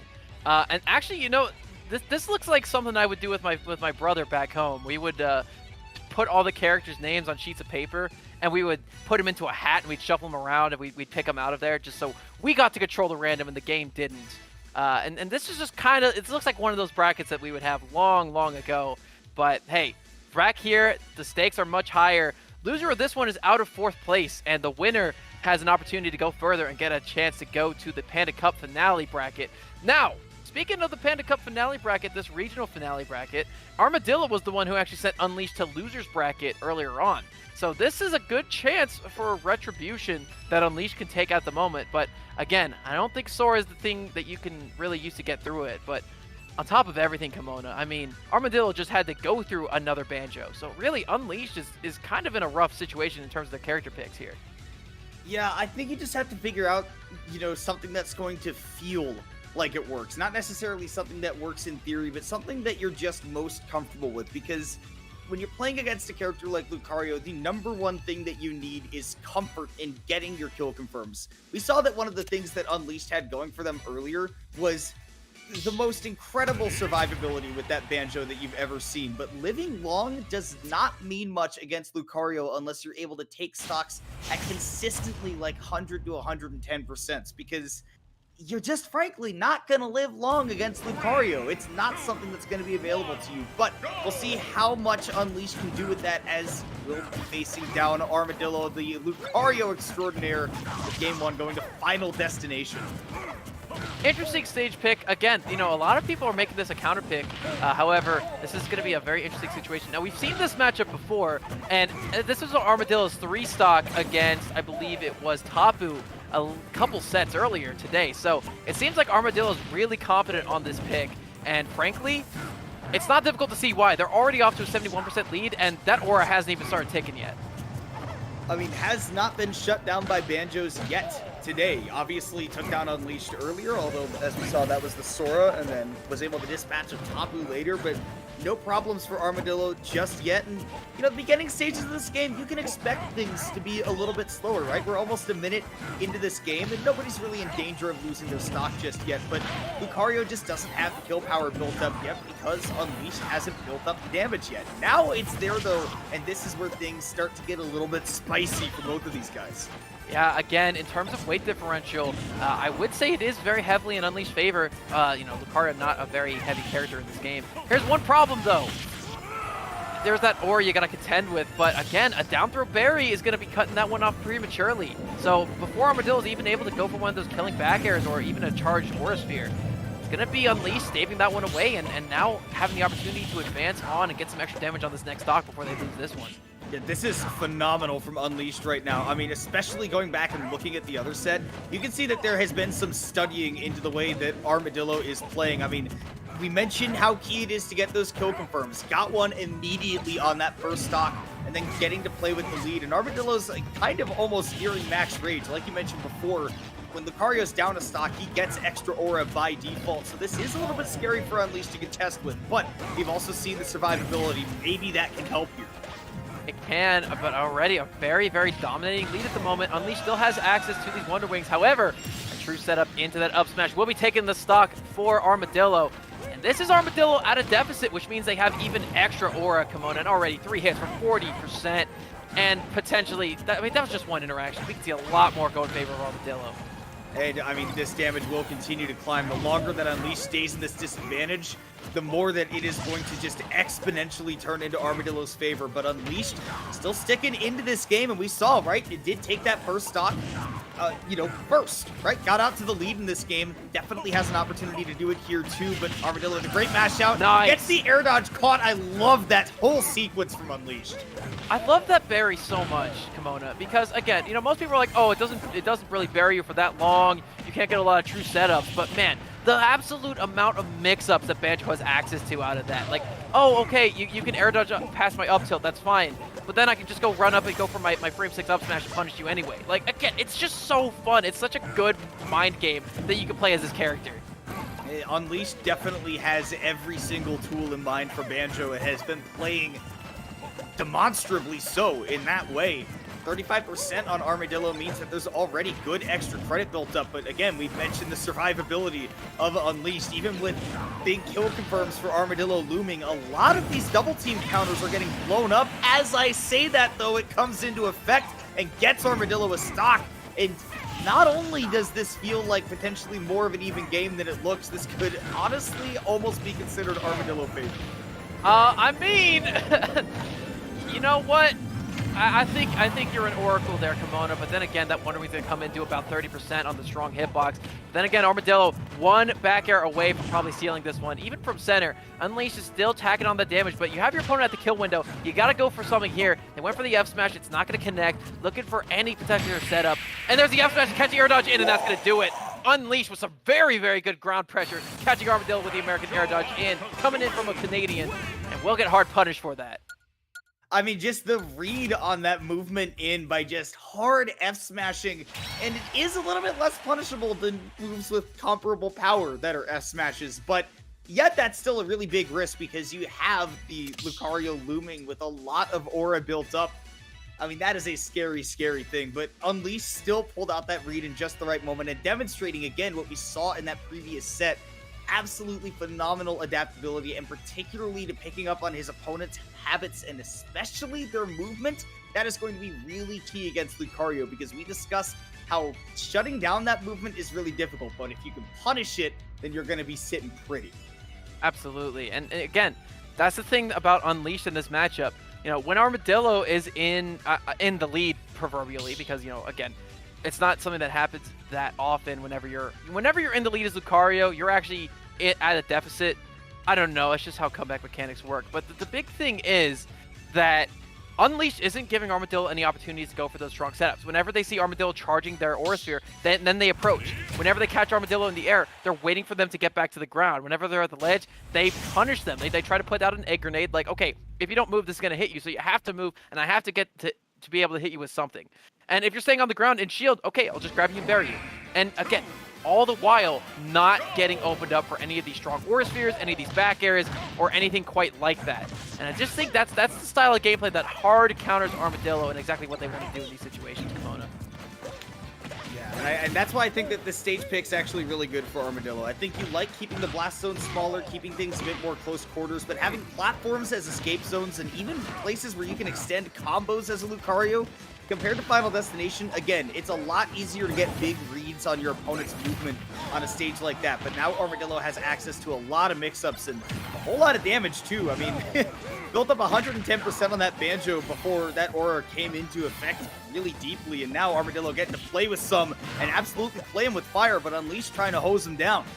Yes, but speaking of getting this extra damage on the board, I mean, you know, Unleashed doing a good job two-framing with the Wonder Wing as well, and then going for some extra damage there with that Regal Blaster. Up smash reads the roll in. Unleashed, from the jaws of losing that first stock, is able to reverse Armadillo and take theirs first. I mean, has just been, again, just so phenomenal in reading movement, and not only reading it, but punishing it accordingly. Has not whiffed on a lot of these big reads, and even if they have, hasn't put them into a lot of hot water either. Again, I am loving what I'm seeing from Unleashed, playing a really, really solid fundamental Banjo, and getting to play with a big lead off of it, getting a big punish on Armadillo for another whiffed counter. Armadillo, I mean, has been pulling out that move almost a little bit too much. I love this particular setup that Unleashed is going for pretty frequently as well, Kimona. The big thing that they're doing is that they're dropping the egg grenade and then running up and shielding in front of it, probably trying to bait out the double team. But even if the double team whiffs and they get the hit on with the egg grenade, they can follow up with a forward air, which is a free extra 15% that they can go for at any given moment too. And man, catches them on the platform with that F smash. Armadillo now at, you know, a good amount of aura, and again, with these good panic options they have, might have an opportunity to beat out Unleashed. That grab whiffing, a lot of grabs whiffing actually, and Unleashed is paying the price for it. Only at 30% though, but that can increase very much these next couple of moments. You can see Armadillo is still trying to play this movement very safely, but that safe movement actually ends up getting called out by Unleashed. We saw that Armadillo was like, okay, I'm at a lot of percent. I want to create some space, not be stuck in a corner. And a lot of the times we've seen Armadillo jump to the platforms to try to make use of them to create some space. And Unleashed called that out perfectly with that side B, and that Wonder Wing has been putting in overtime for them. Absolutely. Right now, goes for a read. It does get the read, but just a little bit late on the come up yet again. Unleashed going for these grounded grabs. Armadillo's microspacing is just a little bit too powerful at the moment. Then again, once that grab does hit, that's really good positioning advantage for Unleashed. The dash attack nearly taking that stock as well, with a little bit of extra aura because Armadillo is on their last stock compared to Unleashed, who's still on their second. And that roll on the platform nearly got punished big time by Unleashed as well, who is still just working with these very solid pieces of chip, right? You talked about it earlier. Chip is chip, and just getting some damage here and there, working out really well and saving the big moments for those kill percents.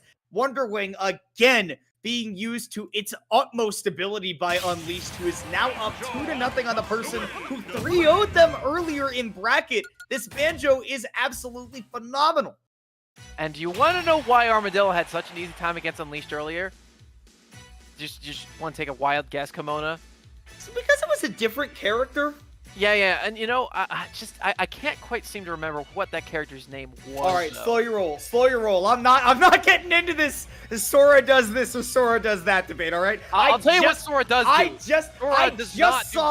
I just saw Kameme get second in a big tournament in Japan. I'm not gonna have this debate right now. If you want to pull it out another time, I'm down. But right Okay, now, okay. there's no room. There's not any room.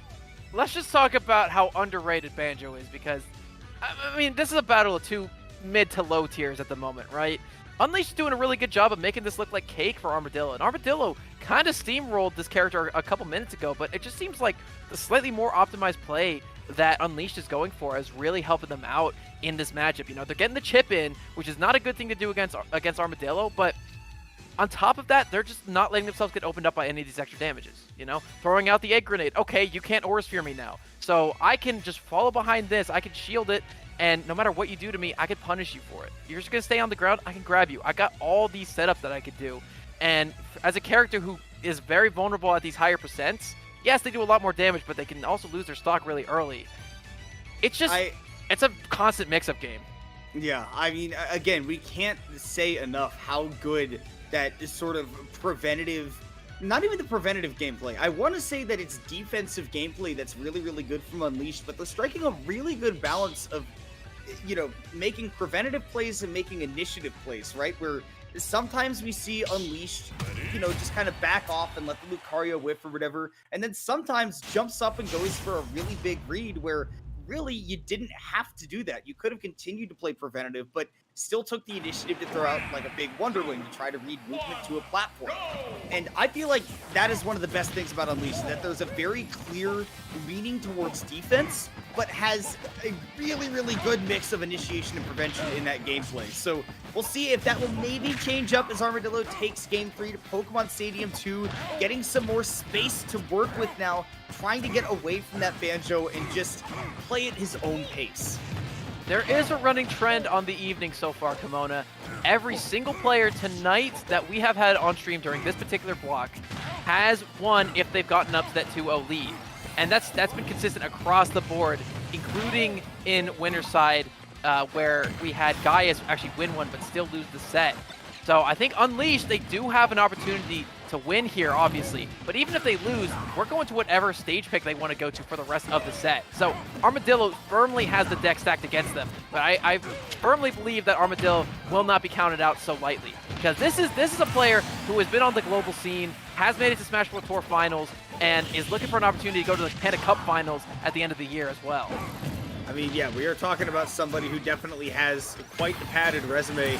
Will get caught for the movement again. A lot of the non-committal movement from Armadillo is what's getting called out by Unleashed. And again, that is normally a hallmark of being able to play Lucario effectively, is that you're very hard to pin down, and a lot of people will swing in situations where they're just not allowed to, but Unleashed has had a really good sense of when they are allowed to and when they need to let Armadillo make up that space. And that's why even this Game 3 on Armadillo's counterpick has been even. They still have a chance to win this set, but we're looking at Unleashed, who still has a chance to win this game and close it out 3-0.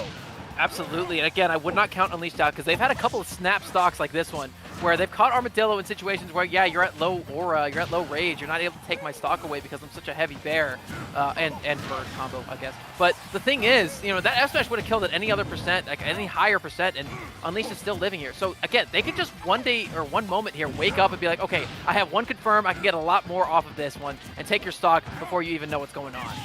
I mean, these movement mix-ups from Unleashed have been amazing as well. Part of why their defense has been so good is he just letting Armadillo jump up onto that platform. Again, that understanding of, I'm Banjo, I don't get an opportunity to punish Lucario up here. I have to let him kind of go where he wants to right now. But there are situations where he puts Armadillo into the corner that he's able to get those really, really big openings. And that's going to be really key during the rest of the set, is if Armadillo can stay out of that corner like this, where Unleashed can potentially unleash one of those big reads. But right now getting punished big time. Yeah, they unleashed that one a little bit too early, and they lost their stock for it. Again, that Wonder Wing is a very good move. It's intangible. Yes, it goes through everything. But if it gets shielded, if it gets red, your opponent's in a really good position to punish, particularly if they're that close off the shield. Now, Armadillo is currently at 77%. This is like the sweet spot where you want to be. You're not going to be losing to one straight hit, but you do have access to that rage. However, you're at 100 now, so you got to be a little bit more careful, a little bit more antsy. But Unleashed now in a very bad situation, already at 60% of their last stock, Kimona. And honestly, if I'm Unleashed right now, I just try to see if I can take this next stock very orthodox. If I've got more reads sitting in the back pocket, maybe saving it for a game 4. And I'm certainly not saying this game 3 is lost. You just try to go for a little bit more orthodox play because you are dealing with a hefty Aura Lucario right now who's getting down throwed. But Order does not connect, and Armadillo turning things around right now. Looking like they will absolutely get to take this game 3 and stay alive. Right, there's the air dodge down, but then again, this is Lucario with Rage, as they have an opportunity to come back there. This is 150% Aura, but that it will be snuffed out by a down tilt. Unleashed currently has 2 Wonder Wings to their name, Kimona. This isn't impossible.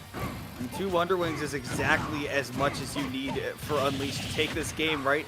Cashing out for that early damage, putting the Lucario in the corner. And again, as long as you play patiently, as long as you kind of let the Lucario run where he wants to, you'll have a couple of opportunities to chip away at him. And a big shield break, that's not going to be enough to give you a stock, but you will get some big damage off of this up smash. Never mind. No, Banjo doesn't do damage. What am I saying? I didn't want to say anything. I wanted to wait for you to figure it out. Just let me suffer. Oh, yeah, of course. Right, oh, bad. yeah, no tech. Sorry. Man, No. 64% too. Oof. Well, that's really big for Armadillo right there. Getting one on the board. Again, you mentioned this at the beginning of that game 3. It seemed like Armadillo had made a couple of adaptations. Would probably be able to take that game 3.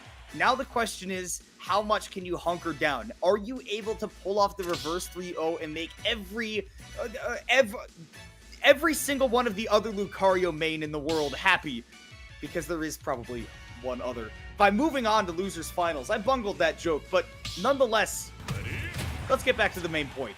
Armadillo has no room to bungle the rest of this set. You're trying to pull off a reverse 3-0. You've got to do that in 2 games that are on Unleashed's counterpicks. And I can't believe I said that sentence without stuttering. And it is back to Final Destination, where we started this set and Unleashed looked almost unstoppable. Yeah, and and that's such an interesting thing to think about as well, because against Tapu earlier, this was like the stage in the matchup for Armadillo, where they 3-stocked Tapu. And Unleashed just kind of came in like it was light work, and already they're off to a very strong lead, 23%, which, again, strong lead, yeah, whatever, it's only 23%, but for Banjo, that 23%, that's a lot. And again, I feel like so much of this set hinges on the movement of Armadillo, who almost got a gift right there from Unleashed. And I mean, you know what? Burning 2 Wonder Wings is a little bit of a gift, because we've, again, seen how good Unleashed is at abusing every single one of them. But missing a B reverse is really, really key. And now you're playing at a little bit of a disadvantage if you're the big bear. Yeah, I do appreciate that Armadillo is being a little bit shiftier with these counters, with these double teams. But I think the one thing that they've been doing better these past 2 games is actually using their Aura Sphere. In the first 2 games, they actually didn't use Aura Sphere all that often, just because Banjo has access to the egg grenades to come out and make it really difficult for you to do anything. Obviously it stops projectiles because it's a hurt box. The thing is, though, Kimona, that doesn't matter to Armadillo. They've been letting it fly anyway. They've been going for charges. They've been changing up the style of gameplay, and they've been able to mix it up, go for those. And even if they don't hit, they're conditioning Unleashed to be in the air. They're conditioning them to be in shield, to avoid it, to try to dodge it in some way. And that's huge for keeping Unleashed on the back foot.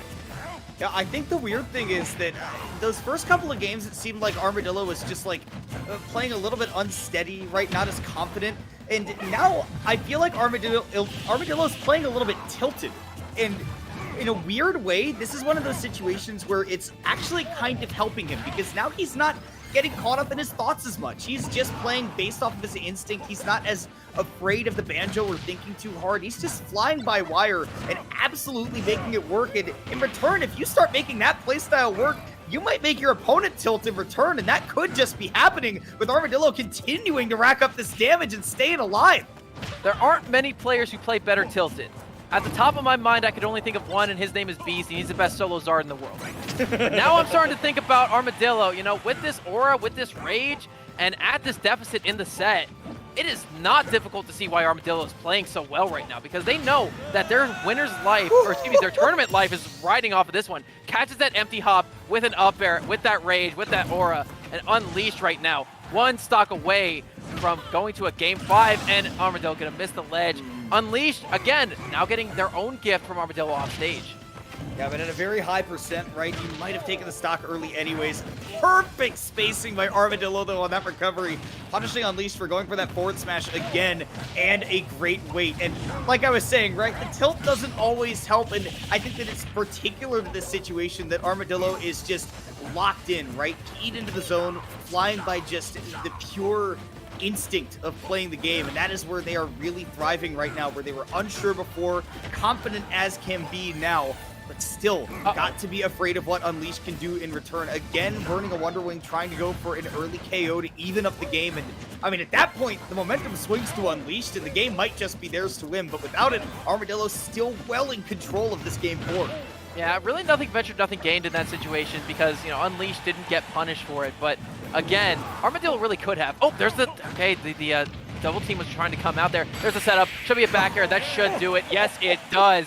Unleashed now has to fight against a potential reverse 3-0 from Armadillo. And you know what? It's really cool how some people can kind of just establish their character, right? Whenever you think someone embodies their character, obviously Light with their fast, hot offense really embodies what you would expect from Fox McCloud, etc., etc. Armadillo playing this well from a deficit, not only in the matches, but in, you know, the set count overall.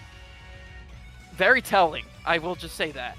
Yeah, I mean, throw away the preconceived notions of like the 2-0 that was there. We're going to a game 5. Things are even 2-2, and Armadillo is locked in now. Again, I can't stress this enough, but those first 2 games, it looked like Armadillo was just not comfortable fighting against Banjo, was thinking way too hard about how to counteract particular things, but now is just going, look, I've beaten this character before. Why am I down 2-0? I don't care how good Unleashed is. I'm Arma-frickin-Dillo, and I can win this set, and that is exactly what we've seen. And if Armadillo continues to play with that fire, this could be a reverse 3-0 for the history books.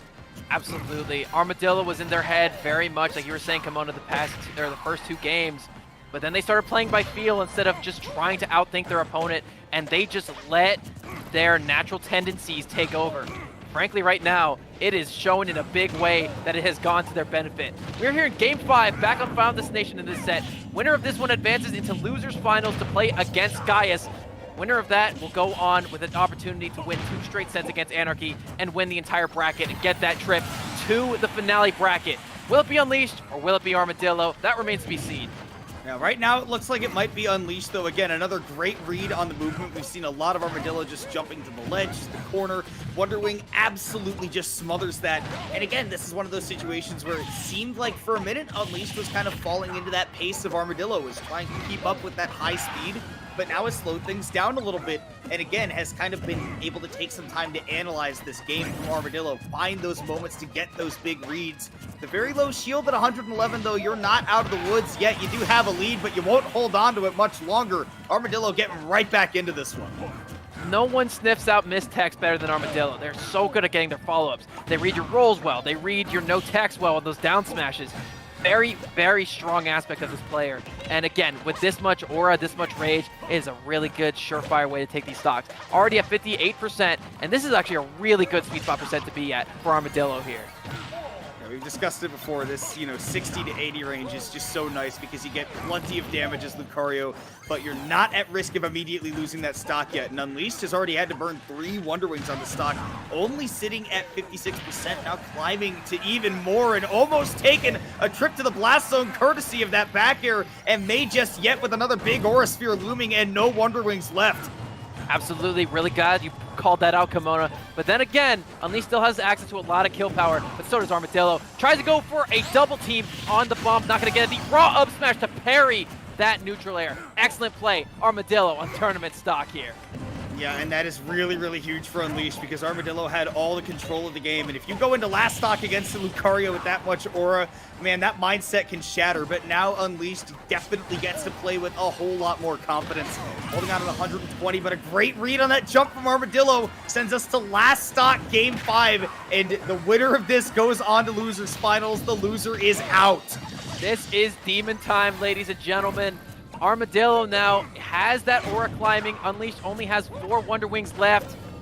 And again, the percent window is heavily in Unleashed favor right now. But as I say that, Armadillo claws their way back into this thing. And with that middling aura percentage, they have an opportunity here. Great mix-up on the landing, though. Late Nair does set the Banjo off stage, falls right into that Wonder Wing. Perfect time to unleash it right there from the man himself. The 108% jumps right into the back air. Armadillo clutching out the Game 5 and sends that reverse 3-0 into the record books with their win. They continue their streak of wins over Unleashed, and I cannot see into Armadillo's house right now, but I felt that pop-off that happened in Canada all the way down here in Texas. Well, you can actually see into their house because Armadillo is streaming at the moment on their Twitch, so go give them some love. Go hype them up because they got a big set coming up against Gaius next. But you know what it was in that last game in particular, Kimona? You know, it seems like more working pieces started getting added during that Game 3, where Armadillo started using more of the Aura Spheres to actually punish their opponent. They did that all the way through Game 4. Game 5, what it was some really good locks on recoveries from themselves, and also on the recoveries coming in from Unleashed. Unleashed was trying to use that side B to come in from the ledge, but whenever they recognized that Unleashed was too far out, they would grill him with an Aura Sphere for an extra couple of percentages here.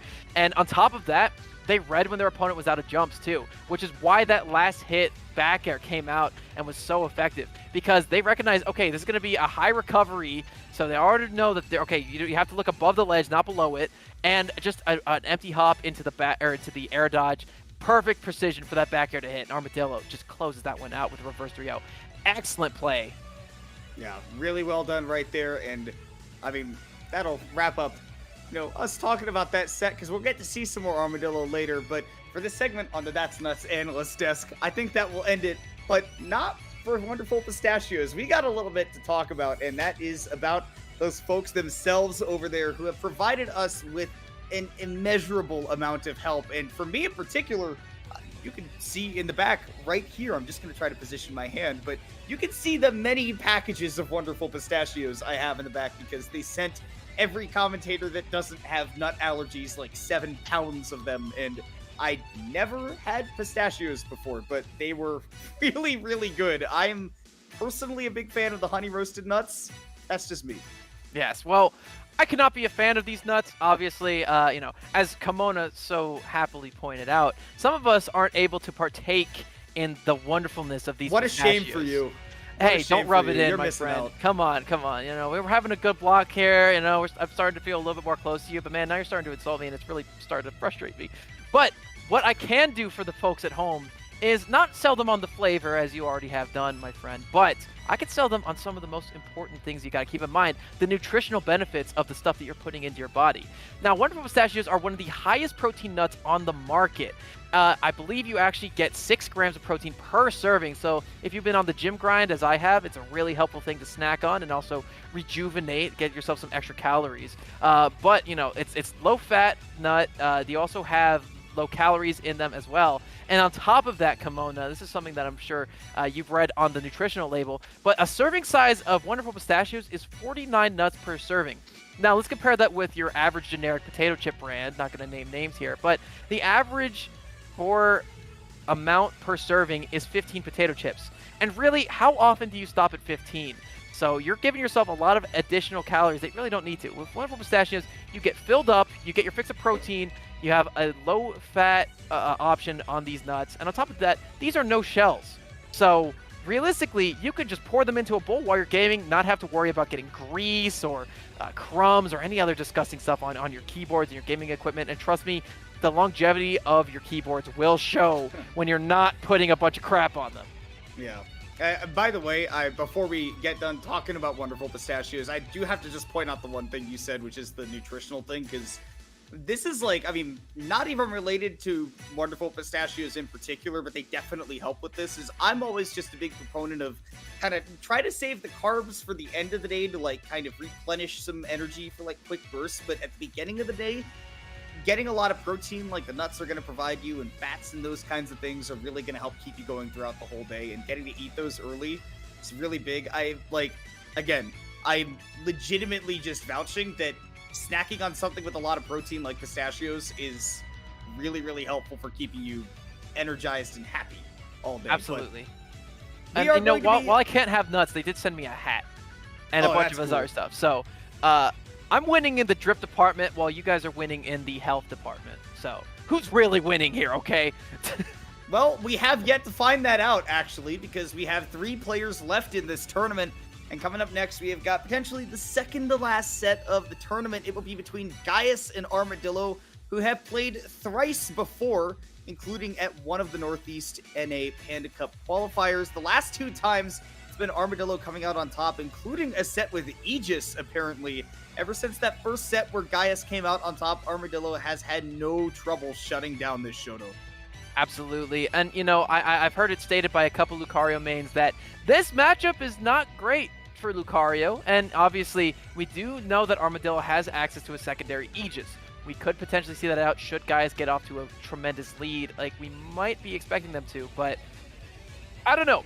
I feel like if Gaius is going to go for the Ryu, they're going to be on the back foot a little bit because Armadillo's Aura Spheres are just going to be able to go right through those Hadoukens, particularly the Shakunetsu Hadoukens, which actually have less projectile health and will lose to some of these more charged Aura Spheres. But I do agree on the Ken counter pick, though. Ken's really good in this close range, really good out of shield, and Armadillo, very similarly to Anarchy, really does like to land with Nair on shield. So this will be an interesting one to say the least, Kimona.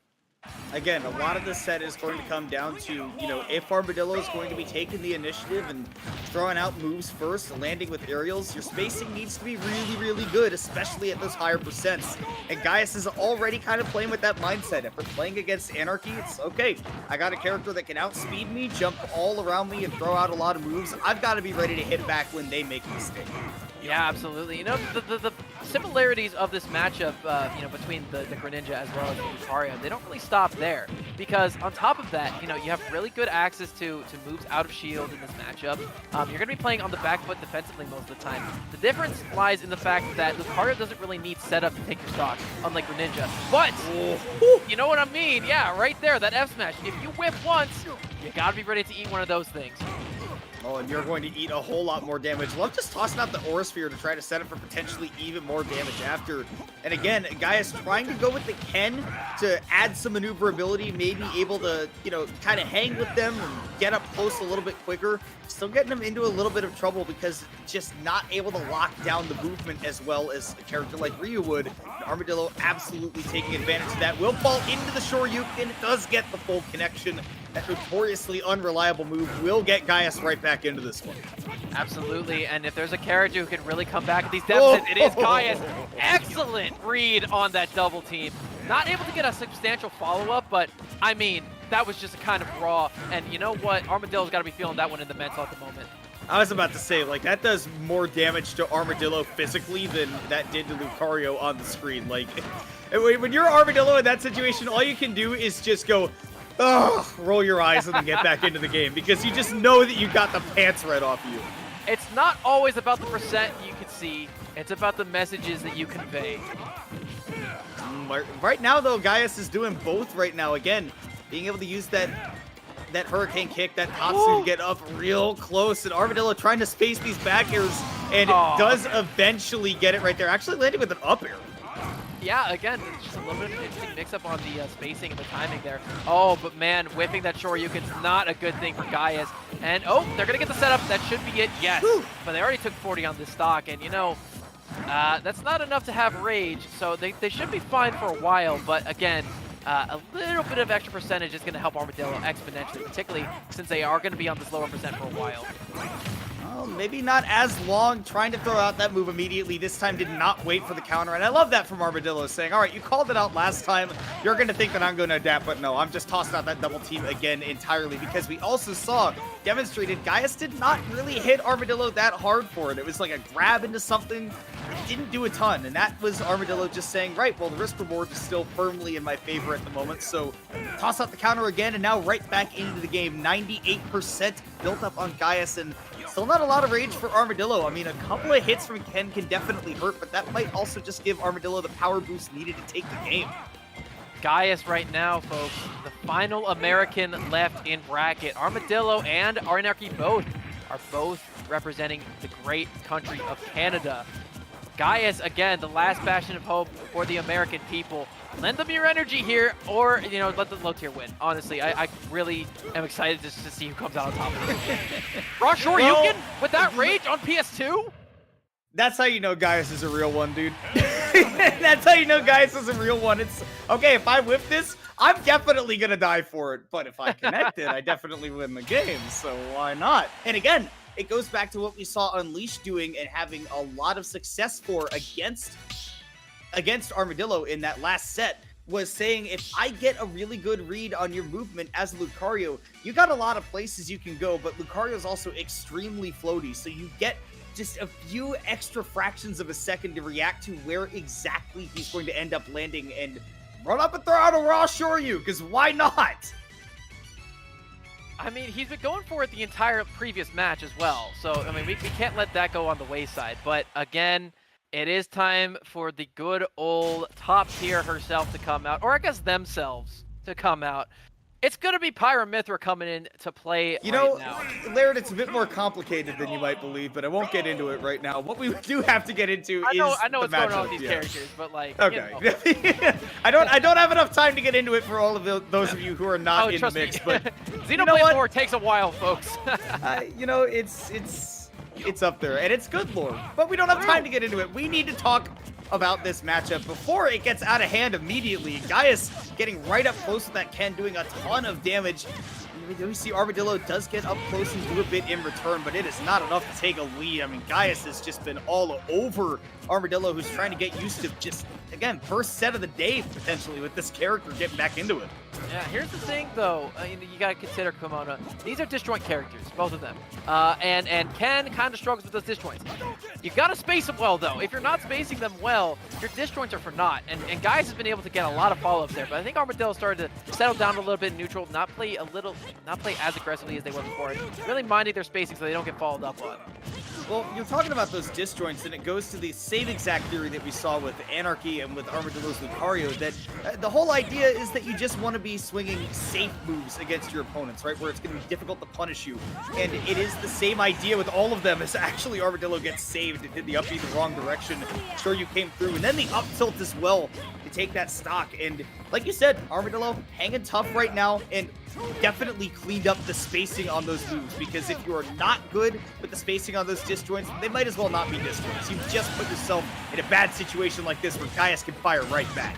Absolutely. And you know, something that I've been noting about Gaius, particularly compared to their set versus Anarchy, is how effective their ground game's been. They've been doing a really good job of just running up and shielding, taking space, you know, corralling their opponents to have fewer options, and then going to those follow-ups. But right now, Armadillo on this battlefield pick has been doing a really good job weaving around these platforms and saying, you know what, you wanna force me to be airborne? That's fine. I got big sword and I can put you in the corner very easily.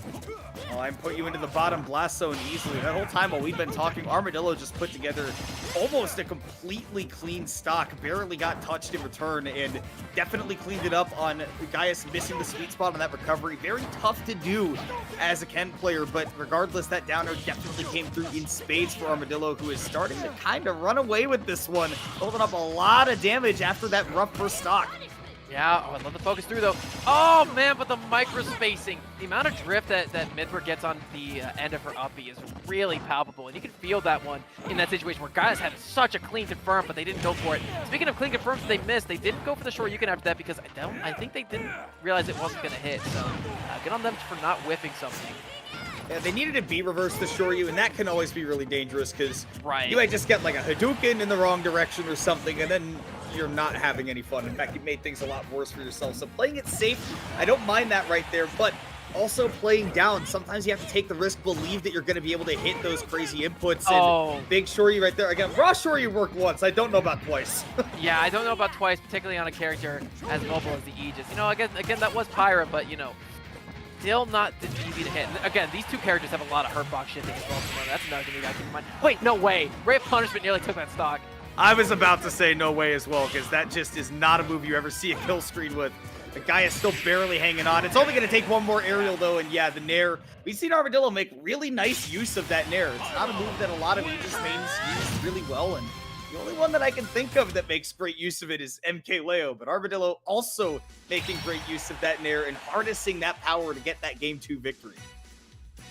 Well, it is an even set count, folks, which means we are going to a Game 3 flex game. That means the winner of this one will have counter pick advantage should we go to a game 5, as well as momentum for the rest of the set going forward. And Kimona, I don't know about you, I prefer to not be down to my opponent 2-1. That's not something I very much like in my future. And if I'm Gaius, I'm feeling the same way. So Gaius might be trying to mix things up here a little bit too. And, you know, I wouldn't be shocked to see the Ryu come out, because I think Ryu's going to be really good at corralling the opponent, the opposing Aegis of dashing in or whatever. But the Ken will be the pick. They're going to maintain that one. I believe it will be a stage counter pick instead. Yeah, I don't mind sticking with the Ken either, right? I think that we did see a lot of merit to it. There were just a couple of times that I think we saw, you know, decently big risks from Gaius that did get blown up a couple of times.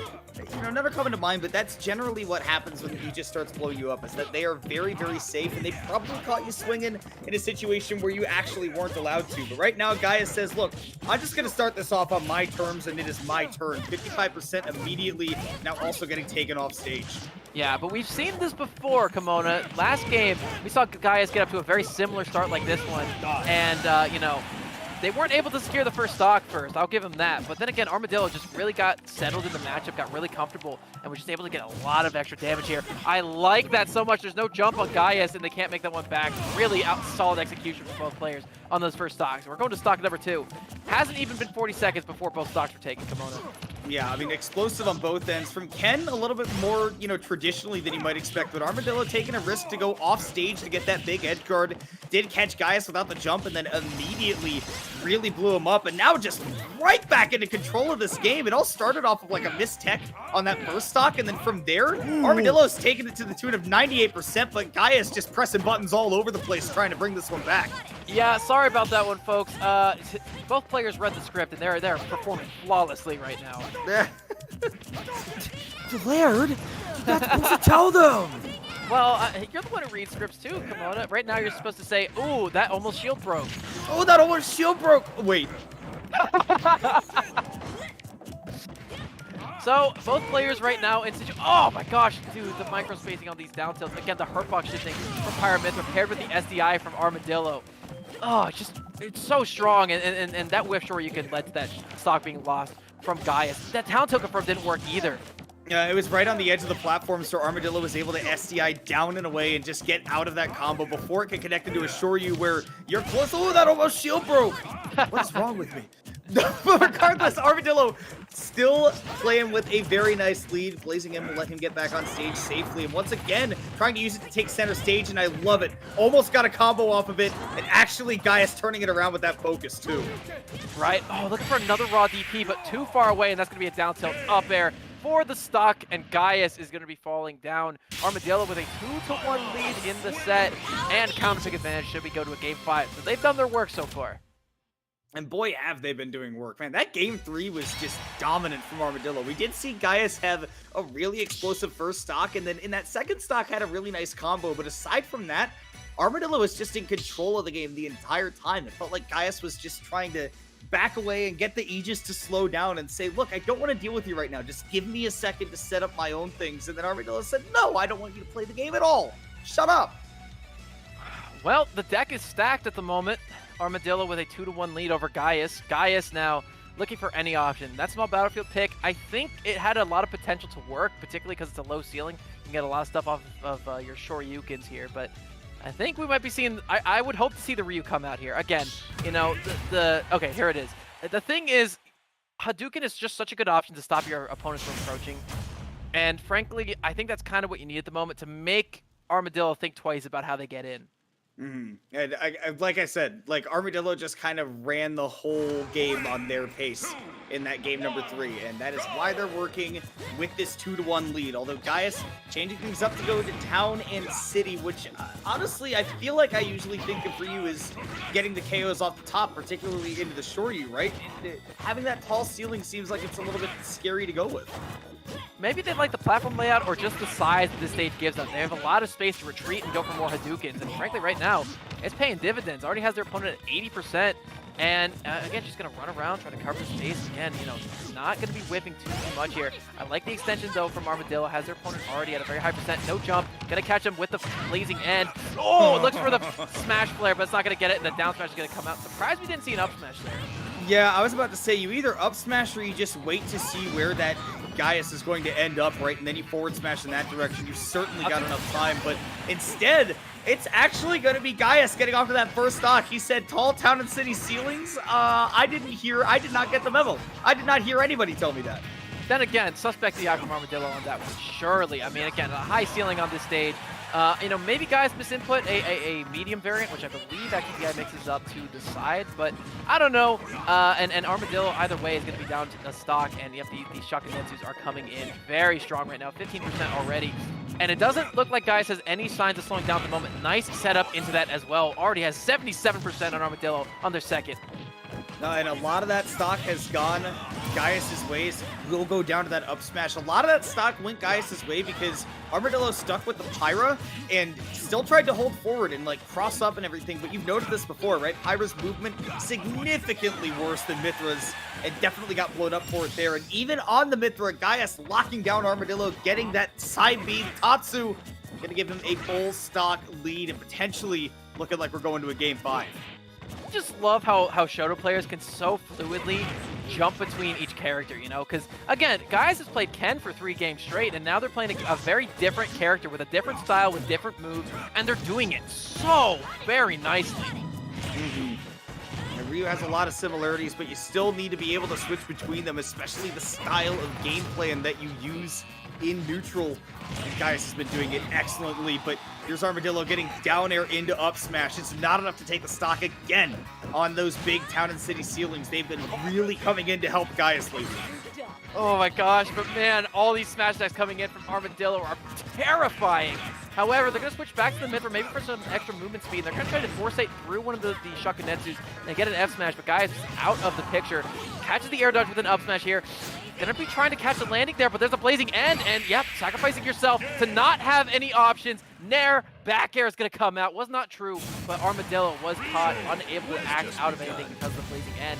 So, we're going to a game 5 situation here in this set, and I could not be happier to see these ones go the distance.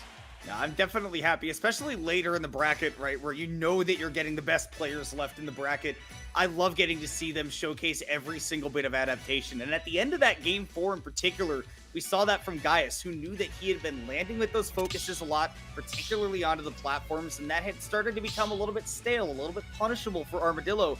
That's why we saw Armadillo throw out the blazing end to try to catch that focus landing onto the platform. But Gaius simply used that focus to immediately cancel out, go back onto the stage, and that gave him a free setup for a back air as Armadillo was trying to chase onto that platform, get the sword back. It was a free kill for Gaius, and it was great adaptation. And now we get the decisive game 5, and it is Armadillo back to the tried and true Lucario on Battlefield.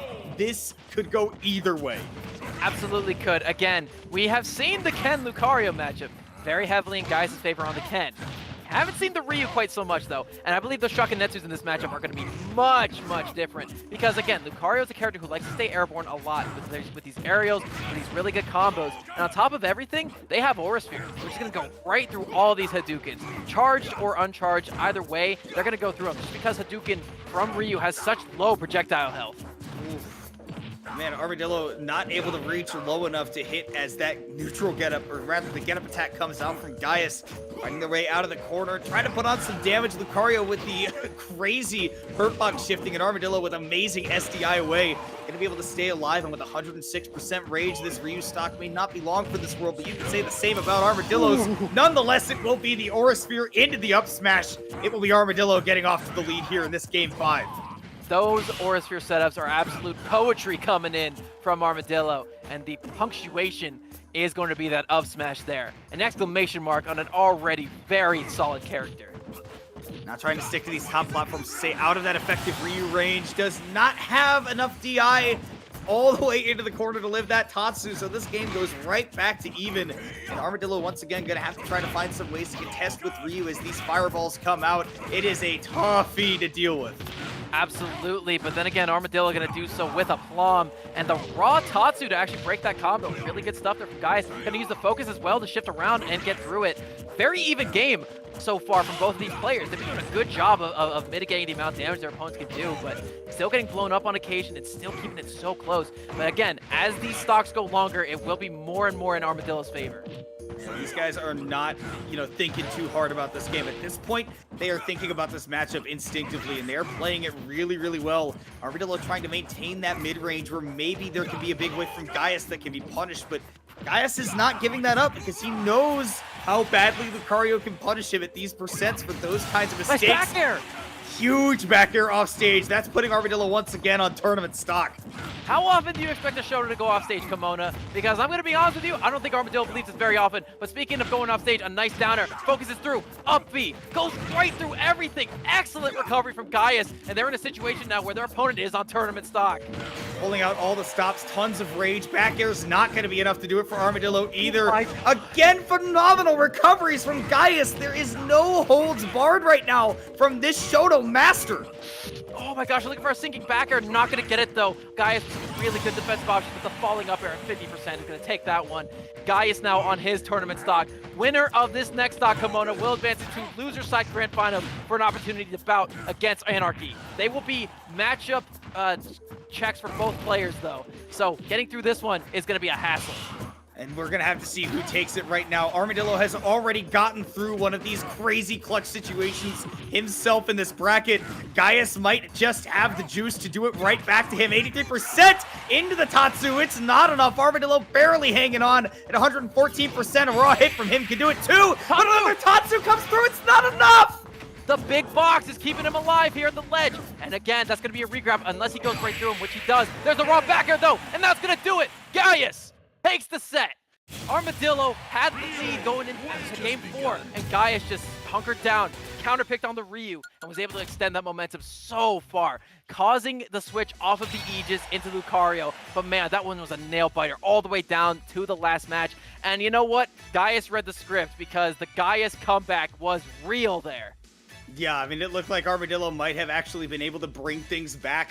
Playing with that rage Lucario, it's so scary, but Gaius did not play scared, got right back into things, did not divert the game plan, just stayed solid with that and said, look, if I land this back air, I can get the win. And that was a ballsy move to jump above a Lucario with that much rage, because a back air right there can absolutely knock you out of it, but Gaius is not knocked out of the tournament. Armadillo is out at third, and we will get a rematch in grand finals.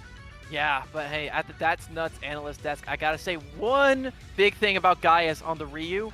Their focus mix-ups were so different from their Ken's focus mix-ups. Because in the air, particularly against the Aegis in Game 4, they were just all around the place. And in Game 5 against the Armadillo Lucario, I believe the highlight of that match was when they got back on stage from a really big deficit. They were on the left side of the stage trying to come back, but what they did, they held on to their jump, they focused first, and then they faded away, used the focus cancel backwards instead of going in, which a lot of people do. And Armadillo was expecting that variation of it, but they jumped and used the Tatsu to get out of dodge. Again, just really good knowledge of this character's movement, Kimona.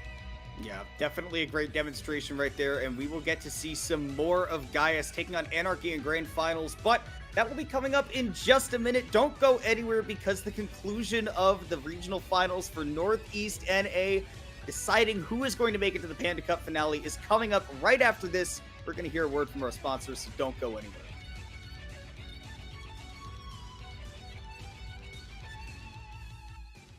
Sheldon, we're definitely not making flavors of no-shells pistachios. Then why are you dressed like that? You got us. We are making honey and chili flavors. Are we? Yeah. Wait, then why are you dressed like that? My wife likes it. Spicy. 4-alarm fire in the boudoir. Chill. Grubhub delivers convenience items. Grubhub delivers convenience items.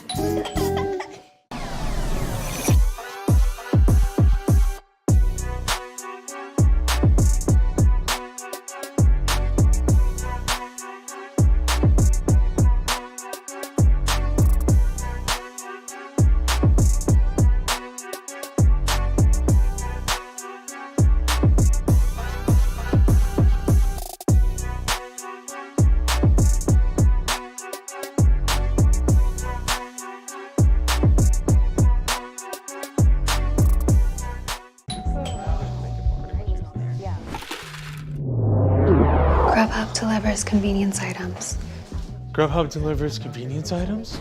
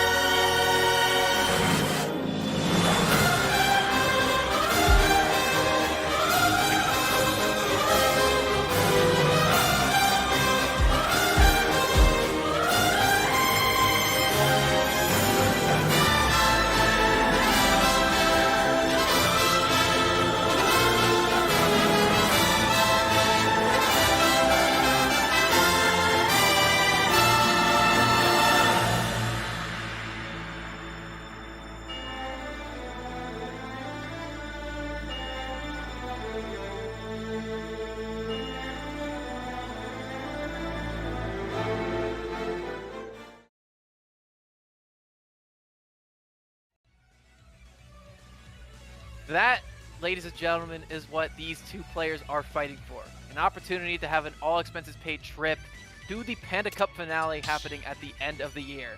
And whoever doesn't succeed today will probably have to go through the grueling competition that will be in that last chance qualifier, which is already shaping up to be a very, very difficult bracket to overcome.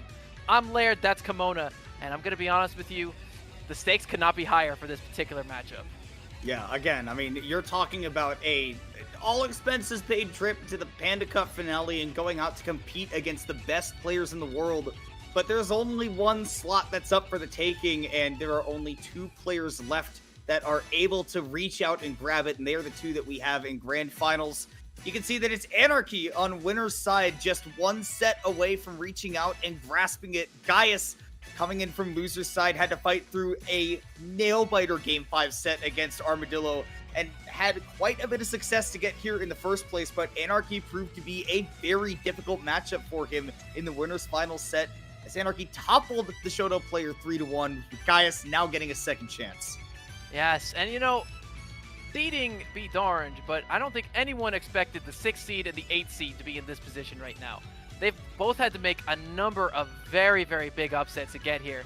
And, you know, there's going to need to be a couple more on the table if Gaius wants to win this thing. A 6-1 deficit between these two across their entire careers. And, you know, Kimona, I'm going to be honest with you, statistically, it doesn't look like Gaius is heavily favored in this matchup. I mean, we've seen one win somewhat recently. I don't even say somewhat recently. I'm pretty sure that's like 40 bamboo battles ago that that Gaius got that win. And then, you know, again, they're matched up again today. We commentated it just a mere like hour and a half ago, and that was a 3-1 victory for Anarchy. And even though Gaius did get one on the board with the Ryu, the rest of the games looked pretty solidly. I'm not even going to say pretty solidly favored for Anarchy.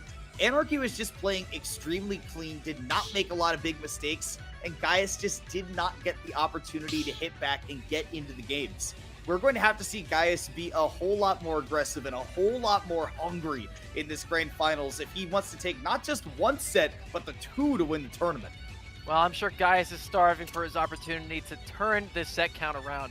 If Gaius wants to succeed tonight, their win rate against Anarchy is going to go up exponentially, because currently they're down 6-1. They're going to have to be at 6-3 by the end of the night if they win this. And on top of that, that means lifetime, they're going to be only like 33% out of the matchup. So that's a good deal for Gaius. And you know what? It all comes down to this, Kimona. Winner of this one gets to go out to sunny California at the end of the year for the Panda Cup finale bracket. I don't think anyone wants to miss that one. And least of all, the two players with the biggest opportunity to qualify right now. Let's get it. Yeah, you mentioned this earlier, right? Gaius, one of the only American left in the bracket right now. Anarchy, the sole representative of Canada, left as well. So this is an international battle, most technically. Yes. Even though they are, within the same continental region, this is still fighting for a whole lot of pride to be able to represent your country at the Panda Cup finale. And right now, it is actually Gaius getting off to the early lead, building up a lot of chip damage with these fireballs. And honestly, with Gaius having played the more recent set, this normally happens in grand finals. The person coming up from losers usually gets, if not a game or two, they definitely get off to the hotter start in the first set because they just came off of a win in losers finals, and now they're going up against somebody who had to sit and cool their heels sitting in grand finals, waiting for all of that to conclude for a while. But Anarchy already finding some groove, fighting back, and barely hanging on. And to your point, Kimona, something I can say from first-hand experience playing against Anarchy, no matter how much time this young man has to wait while they are in grands, it doesn't matter. They are always playing hot. But then again, Gaius just playing a little bit hotter at the moment. Going to get that Tapu set up with these down tilts. Anarchy on the back foot now, and they have an opportunity here to really extend their lead further. Again, Ryu, a character who can do so much damage so quickly, particularly at the hands of Gaius as well. And we've seen Gaius have some pretty impressive damage output so far. And again, it just goes to show that Anarchy really needs to be not making big mistakes, especially on these approaches, if you're going to be able to win these games, because Gaius gets one touch and it does mean a whole lot of damage. Dropping a combo there, though, does let Anarchy get away a little bit scot-free at 108%, starting to get access to those kill confirms as well. Right. Oh my gosh, but the no tech from Gaius actually ended up saving him there. There's the spike off of the downer. Not a setup that a lot of ninjas go for, but Anarchy's very, very good at it. Catches the roll on with that short hop forward air to take that stock away, and that forward air does everything you need it to do. Yes, it's got a long startup time, but it doesn't really matter when you got confirmed into it and out of it. And on top of that, it's disjointed, it's really safe on shield, has a lot of damage, and obviously has that really strong kill confirm potential as well. Ooh, you talk about potential, though. Anarchy missing out on potential big damage right there. Tried to go for a drag down up air combo off the platform, but buffered that up air a little bit too early. It ended up being an up tilt on the platform. Wasn't able to get the KO on Gaius, and actually a trade-off stage. Anarchy definitely didn't want to take that, but neither did Gaius. I mean, you looked at Anarchy trying to take a lead, but now the game is right back to even when Gaius was in control of this game the entire time. Yeah, so that was the first hit of backer that traded with the Shoryuken. So, Anarchy wasn't ready for that, wasn't ready for the stage spike, and Gaius wasn't ready to get hit by that, so they weren't, neither one of them were able to recover from those situations. And firmly, in an even stock situation, Anarchy's going to come out on top first, currently at 28%, where their opponent's at 61%. It's one of those situations where you have to wonder if that's going to have a significant mental effect on either player, particularly how it's going to affect Gaius, who's coming from the loser's bracket. You can't afford to lose your confidence in any situation because you've got 2 sets to go through. It is inherently an unfair playing field. Anarchy has the upper hand in having more sets to play with, and for Gaius right now, doesn't look too bothered, still keeping up the pressure, playing just the same as ever. Anarchy not going to be able to hang on long enough to take that game. Great aggression, like we mentioned earlier, from Gaius. That's enough to take game 1 of this first set of grand finals. He catches that roll away so well, the double down tilt. Again, you can't very easily cross up Shoto's Kimona, and Ryu is no exception there. Gaius is going to go up to a very early set lead. Whenever Gaius has a lead in a set, generally they do some very, very good things going forward. Any extra bit of fail safes go a long way in this one. And I mean, getting to play with, a game lead in this first set, I mean, that is helpful, but if you're Gaius, you're not even thinking about this being the first set. You are just trying to 3-0 this and get reset as quickly as possible because, one, you want to demolish that morale of Anarchy, right? Who especially came in getting a really solid 3-1 victory in winners finals, thinking, all right, I've already beaten this guy. I can do it again. I just need to play well. But now Gaius kind of playing with some extra pep in his step, kind of gone up to level 2 here. And if you can catch Anarchy in the back foot, you can really start to run away with a train of momentum in this set. Yeah, and for those of you who haven't heard Anarchy's name before, you would be the first to sleep on him. This young man, a very talented player in their own right, a Wi-Fi warrior back in the COVID era. And on top of everything, they've had some really good performances offline as well. Their team in the collegiate scene, based in college, actually was able to go to the regional finale of their region and come out on top of that one, winning a trophy for their school. On top of that, a 9th place finish at Shines Singles was a really big deal for them as well. And that was like the first big opportunity they had to go far at a major event in their career. And I'm going to be honest with you, Kimona, if they have the opportunity to go to California, they might make some really stunning upsets there as well. And the way they're playing right now, it looks like they just might earn that opportunity. Gaius getting bailed out of a potential confirm right there by that immediate activation of the focus. Does still take the damage, but doesn't take the knockback. And that's the key when you're about to lose that first stock. Again, though, Anarchy moving. A couple of key mistakes, misinputs from Gaius have gotten him into some really huge trouble. It's giving Anarchy the ability to play with the lead here now. Right, but again, I like the usage of these back airs to mix up a little bit here. The thing about Gaius is that they really caught on to the fact that Anarchy was trying to land with neutral air before, as well as forward air, etc. The big thing is that Focus is actually able to break those, but not back air. Back air is a multi-hit aerial, and it's going to be able to go through Focus pretty quickly. That down tilt, though, is going to get focused on, and Gaius with a true setup for that stock. I mean, the easiest setup you can ask for. Your opponent's in crumple for over a full second. Why not just give him everything you got? And Gaius definitely doing that, getting this game right back to even. But Anarchy is still playing with a percentage lead, and that means that he can continue to play confidently, hopping around between these platforms. We noted how these full hop fastballs without even anything mixed into them are doing wonders for making Gaius feel like he has got to approach this Greninja, who is just having a field day hopping around the town and the city. Yeah, I'm really glad you bring that up too, Kimona, because the thing about Greninja, a lot of people are like, oh my gosh, he's so fast. Yeah, he's fast horizontally, but vertically, he's also very fast. One of the fastest hoppers in the entire game. You know, obviously, he's got a very good jump in general because it covers so much distance, but the speed at which he accelerates is comparable to a Zero Suit and a Falco.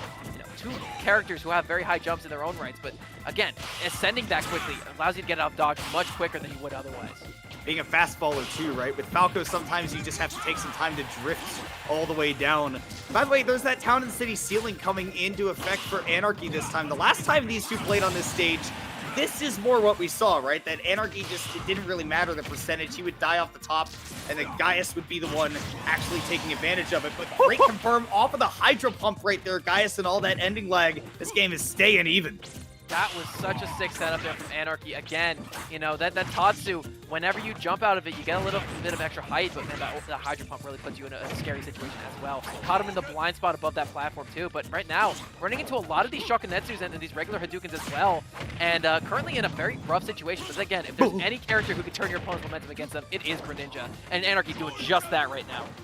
If Gaius gets caught in this rhythm, he could be in real trouble. I love that disengage there from Anarchy. A lot of people would get aggressive and say, well, I already hit you once on the focus. Let me just go for one more. But Anarchy, no, playing really safe around this. And again, game's still sticking to even. I say even, but this Greninja's real close to dying to a jab Shoryu.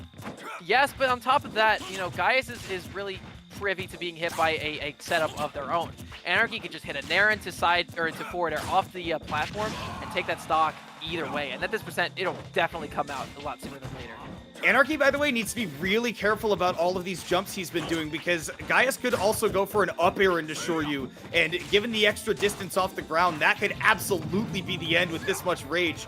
Anarchy doing a lot of these jumps trying to keep some distance from Ryu. It could be scary. Read the focus, though, and that will be an instant demolition of that stock. Anarchy, that evasiveness just setting up perfectly for one of those moments where Gaius felt like he had to get away, had to pop that focus, perfectly landed right into the midst of those two swords. Yeah, focus kind of slows down your air drift a little bit there, so Anarchy with a really perfect read on that said, okay, you know what you're gonna do? You're gonna focus, it's gonna stop your air momentum, and I'm gonna go for my 2-hit up smash. The first hit will get focused, okay, yeah, I can live with that, but the second one, that's gonna end your stock, baby, and it's a 1-to-1 set count going into game number 3 here, Kimona. Sent them flying, and now, like you mentioned before, this is the flex point in the set. This is where things can really turn around in this game 3. Whoever wins this one gets to play with counter pick advantage for the rest of the set. And again, for somebody like Gaius who's playing from loser's bracket, you need every single advantage that you can get. So if Anarchy wins this game, it's looking very, very favorable for Canada to be going down to the Panda Cup finale. Yeah, but again, I would not undercut Gaius here. Yes, sure, Anarchy is starting to gain a little bit of momentum, but Gaius is so good at turning those things on their head already with a lot of percent racked up. But I think that the single hops tomahawking from Anarchy has been a really big factor in this one as well. Most of the time, Gaius is waiting for Anarchy to touch their shield in some facet, but not been happening too much. And Anarchy just, whenever they have a lead, they've just been, okay, let me just hop in place a little bit. Let me just hop in place a little bit. Now you have to approach me, and Greninja is so good at catching you on the back foot whenever you just overextend even slightly. And it's been a really good adjustment, too, on that end, because in that first set, we talked so much about how, Anarchy is going to need to space these aerials perfectly on shield, right? And one thing that Gaius can do is try to disrupt that by spacing a little bit deeper in or deeper out, so that we do end up seeing Anarchy misspace those aerials and either misses a cross-up or lands too close on shield, and then Gaius gets a big confirm, just like this, immediately into the up smash to take that pro stock. That's why we've seen Anarchy throw out a lot fewer of these aerials, doing a lot more of these empty hops, but now Gaius is starting to call that out too, so how will this continue to develop? I already liked the way the stock started. A car canceled down smash into the Shukanetsu for a little bit of extra damage too. Oh my gosh, it catches him jumping above the ledge with the reverse hitbox of the Tapu as well. And into the double up air, Shoryuken! And Gaius is going to be surging on to a 3-1 stock lead. Goodness gracious, Gaius is making great use of this stage right now. I mean, the small blast zones, the close quarters battle, you name it, and especially given that Anarchy doesn't have a bunch of space to work with jumping to these platforms, Gaius has also been able to cover these empty hops incredibly well. This is looking like it is his game to take. Absolutely, and these falling neutral airs from Gaius have been such a good factor as well. We've been talking about Anarchies all day, but whenever Gaius gets them, usually able to extend into something. And I love the low hang too, avoiding that back air flawlessly, and the DP comes out. Oh man, the up air comes out too, but not going to go for a Shoryuken after that. Probably recognizing it's a little stale, probably will not take this stock just yet. I love the one down tilt as well, but they'll be rolling into that forward air. Anarchy not out of this thing just yet, but they are a little worse for wear, Kimona. I mean, you literally have to play without making a single mistake if you're Anarchy right now.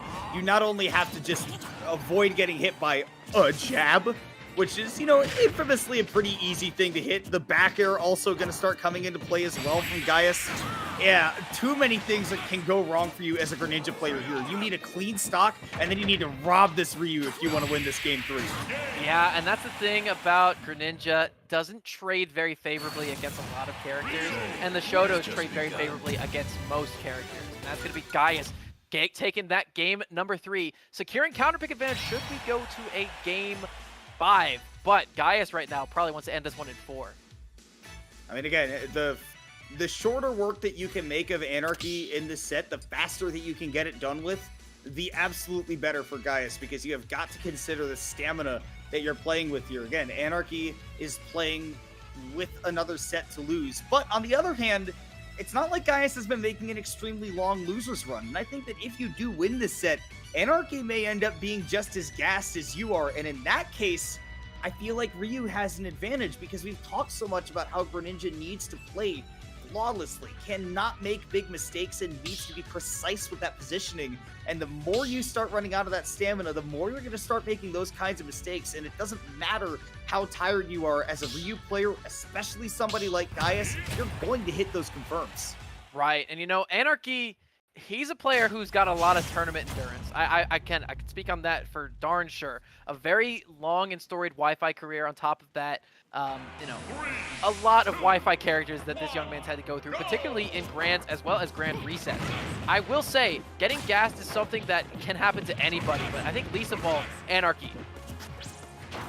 I mean, we've seen Anarchy have these deep runs before, but now is really time to buckle down and make sure that it happens, because, I mean, right off the bat, Gaius doing 82%, even on Anarchy's counterpick of Pokemon Stadium 2, getting a lot of room to work around with, being able to play with a wider margin of error, definitely starting to get these juggles built up on Ryu. The question is, can you start matching this damage output? Can you start hitting him for big damage as well? Because that's when Anarchy has been at his best.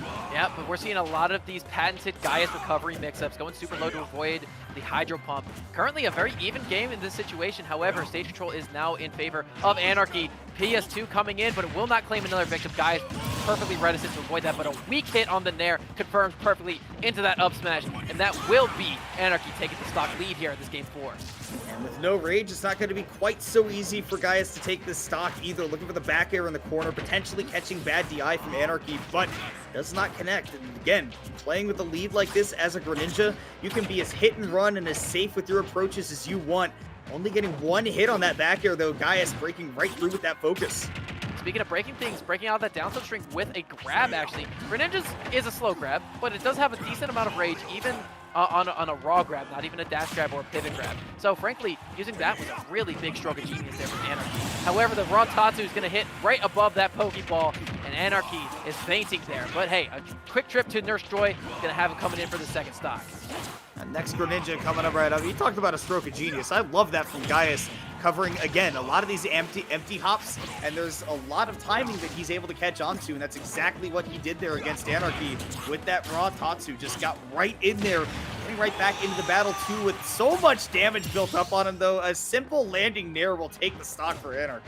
Yeah, that's something that you got to keep in mind. That move transitions very easily from comboing to killing, and on top of that, even if you're at that high percent, the weak hit still combos very, very well for a lot of these aerials. So Anarchy with some really good management there of using that move perfectly. However, though, he's at kill percent.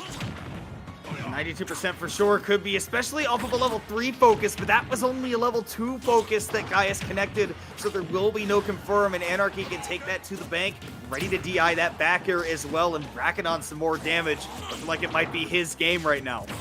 It could be. Yep, there's that raw backer to catch the jump, too. They're going to land right into a Shakunetsu. Just right now trying to cover space is Gaius, doing a good job of it too. Looking for anything. Yep, I love that they went for a little bit of extra damage on that shield because, again, Anarchy really easily jumps out of shield after 1 or 2 hits whenever Gaius tries to go for a different follow-up. So I love the mix-up from Gaius there. And I love his spacing too, right? I mean, even if it looks like Anarchy might win this game, I love the ideas that he's having to just try to dance around that Greninja approach range. You can see, trying to use these platforms as a little bit of a roof too, to make it harder for the Greninja to approach with these aerials. And now, we once again have a game. 98%, not unable to make a comeback, but Anarchy hits him with the same exact thing we saw in that game too. And again, that's such a good closer from Anarchy. Recognizes, okay, you know, whenever you're getting hit back, you don't want to be off stage against me. I got a multi-hit back here, and I could just, you know, hit that right through your focus.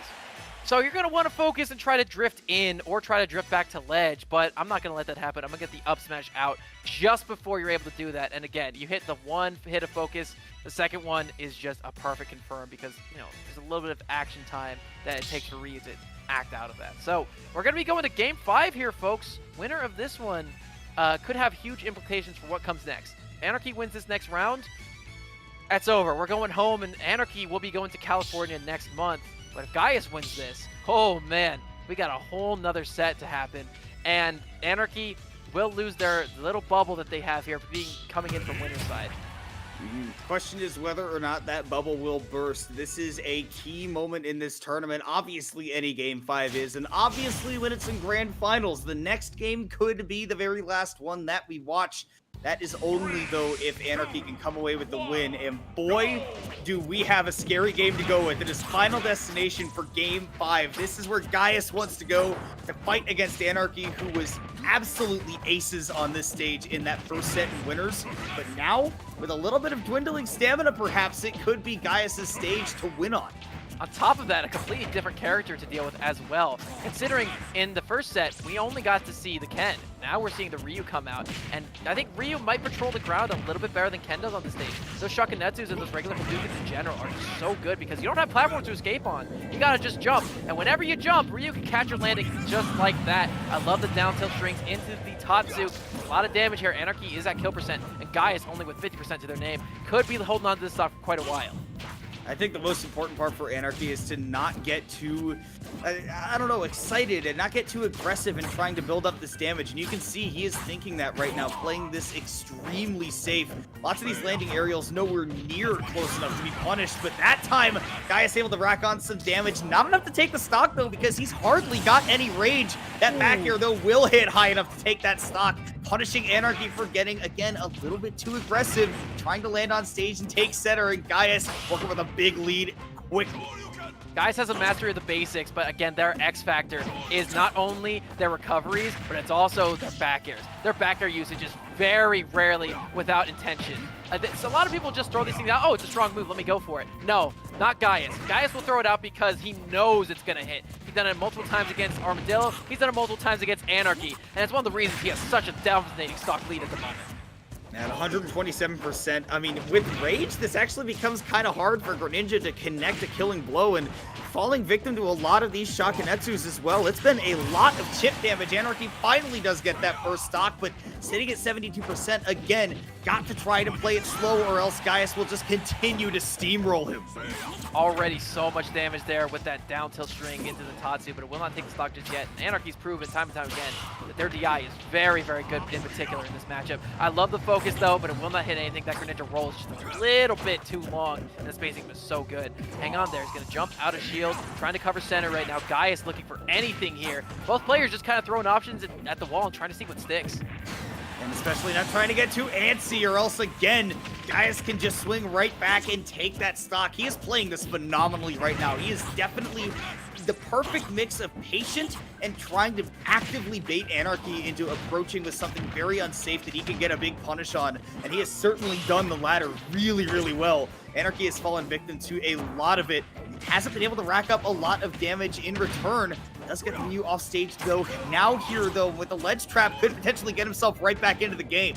Absolutely, but Gaius is going to have a strong foothold at center stage at the moment.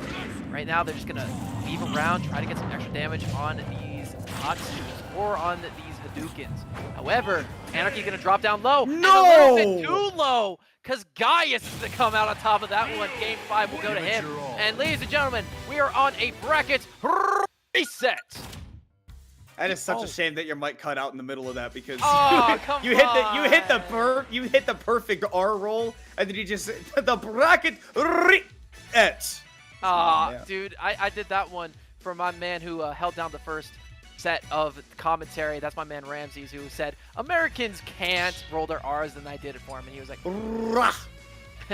anyway, folks. How about that, Ramses?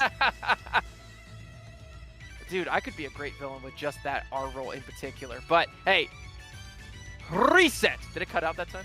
No, you got it this time. Go. Okay. You're all good.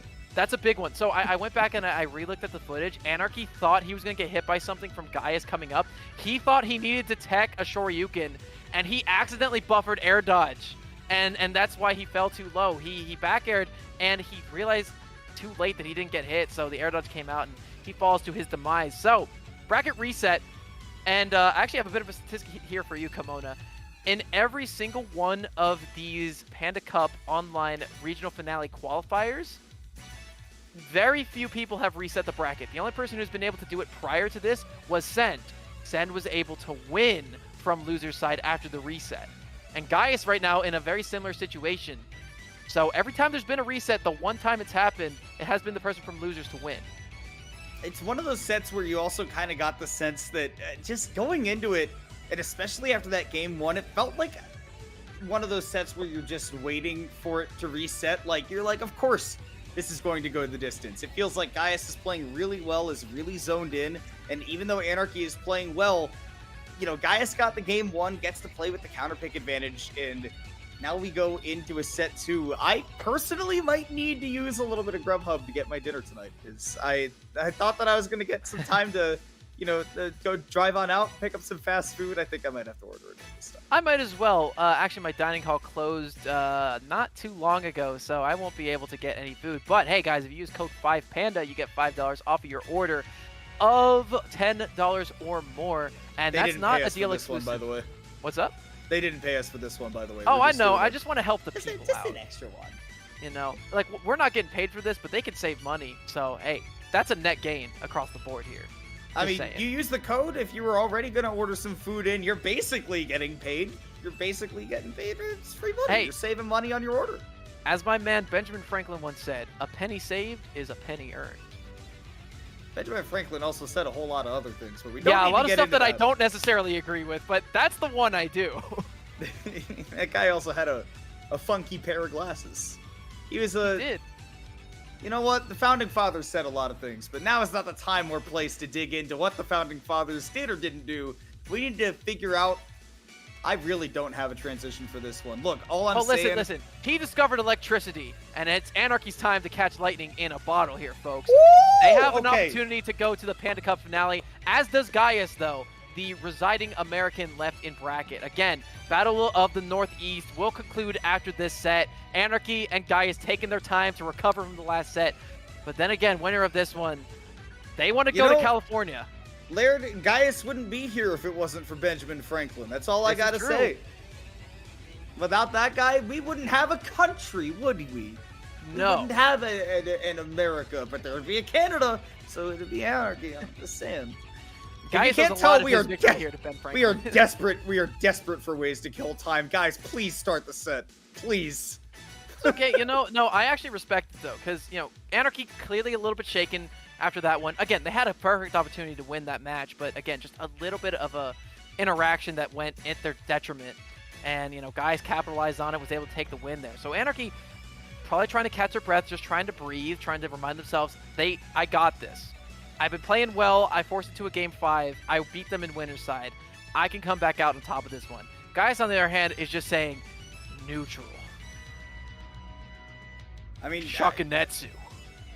Try to keep the mental state neutral, I guess, right?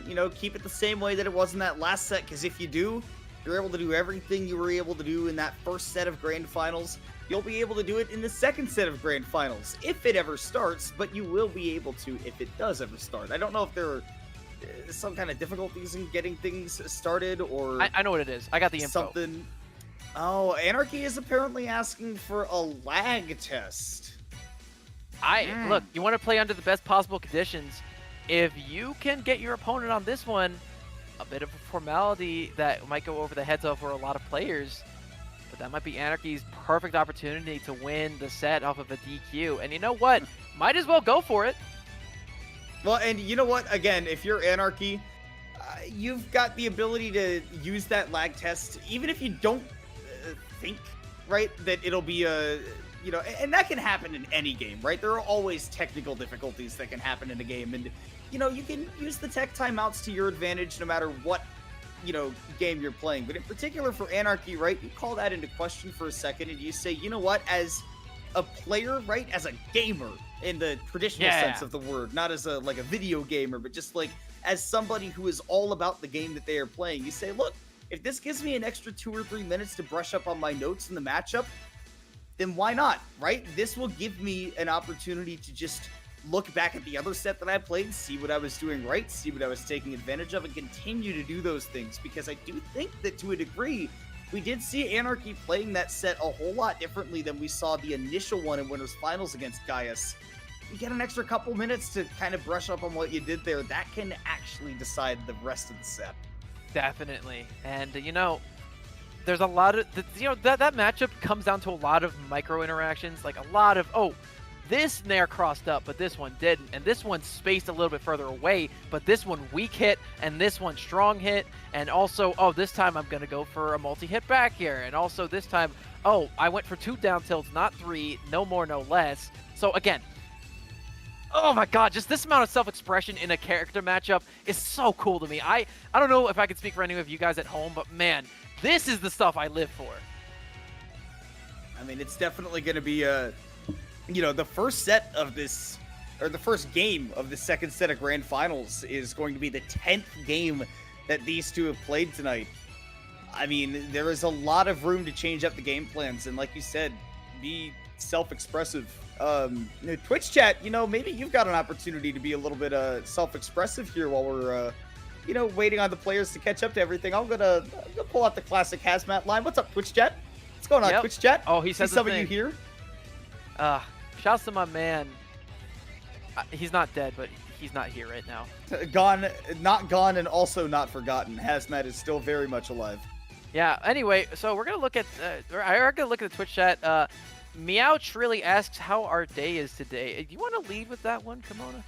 Oh, my day's been great. I mean, woke up a little on the wrong side of bed. My neighbor's kids were being a little loud, but I caught up on my sleep. I hate kids. I've been all right. Oh, don't say that. There are plenty of kids. And No, this is Smash the cool Ultimate kid. is for all ages. True. Come true. on, come on. You can all come play Super Smash Brothers Ultimate. Yes, funny aha Minecraft Steve player. You can go to your local you and win want. it right now if you pick up the character. Not Just my saying. local. Not mine either, man. Philly's built different. For a different reason. But yeah, no, we definitely, I don't know. I think that that's one of the fun things about Smash Ultimate as well is that you get some young players that are rather good. Oh That's yeah. crazy. It was a couple years ago at this point, but I mean, young Shattuck, young Karama, at the time known as Prodigy, both players who are like very, very firm in the global scene at the moment. Best Corrin in the world, arguably best Mario in the world, and they started at very young ages. I believe the upset over MKLeo happened when Karama was 15 or 16, if I'm not mistaken. Shattuck as well. But while we try to kill some more time, Kimona, we're gonna take a look at the tournament performance slide just to see how far Anarchy's gotten here. Now they've only lost one set on the day, and it was the previous set that we just watched. Yeah, and that was, again, a very close set as well. 6-2 is now their head-to-head history, and you see that Gaius had a pretty difficult bracket path as well, right? He had Winters, he had Armadillo, he had Gaius again, and he got Gaius one more time. That is a very difficult path to run on. But then again, you got to look at this as well. Anarchy has 3-0'd everyone in bracket except for Gaius. Yep. Gaius is the one person standing in Anarchy's way from a clean sweep tonight. Excuse me. Mm-hmm. No, you're rather forgiven. By the way, somebody in Twitch chat asked, which pocket do you put your phone in, front left or front right? That's a trick question. I'm not telling you because I don't want my phone to get stolen. But thanks for trying. Yeah, actually, I was gonna answer until you said that, and you know what, Kimona, I'm with you. I'm not saying anything. Yeah, and furthermore, Gaius, the only person that they've lost sets to was Anarchy. So again, both players proven to be the bane of each other's existence right here. But again, Gaius had a really grueling night. A DDD round 1, a Luigi round 2. Had to go through Tapu in winner's side. Sweeney's, both Tapu and Sweeney's made top 8 loser's side. Anarchy, again, it was the person who knocked them out of winner's bracket. But they had to go through Armadillo, who's the best Lucario in the world. Now they're against Anarchy, who's fresh off of a 9th place finish at Shine. I mean, the run tonight has been surreal for both players. Mm-hmm. I mean, 7 sets already for Gaius as well. Like, that is quite a few. And probably one more in the road ahead, as long as things do progress as they should. Yeah. But who do you main? There's your summary. Who do I main? It's mostly Incineroar. I've been picking up a nasty Donkey Kong lately. Ooh, that's fun. I play the funny monkey. What about you, Larry? I'm the problem. I'm part of the problem, actually. I'm a Samus main. Yeah. As an Incineroar main, I can't say I'm exactly pleased with you.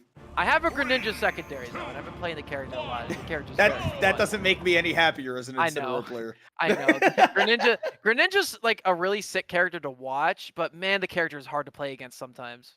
Yeah, Greninja was the closest I've gotten to getting a really big PR win in my region. That was against my roommate, who is probably going to get home soon. But he definitely, I won game 2. We went to game 3. He took me to FD, and then he just camped me out for 7 minutes. And I was like, all right, this is a difficult matchup. I get it. Shout outs to Ryan for that one. Big shout outs. You're talking about Ryan, right? Am I crazy? Not the Ryan neighbor, but a different guy who is also named Ryan, coincidentally. Oh, so I just had a soul read, is what you're telling me. You just happened to have that. Yeah, That's no, great. So it's a very, very fun in my life that I have 5 extremely close friends, and all of them are named Ryan. Dude, that's nuts. You got Last as well. Yeah, Last is one of those Ryans. Yeah, that's funny. I know quite a few of them. What if I told you my first name was Ryan? It's not. I would not believe you. Oh yeah. Well, probably because I told you I was wrong. Okay. Next question. Thoughts on Meatloaf? I love that this has turned into a Q&A now. Yeah. Well, we got time. Yeah, Kimona. I actually love meatloaf. My Gramps makes the best meatloaf I've ever had. He makes meatloaf, wraps it in bacon. So the bacon trickles down, all the grease from it trickles down into the meatloaf. So it's nice and it's That makes best sense. thing I've ever had. Meatloaf is fine. I don't have anything against it. Okay, that's fair. I think it's all right. You can see the matchup history between these two players as well, which we've already seen a couple of times. Regardless but of it's the things different that we've now. seen tonight. Yeah, it is a little bit different now. They came into tonight 5-1 in favor of Anarchy, but now it is 2-6, still in favor of Anarchy, but much closer. Actually, a 25% win rate for Gaius now, as opposed to a. I don't have the ability to do fast maths on that one. I can't divide 6 from 100. I also saw a question. Who's your favorite Koopaling? Do you have an answer to that, Laird?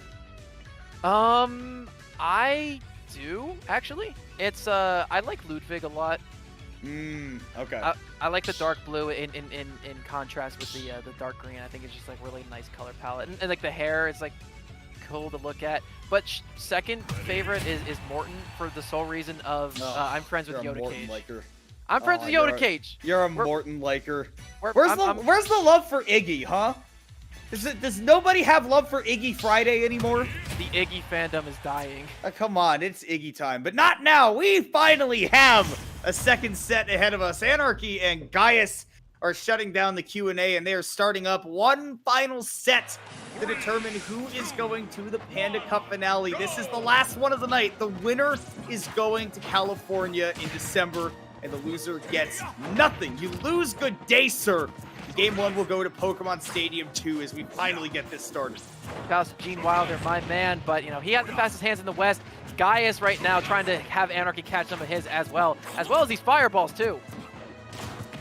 Again, the fireballs have been so big for Gaius, majorly important in winning this set, winning that last set especially, right? Keeping the Greninja locked down and actually being able to predict where he was going to go, which was such a problem for Gaius in that first set that they played. But now, absolutely going to have to deal with Anarchy, who has had plenty of time to revise his game plan, go back to his roots on that first set. And one particular reason I feel like the Ryu's been working better, obviously, you know, Gaius just really cracked on the character, but I think their confirms have actually been hitting a lot better against Anarchy. Because, you know, it's just down tilt either into Tatsu or into the Shakunetsu. The thing about Ken, on the other hand, is that Ken needs to keep you close range, because you deal most of your damage with these kicks, the crescent kicks, into the roundhouses, etc.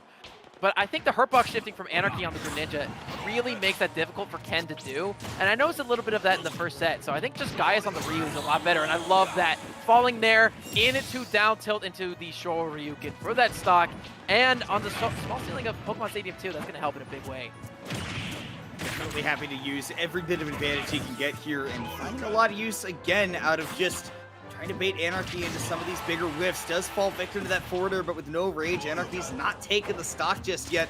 And have to try to keep this Ryu locked down in the corner. And hey, do just that, catching a roll in with a forward air. That is one of Anarchy's favorite reads to go for, by the way. I've seen them do it a number of times, not only this evening, but across their entire career, and they get it more often than not. We have seen Anarchy just be very consistent with those confirms. Hasn't dropped a whole lot of them just yet, but now it's going to have to deal with Gaius, who has been much the same. Again, the damage output, and particularly the chip that's been put on with the Hadoukens and the Shakunetsus, those fireballs have been absolutely instrumental in letting Gaius make these games feel a lot less winnable for Anarchy as they go along in neutral. Definitely. And, you know, of all the Shotos, I think the character with the craziest nair is probably, well, I mean, you know, Kazuya spikes, but you know, second craziest is Gaius on the Ryu. The Ryu in general, that nair, it's such a big hitbox. It sends your opponent in like a near angle where they need to tag, or it sends them up really high. You just got so much variety that you can do with that move, and it really is a helpful tool whenever you're trying to land against a character like Greninja.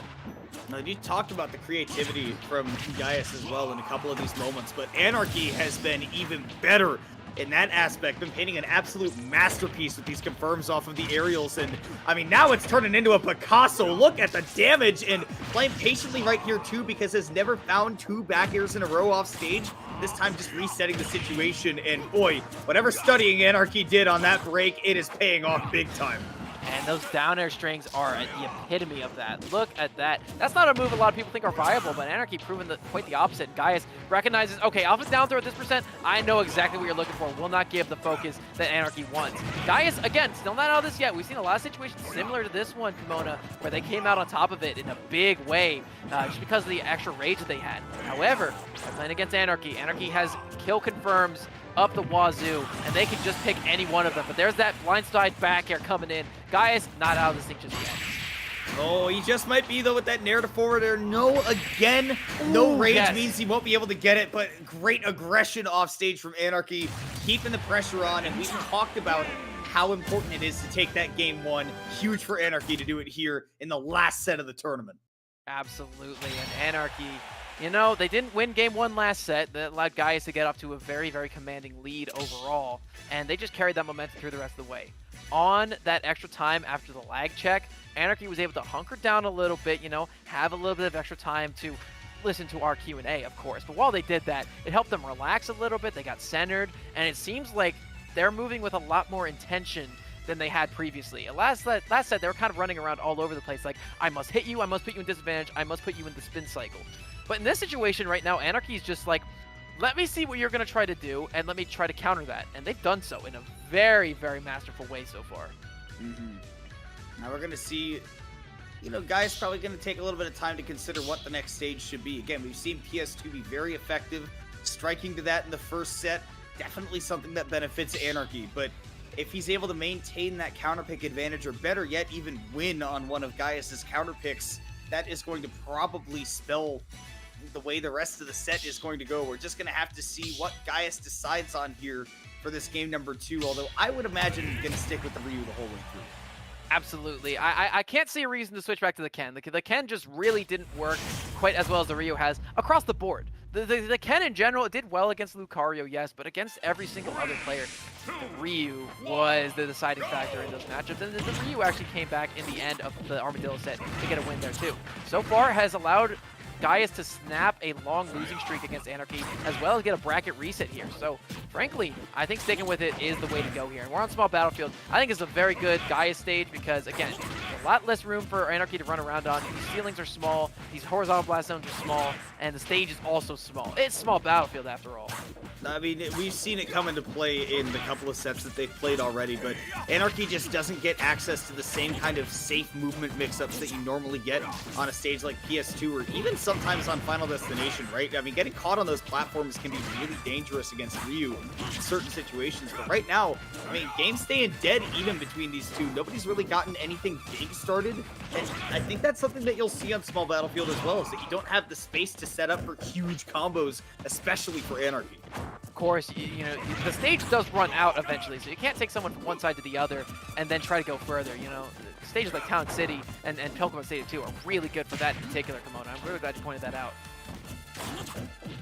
Well, you're welcome.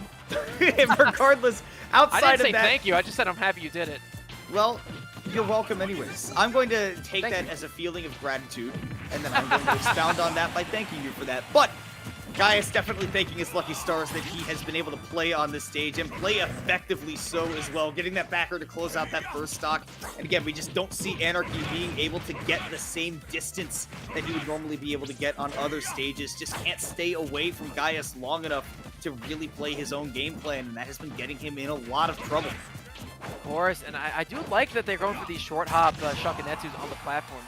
Here's the thing, though. All of Anarchy's aerials beat those out. I mean, again, the neutral air in particular has been really good at avoiding those. So, you know, seeing a little bit more just regular Hadoukens, but my God, look at that extension. Oh, man, looks for the follow-up. It gets a grab. We don't see Ryu grab that often, but, man, when they do, it is always at a good time. And calling out potentially Anarchy, like panic shielding in that scenario to try to get away from a big confirm, and there's no escaping that right now. This game 2 looks like it is all but over. Anarchy is going to have to pull up a miracle to get this game 2. Gaius absolutely cooking. Will get cooked though there. Sent on to the second stock, but still playing with a full clean lead. Absolutely. And right now, Gaius in a situation where they can really get a lot of extra credit on the board and not be too worried about losing a stock. However, if Anarchy can keep their advantage for a long enough time, this stock might be all for naught. And there's that falling forward air. Trying to go for a fall there, but there's the nair into the proximity, the jab into the proximity jab for a lot of damage. And of course, Shakunetsu to follow that one up. A lot of percentage on the board. Anarchy already at 60% and looking to get a little bit more after Gaius gets their hands on him another time. We talked about how the Greninja aerials, especially that forward air, but even the nair as well, they are very safe, but they require quite a bit of startup. And you've seen Gaius challenge that with quick startup Ryu aerials as well. And like we said, I mean, once it got to that 3-stock to 1 lead, that was basically just Gaius' game all the way through, and that definitely came to fruition. Set tied up at 1-1, and we go to another all-important turning point of a 1-1 game 3. Second flex game to happen between these two. Winner of this one, let's discuss the stakes again, Kimona. Winner of this one guarantees themselves stage counter pick for a game 5, as well as momentum going forward in the rest of the set. It is really difficult to have the mental capacity when you are down a game in the set to come back into it, particularly when just one win for your opponent is their last and you go home. Neither one of these players wants to stay in the Northeast. They want to head over to the Southwest, to California for the Panda Cup finale. That said, no one loses the set here. So, confidence should be at an all-time high. Nobody loses the set here, but this could absolutely determine the outcome of the rest of the set, because we've seen just how important the stage counter picks have been for both of these players, right? Anarchy wants a lot of room to play with. That's why we've seen him go to PS2 into Town and City constantly. Gaius wants things to be up close, and he really wants Anarchy to not have the ability to just jump around and mix up that loop. That's why we've seen him go to Small Battlefield and Final Destination a lot. And then when it comes down to that game 5, even that game 1 becomes so important, because then you likely end up going back to PS2, where Anarchy has been so good. But right now we have to deal with this game 3 first. It's on Town and City. Anarchy has been absolutely awesome here so far, and certainly not letting up on that just yet against Gaius here in this game 3. Here's something else to keep in mind, Kimona. Well, whenever these two played in their first set of Grands, they traded. Whenever Gaius won game 1, then Anarchy won game 2, then Gaius won game 3, so on and so forth. We're seeing the exact opposite happen right now, where Anarchy got up early. They won the first one, Gaius won game 2, and now we could potentially see a lot more going forward in a different situation. But whoa, he got zoomed up off of that Hydro Pump, and Anarchy with a very early lead here in this set. Yeah, great usage of that right there. And again, Town and City gives him the ability to just continually maneuver around these spaces. And I think in that end, I think Gaius got thrown off a little bit by getting... Oh my god, I was about to bring up the red lightning, but how about we bring it up there? Anarchy striking twice with it and getting an insanely early stock of that Shadow Sneak. Town and City is his very best friend. Absolutely. And, you know, they did win the first set on this stage as well, so it's not very difficult to see why they came back here. But Gaius in a very rough predicament if they want to come out on top of this one. 71% on their opponent, already at 81 on their last stock. It's not undoable, but it ain't likely. Just like we saw in that Small Battlefield in game 2, right? It's you get out to a 3-stock-to-1 lead, and between two players who are basically of equal skill, you can just about count it over. And Anarchy right now is just trying to demoralize Gaius, because he has not let up on the gas pedal even a little bit. Oh, down tilt, neutral air, forward air. It is beautiful. It is enough. Anarchy did not even hit red percents on the first stock of that game 3. That was domination. Poetry in motion, and that is one of the reasons Greninja is such a fun character to watch. All the setup they get, you never know what they're going to use to combo next. And Anarchy right there epitomized that. They are one game away from a Canada victory in the Northeast, as well as an opportunity to go to the Panda Cup finale bracket happening in December. But folks, make sure your passport's up to date, buddy. Do it. Just making sure. I mean, then again, he did go to Shine, so we're okay. It's but today. You never know. Yeah, keep it in mind. Anyway, back to Pokemon Stadium 2. I think it's a pretty good neutral stage for both these characters. I will say, though, game 1, whenever these two went here, it was won by Anarchy. So, yeah, Gaius being Anarchy forced to has counterpick on his stage, opponent's good stage.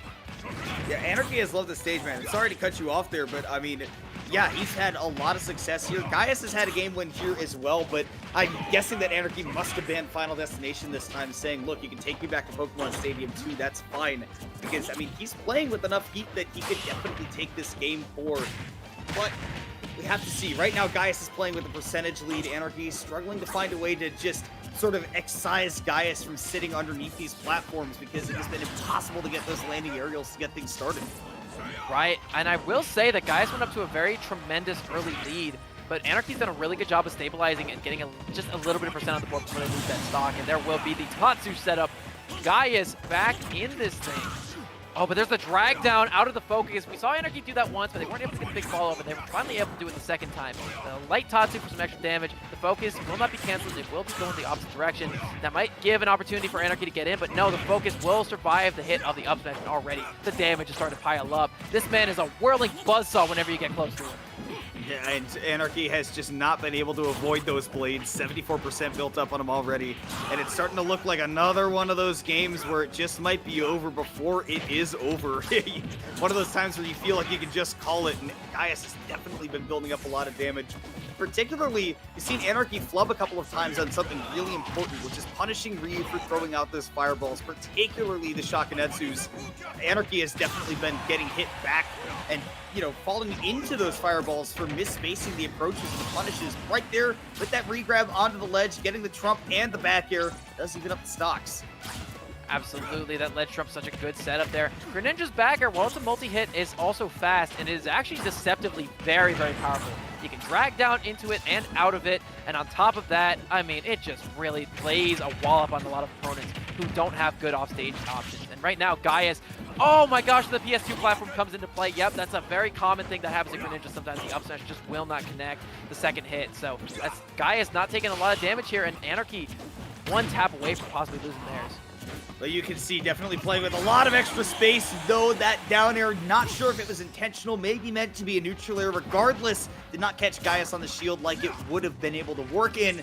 And this is Gaius playing with, again, a full stock lead. If Anarchy wants to take this game and not get sent to a Game 5, the 14th game that these two would play between each other, this 13th one looks like it might end up wrapping up in Gaius' favor, and Anarchy has got to play extremely well to make sure that doesn't happen.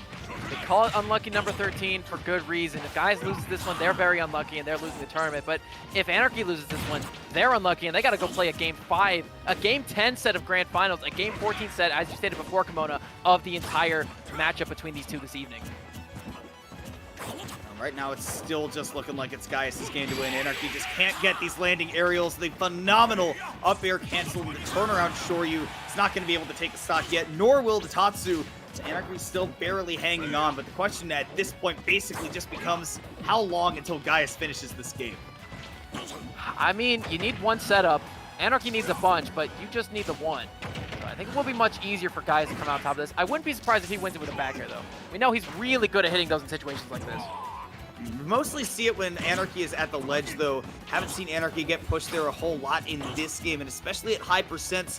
It'll be tough to set up for that regardless. Gaius can definitely just find one whip on shield, and then, yeah down tilts, jabs, Tatsus, you name it. We are going to Game 10 of Grand Finals. Oh, mama, this is gonna be good. Dude, Game 10 at every instance is always hype. I don't care if it's a Banjo and who's a lame character. Just name one. Take your time, son. It's okay. There's not a lame character in this game. There's one in your mind. You play the character. Samus ain't lame. Oh, come on. She can be. She shouldn't be. I don't think that any character is inherently lame. I don't think any character is inherently lame either. I will be honest. It's all down to how you play them. And, you know, some of them are just a lot better when they're played in the lane kind of play style. But we haven't seen that from either of these two characters in Grand Finals. There is only one game left. Steel yourself, gather up the last of your energy reserves, and continue to hold that tension as the correct stage gets chosen. And now, let it all out and leave it all on the line here. It is Game 10. It is the last set of, it's the last game of the last set of the last time of the last diggity daggity do. We have got one left between Anarchy and Gaius. Only one of them can take home the last qualifying slot for the Northeast NA qualifiers here for the Panda Cup. Who is it gonna be? And of course, this is the penultimate regional finale bracket. The last one will be happening tomorrow night in the Pacific Northwest, or actually the Northwest region in general. But man, let that not take away from these two. This Battle of the North has been nothing but electric. And I don't think you'll disagree with me, Kimona. I hate to see either of these players lose. No, they've both been playing phenomenally, showing off some great adaptation, but it all comes down to this. If you got any tricks that you've been keeping up your sleeves, they have got to come out now, or it's all for naught.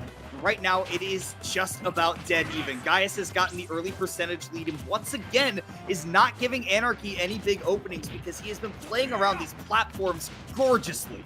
Absolutely, using that mobility to really great effect. And again, he's only one opening out of this. If he gets one opening, it's going to be even percents. You know, your Greninja might be a little bit lighter than Ryu is, but then again, he's still got really good kill power, really excellent setups, a great combo game.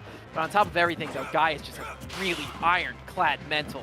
And it's very rare to see that man whiff and get hard punished. He's again, never out of a single match, can always come back. And on top of that, just will never get discouraged. Always plays his game.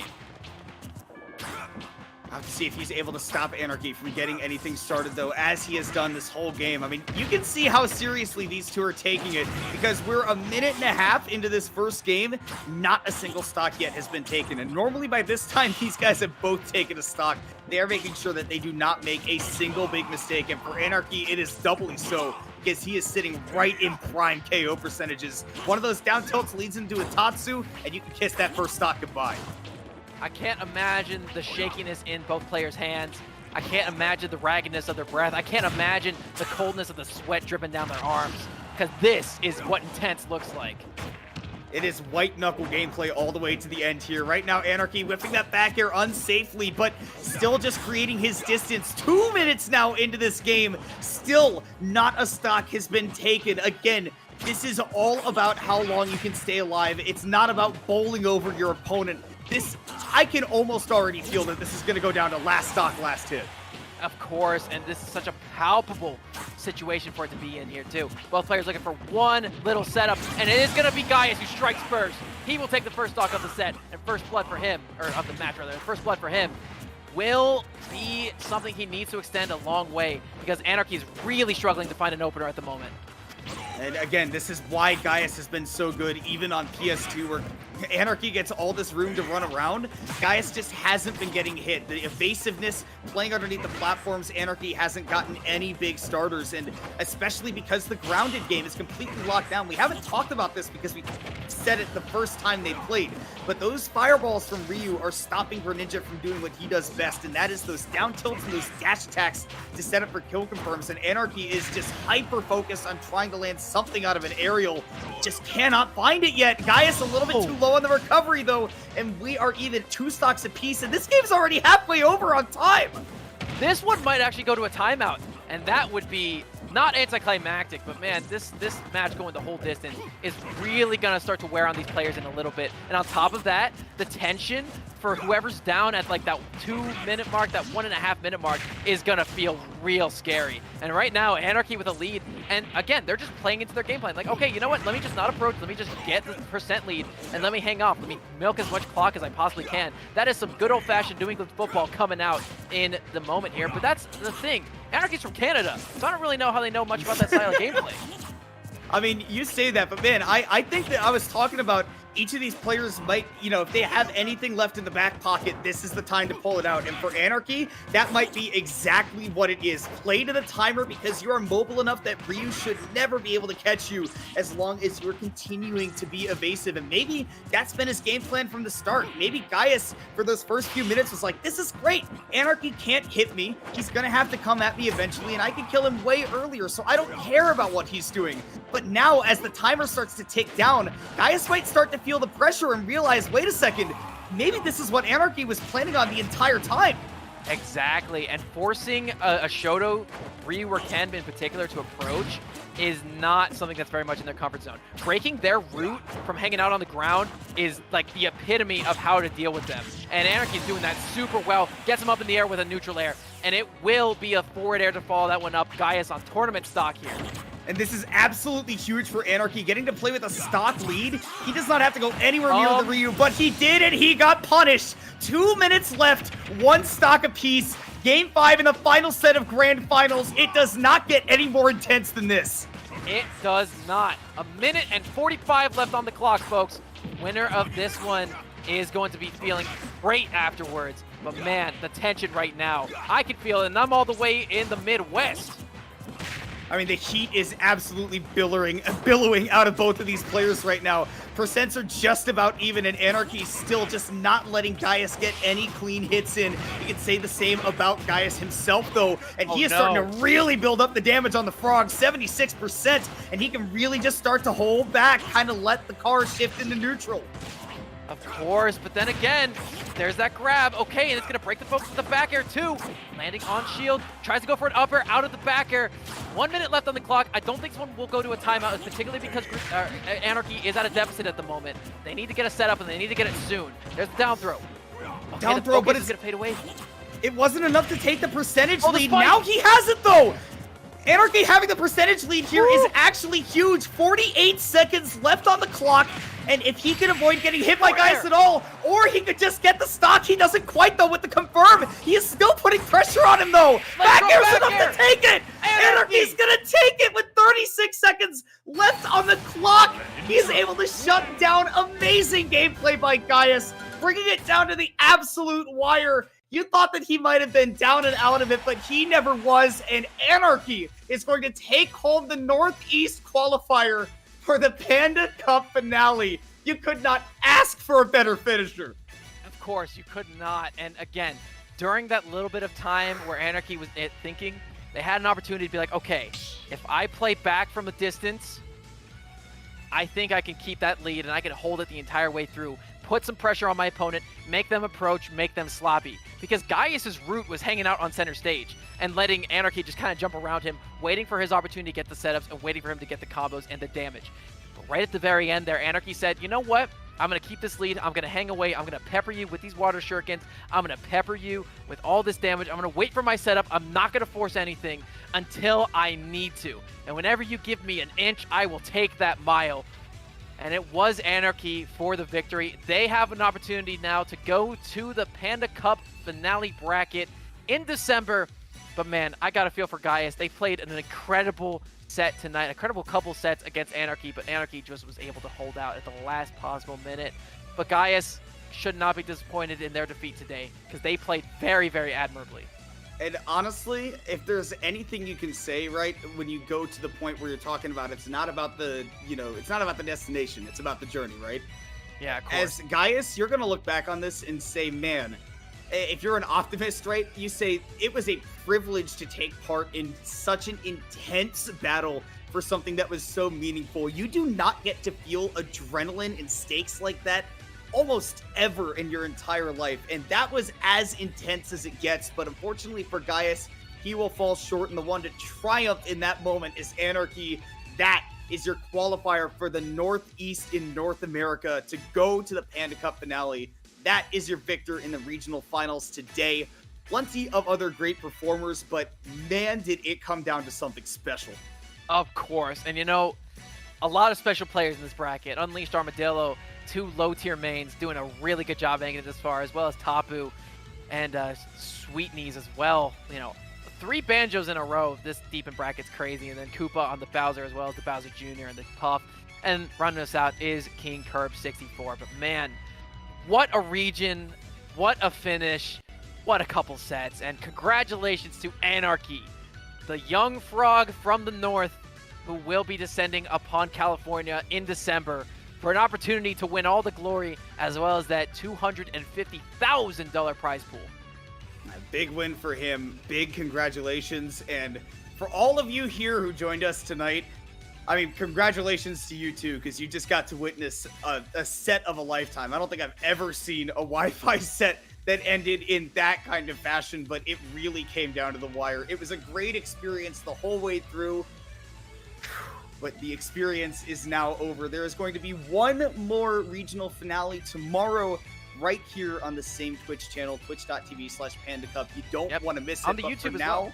Yeah, go check out the VODs on YouTube as well. But for now, just make sure that you take care of yourselves tonight. It has been an absolute pleasure to commentate such an amazing tournament with you all. I've been Kimona. That is Laird. And if you got anything you want to say and then send us out, go ahead, bro. Yeah, tune in tomorrow night, folks, because we're going to be heading to the Northwest region, which is my personal favorite region to commentate for. I've had a lot of trips out there. I've gotten to meet a lot of the players. And on top of that, they're a very, very scary region, and they are very talented at this game. You don't want to miss that one. I'll be here for the second shift as well, similarly tonight. But again, thank you all for being here. Thank you so much to Kimona for being on mic with me. It has been an absolute pleasure.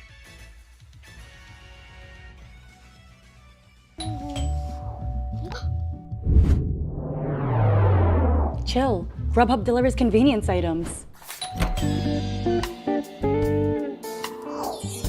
Grubhub delivers convenience items.